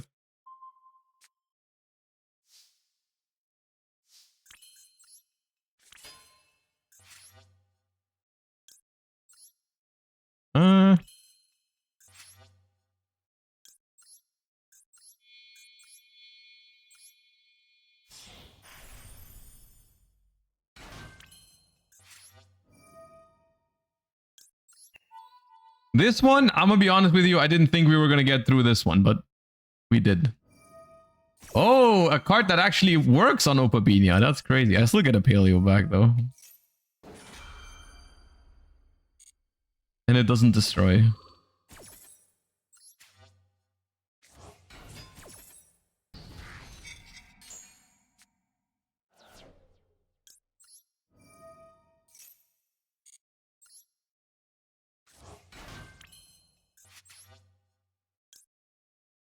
All right, Daddy, it's time.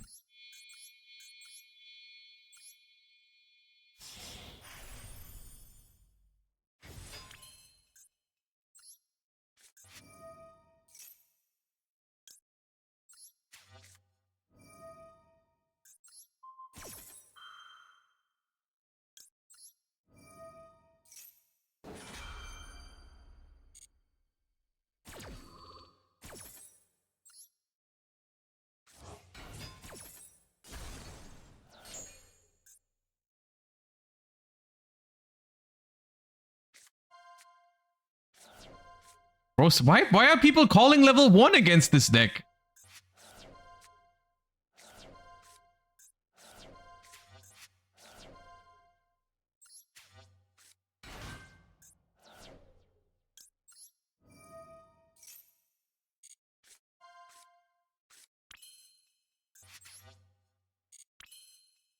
What can I do? Banish this card, Morganite. Your opponent cannot activate monster effects when you normal summon this turn. It's so bad. The graveyard effect of this card is so laughably bad.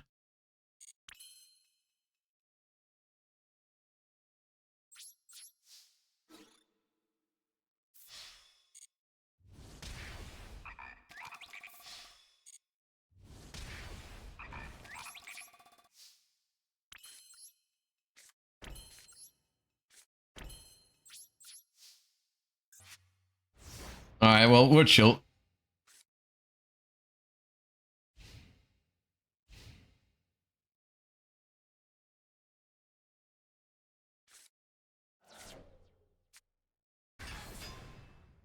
Okay.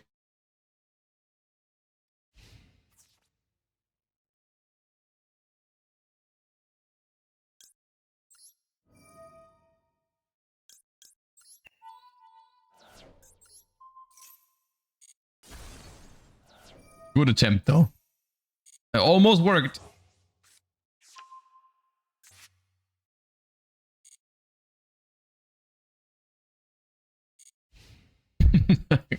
Close.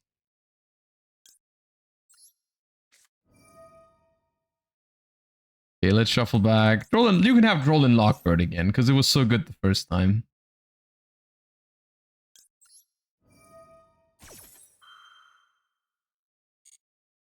He just wants this to be able. Yeah, but I don't want it to be over.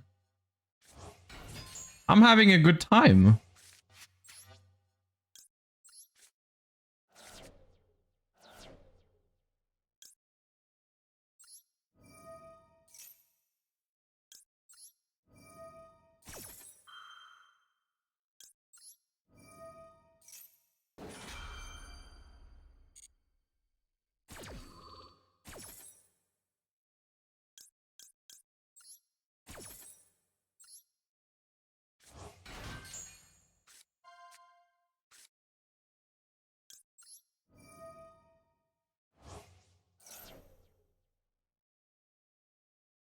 Oh, come on, Ash me.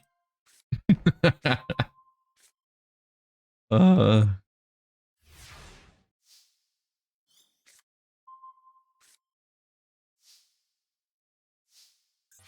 Alright, who's ready for Daddy 2? I could summon 3 daddies this turn, actually. But I don't play 3 right now.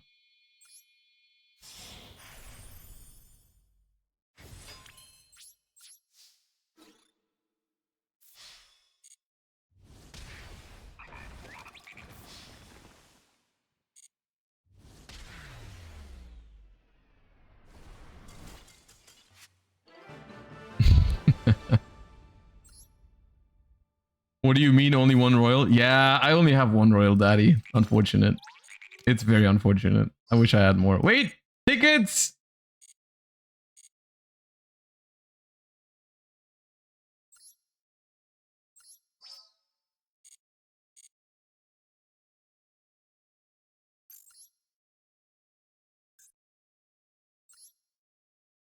We have 17 tickets. Come on, dude.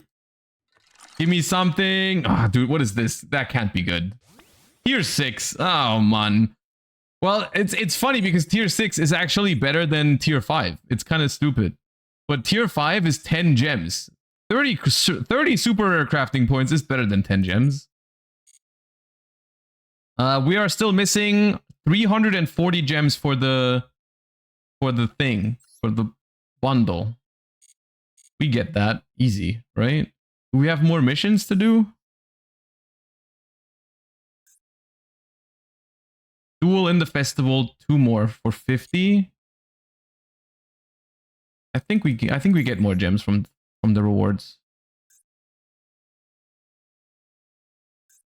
Yeah. We get some more gems here, right?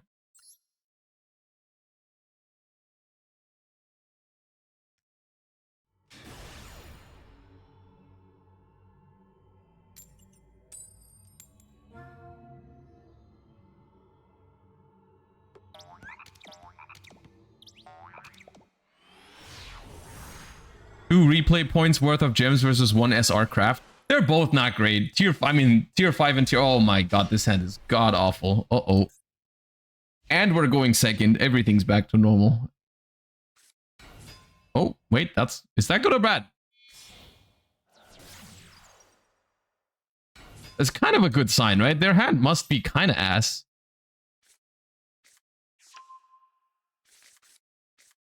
They cannot have a really good hand like this. That's gotta be a really bad hand, so... Blue Eyes Pass, I think, is what that does. They probably got Ash Blossom, though. Oh, wait, no, it gets... Wait, huh? Is it better? Is it better to normal summon Valor than to just normal summon the Seahorse?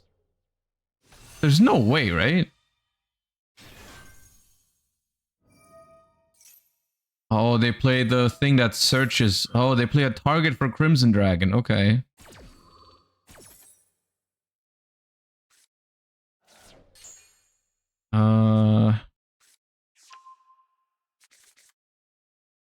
What?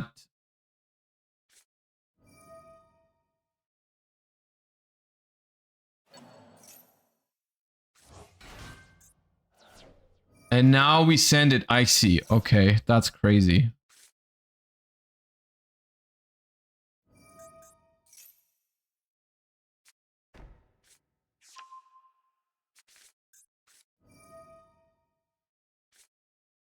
Oh no.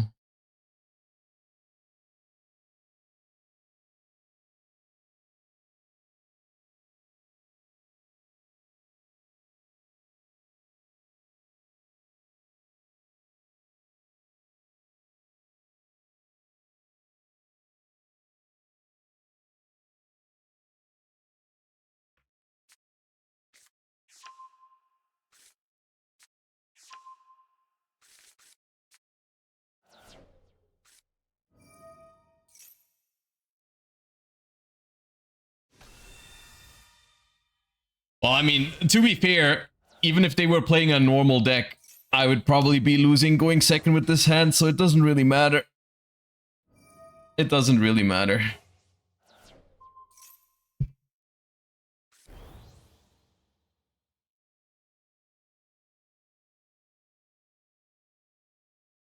Bets on hard draw ultimate fusion? Right, because this doesn't even make Magia unless they drew ultimate fusion, right? So far, I mean, it doesn't even matter. We don't lose to Magia, we lose to the other stuff already. But...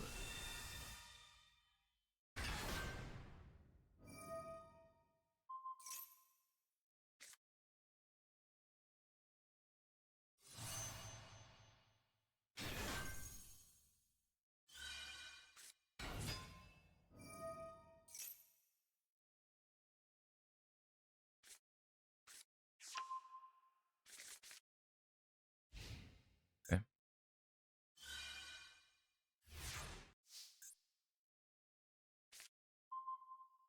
Well, the problem is that my hand is abysmal.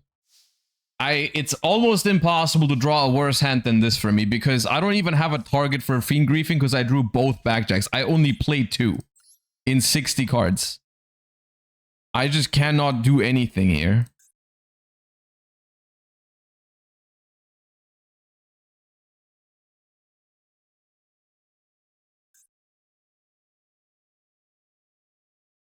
Imagine Typhon was legal. Yeah, but then I'd be having too much of a chance going second right now. That's not ideal. Yeah, I don't know, man.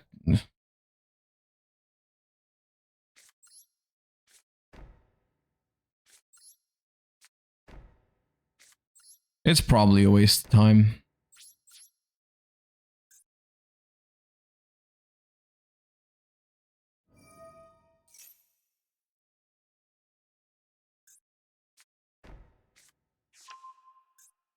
Yeah.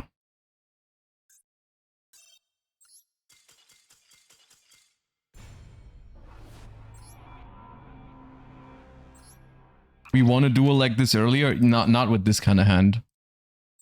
We had a normal hand in that game, not 4 dead cards.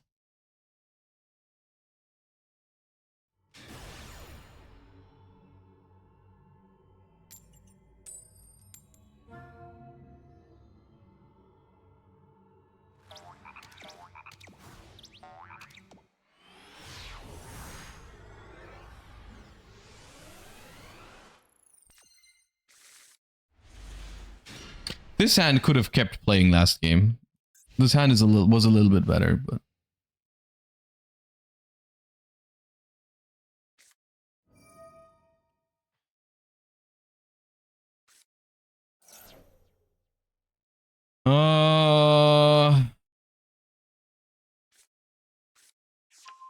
and they play Ultimate Fusion.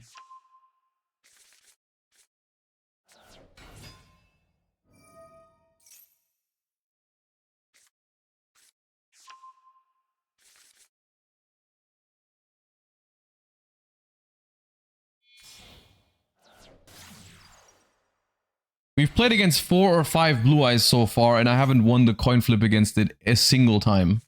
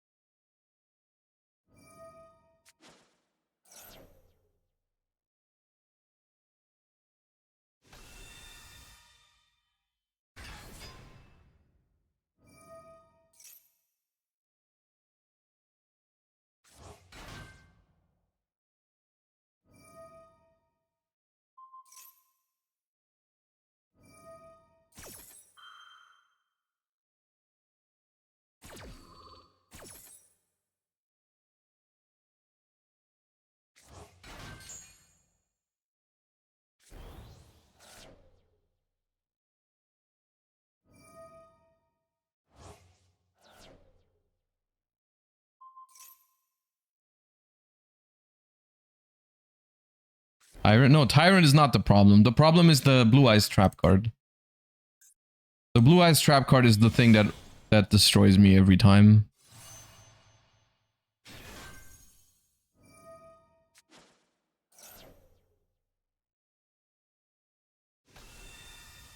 Why is Daddy called Daddy? You wouldn't understand if you have to ask, then you wouldn't get it.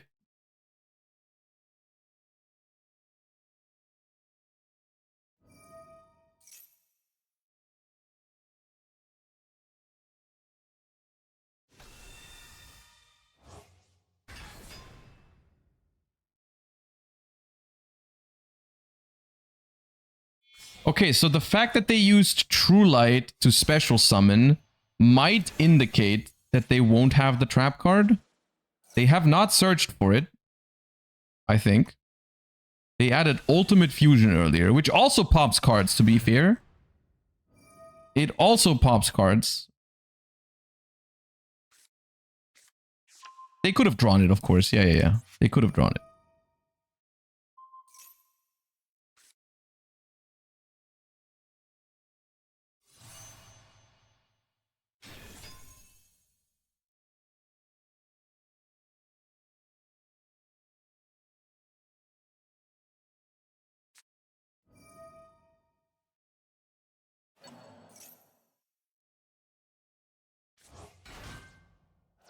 Doesn't Ultimate Fusion only pop if they use Blue Eyes on field? Yeah, but they can bring one back with True Light. Wait, Ultimate Fusion is only face-ups? Is it?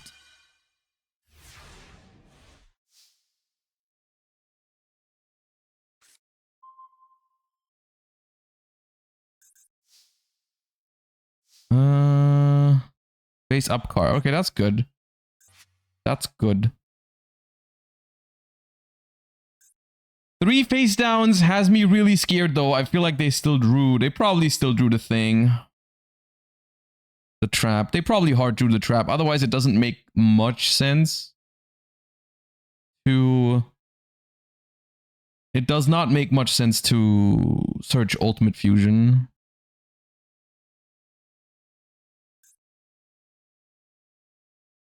Will they negate my Hyperia?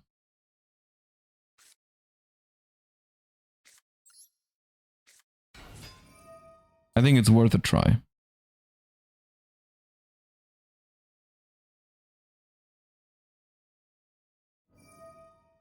That's kind of crazy. Against a 60 card deck, I mean, okay, fair enough. I didn't think they would, but that's bad for me.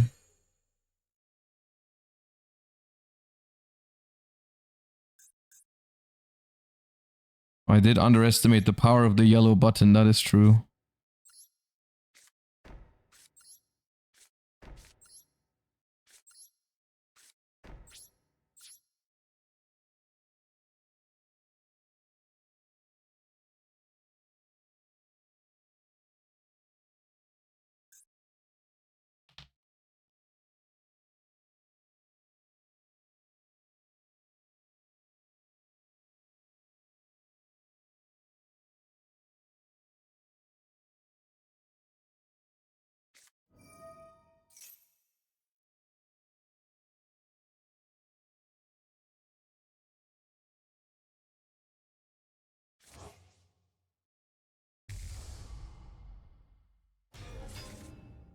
Okay.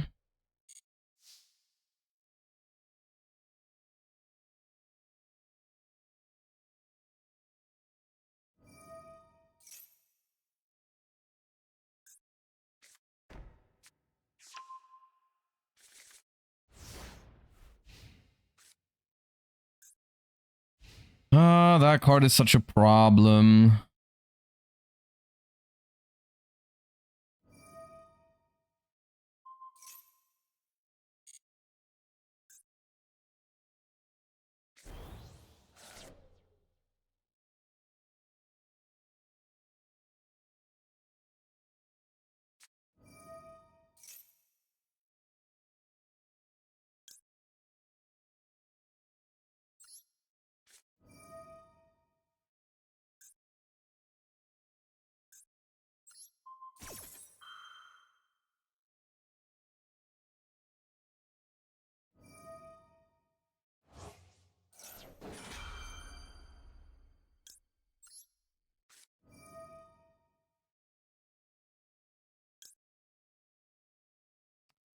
Problem is they can chain True Light to dodge this if I target a Blue Eyes, which is technically what I want to target. But I need to do this. I mean, I die either. Yeah, okay, dude.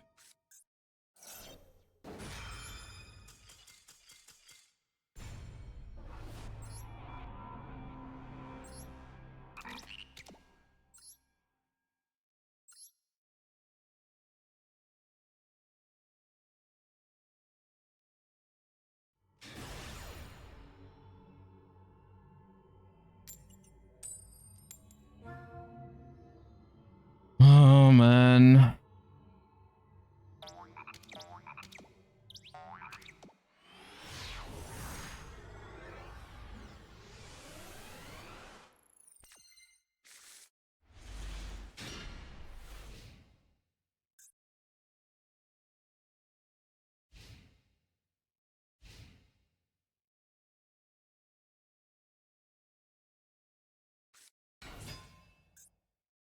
Okay, it's red eyes instead of blue eyes now. What does that mean?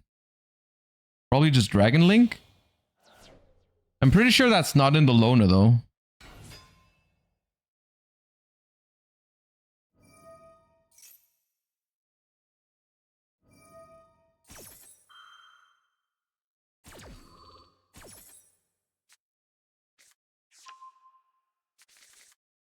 If they have accessories, it's not a loner. Oh, really? I never noticed that. I mean, someone probably told me in the past and I forgot.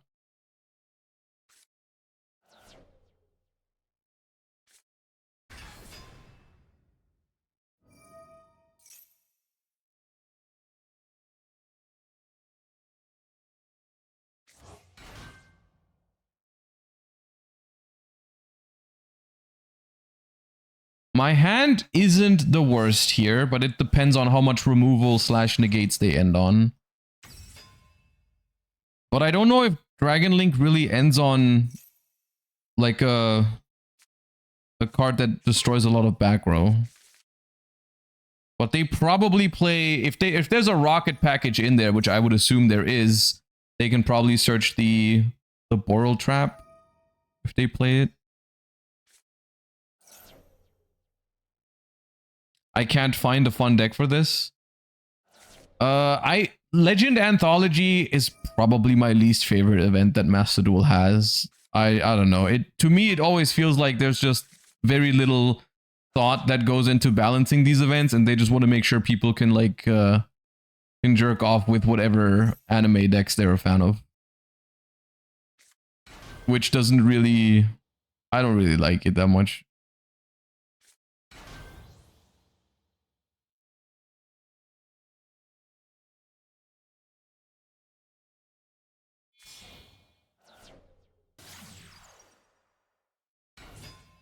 But at least they left rollback alone this time, so I can play Paleo. But essentially, like 70% of games so far, because we've lost like 70% of the coin tosses, has just been sitting here watching a combo for 5 minutes, whether it's blue eyes or red eyes or whatever, and then try to play into it.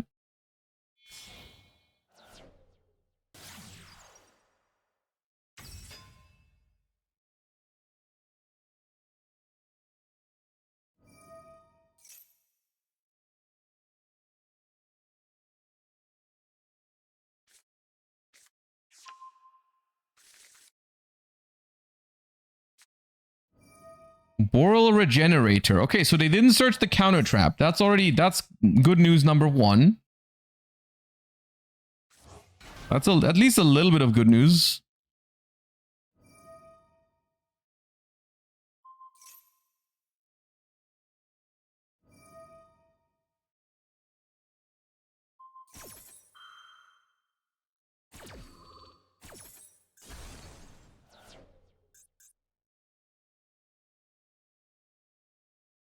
So this special's a rocket from deck now as well.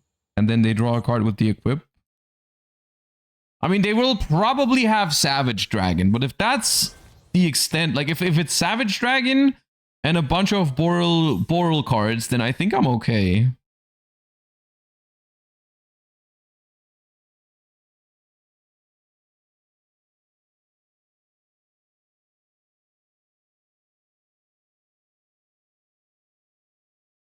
Boral Shroud is also really strong against my deck, though.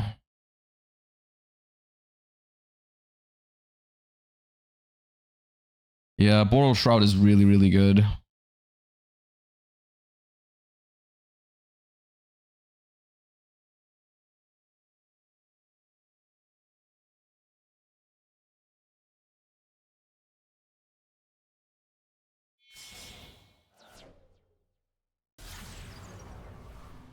Okay, there's Boral End. That is not a problem for me.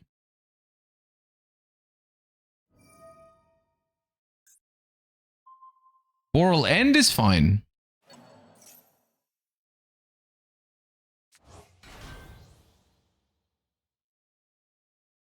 Boral End plus Savage.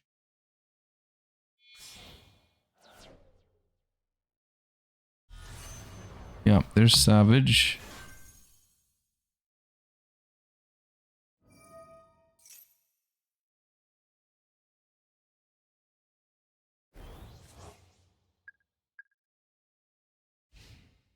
Okay, that is manageable for sure. That's a good draw too. They don't even have that big of a board. I don't even know if my Balance of Judgment is gonna cook, but I'll try to. And which card? The big question is, which card do I not set? Is it the... Maybe it's the Balance. Maybe I hold the Balance. Holding the Balance will give me the maximum chance of survival. Because then I set all of my interruptions.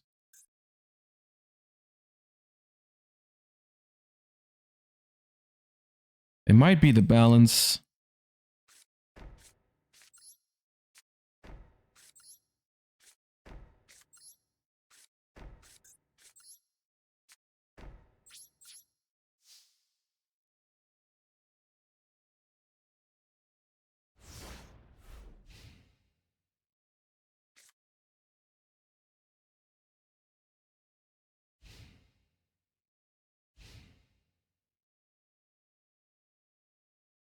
We always survive anyways.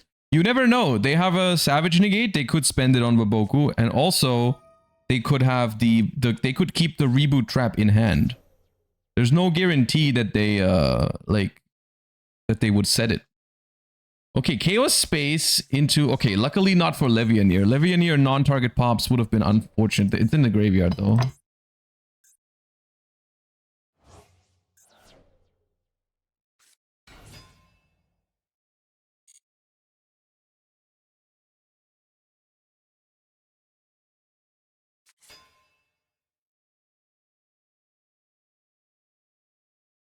Okay, it's enough damage.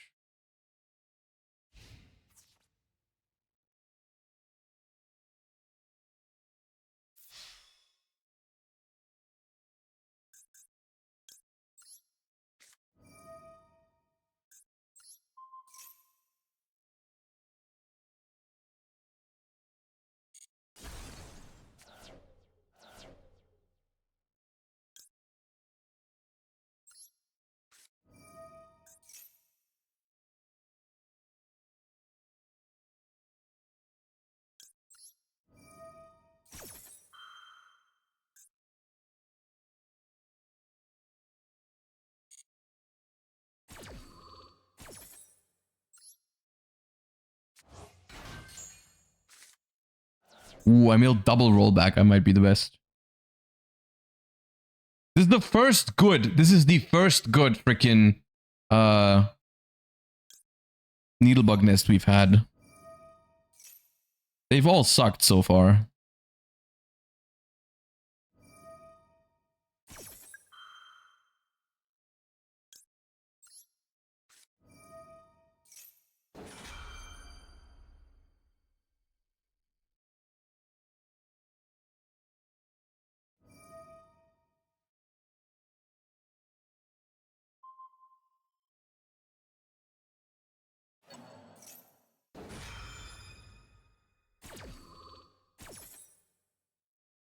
Okay. Up. And we live, and we have Trap Trick, and we have rollbacks. Looks good. Looks good. They can still normal summon, but I think we're fine.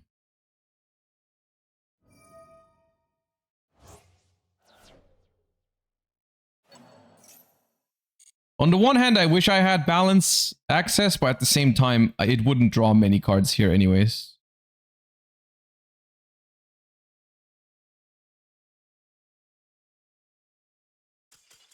Okay.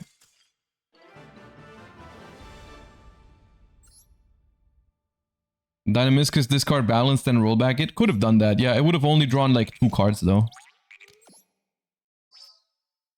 To the raffle!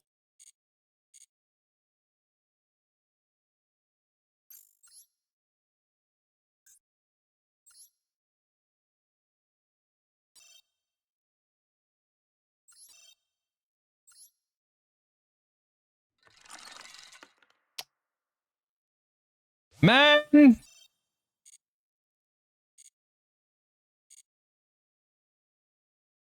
Never lucky, man.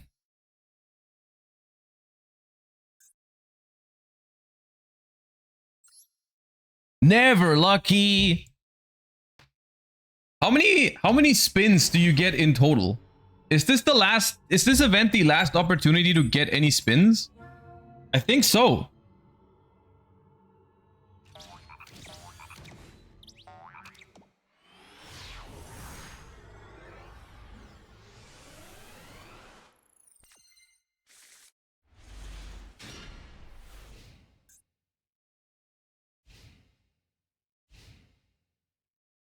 This would have been such a goated hand going first.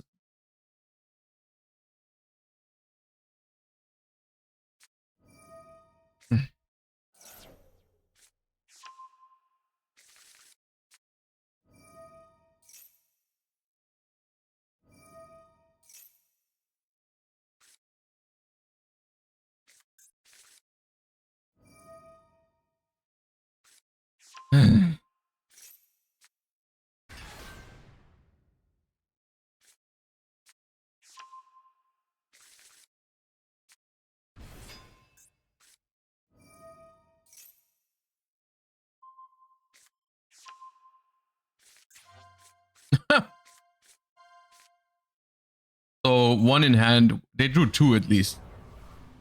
At least.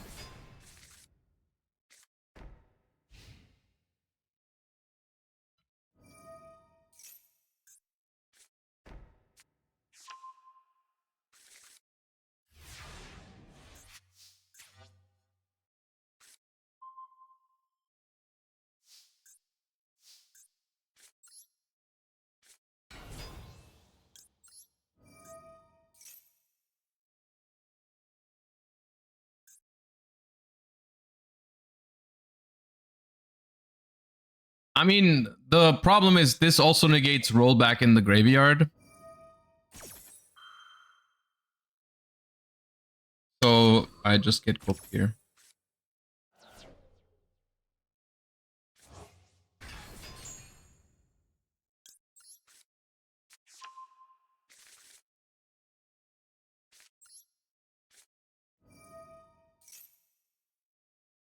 Unless they negate this. Yep.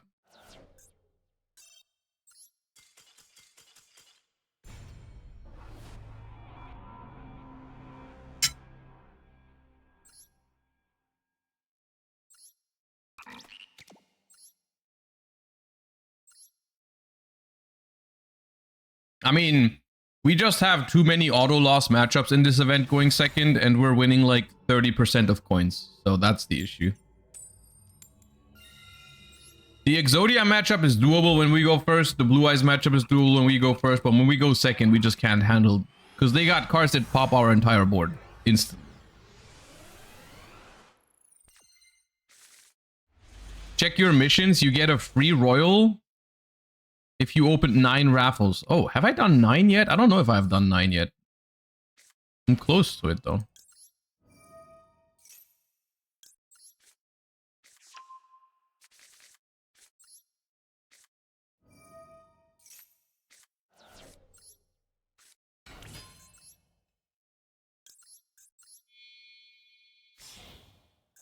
Should have 9 by now. Okay, we can check after this game.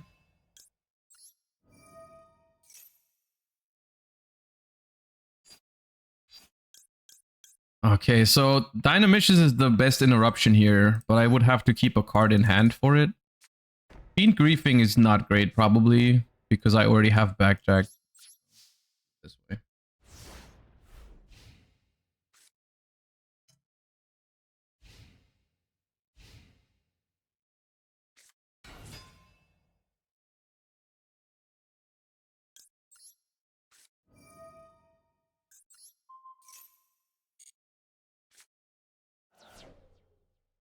See, this is the deck I go first against. I could have gone second against Sharks. It would have been fine, but no.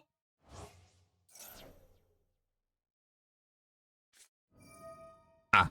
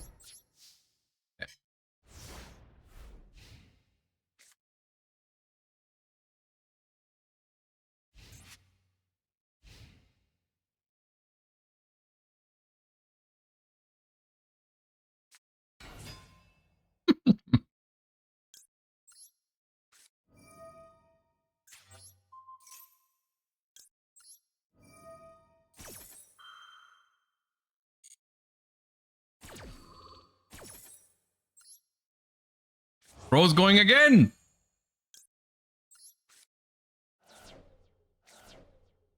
Whoever that anonymous gifter was, thank you so much for the gift sub. I appreciate you. Also, Uncle Ollie, thank you for the 50 months. 50 months. I have good news. We have we've put the we have found an artist again for the sub badges, and they are currently in the works. Oh, there, raffle ticket. You are 10%. How do I open that?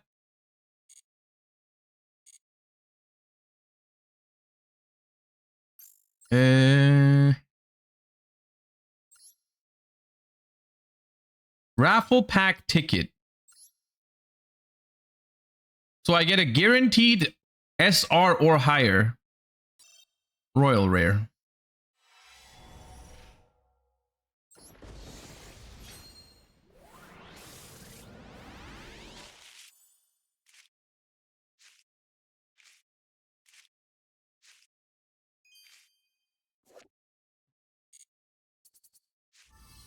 No, not that one. Okay.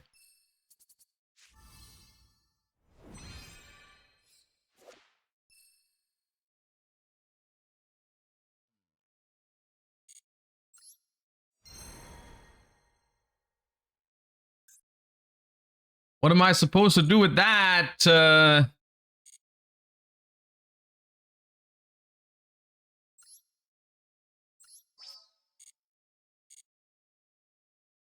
Your luck is immaculate today? Yeah.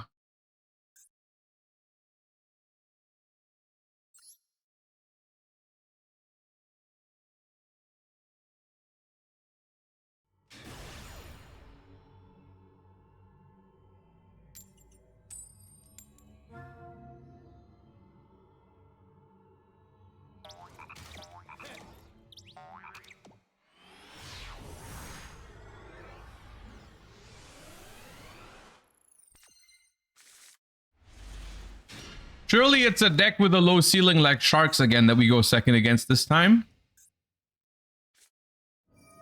Okay, what? Hold up. This is that's what I do. What does that mean? 40 card deck with reasoning. What does that mean?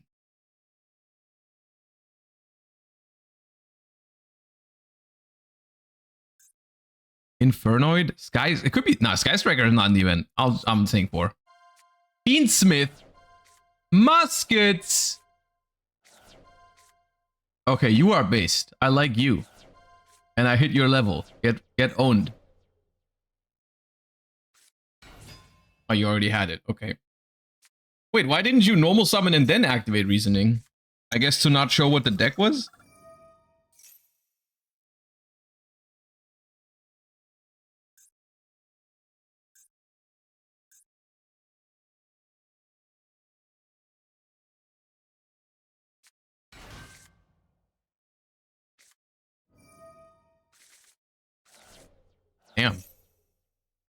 Bro's got 15 cards left in the deck.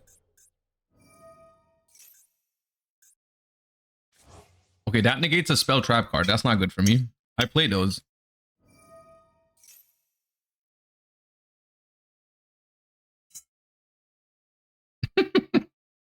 Wait, hold up.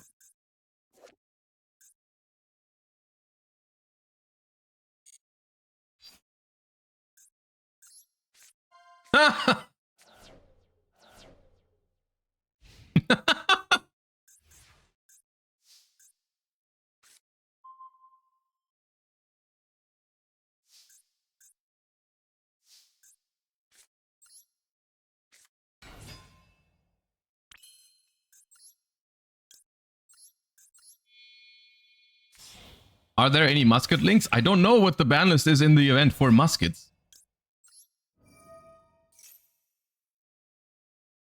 Ooh, Ice Dragon's Prison.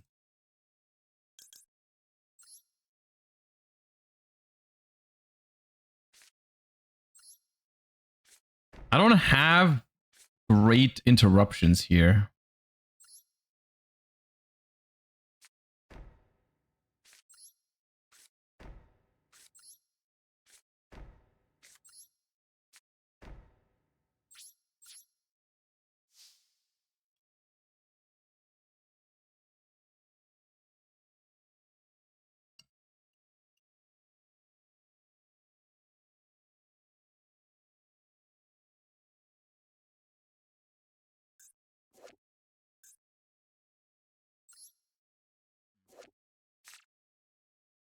This card's my biggest enemy.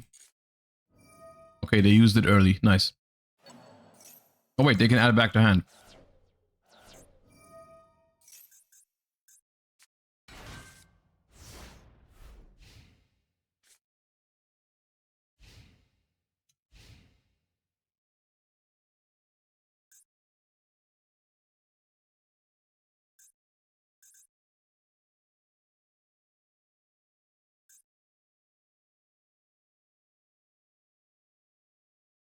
Is the Fiendsmith engine just legal? There's no way, right?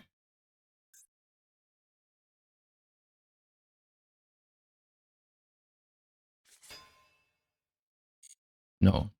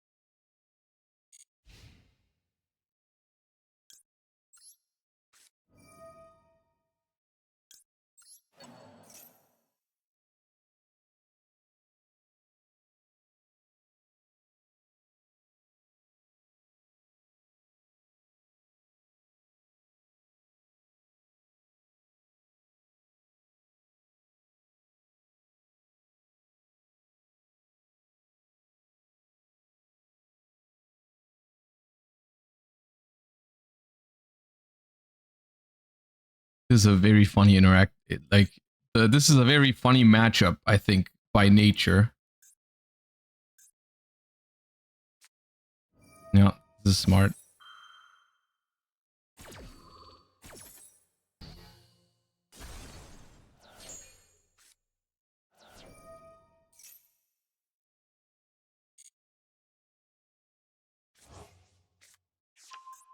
And now they add Dancing Needle back. Yep.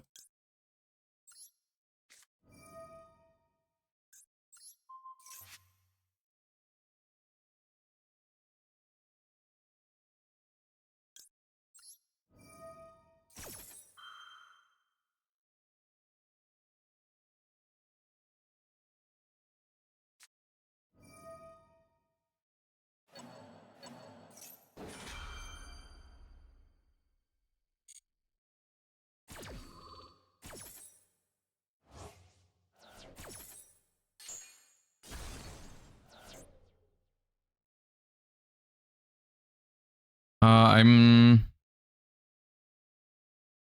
not going to be able to activate this turn.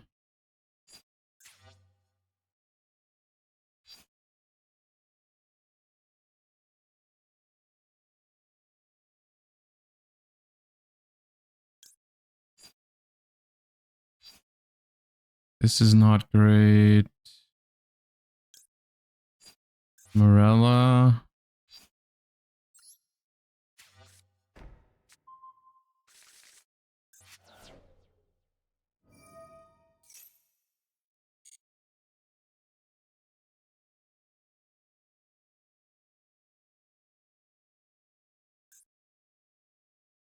Can you check the deck afterwards? We can check the deck afterwards, but I'll have you know that the only reason why they are even in this game as well is because I am playing Paleo. Like, both of our decks, we are both thriving right now off the fact that our opponent is playing a very low ceiling deck. Because their end board going first would have not held against anything else. Pretty much.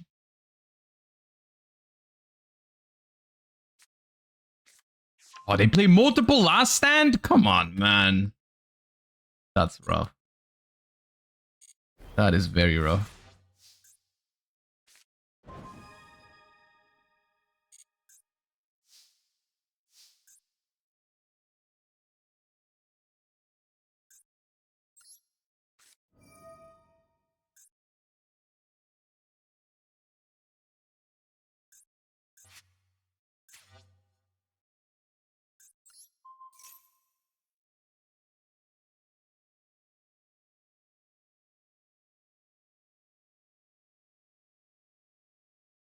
That's a big grass, dude.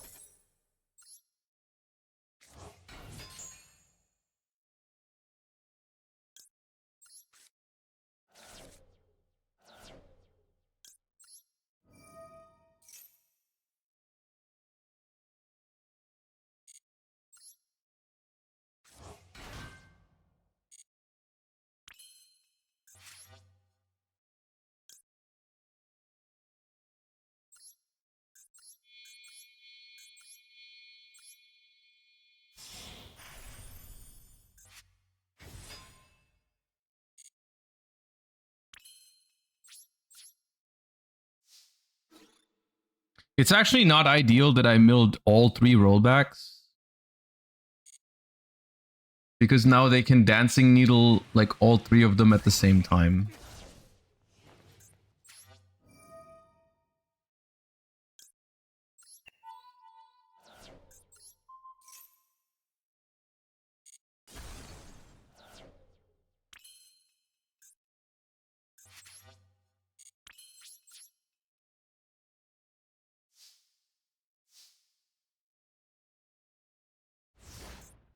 And now we are in kind of like a checkmate situation where if I activate rollback, they chain Dancing Needle. If they activate Dancing Needle, I chain rollback. So we both can't really use the cards.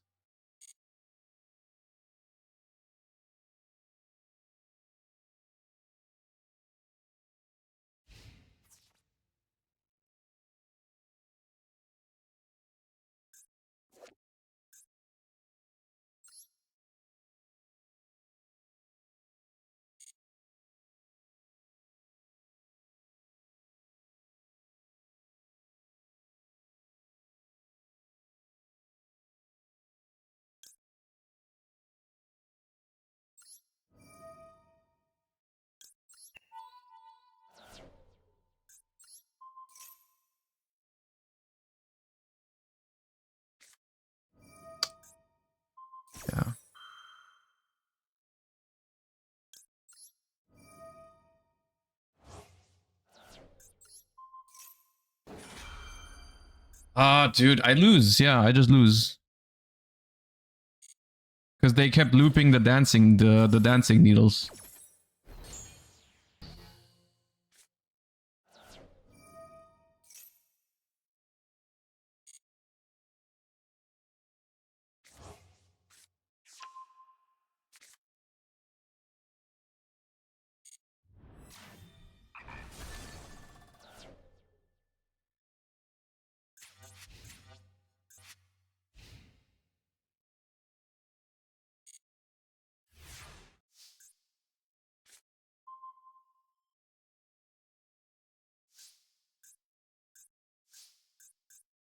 Do I still have a backjack?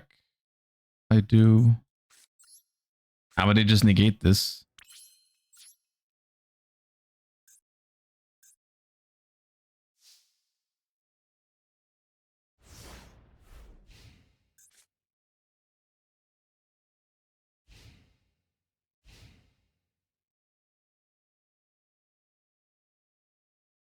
Wasn't it better to do nothing so that he doesn't get an add back from grave? Maybe, yeah.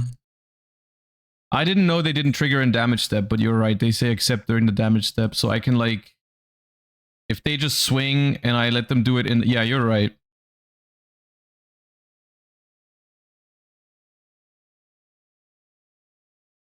You are right.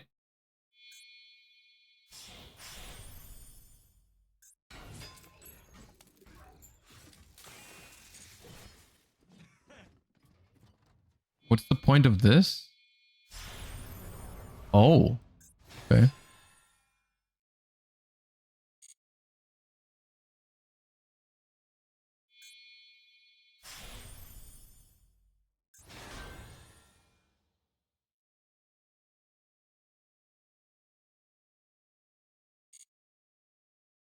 Wait, this card also just kills me. Yeah, I lose.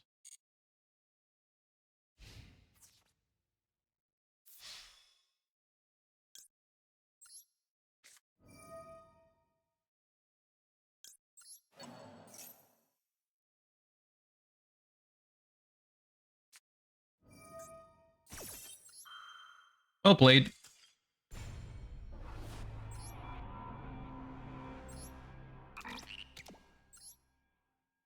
I think it was the fact that they played 2 copies of the last stand. That was the thing that got me.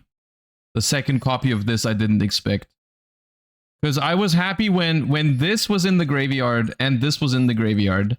I was like, okay, at least they cannot do both of them every turn anymore, but because they had a second copy, they could just loop them back and forth. They would just activate this, add this back to hand, next turn activate this, add this back to hand.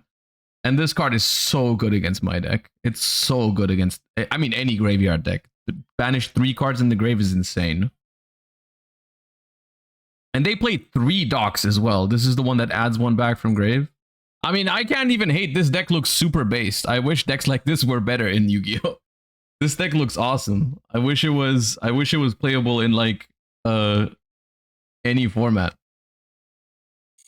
That deck is cool. Okay.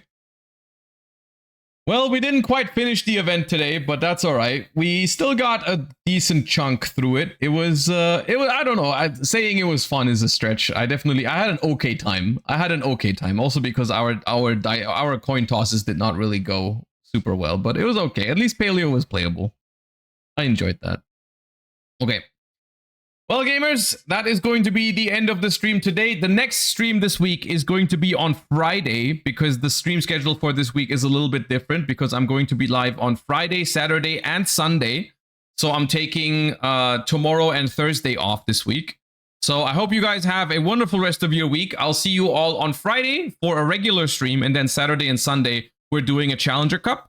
So see you guys then. Thank you all so much for supporting today. Hope you enjoyed the stream. Thank you to everyone who followed. Thank you to everyone who subscribed.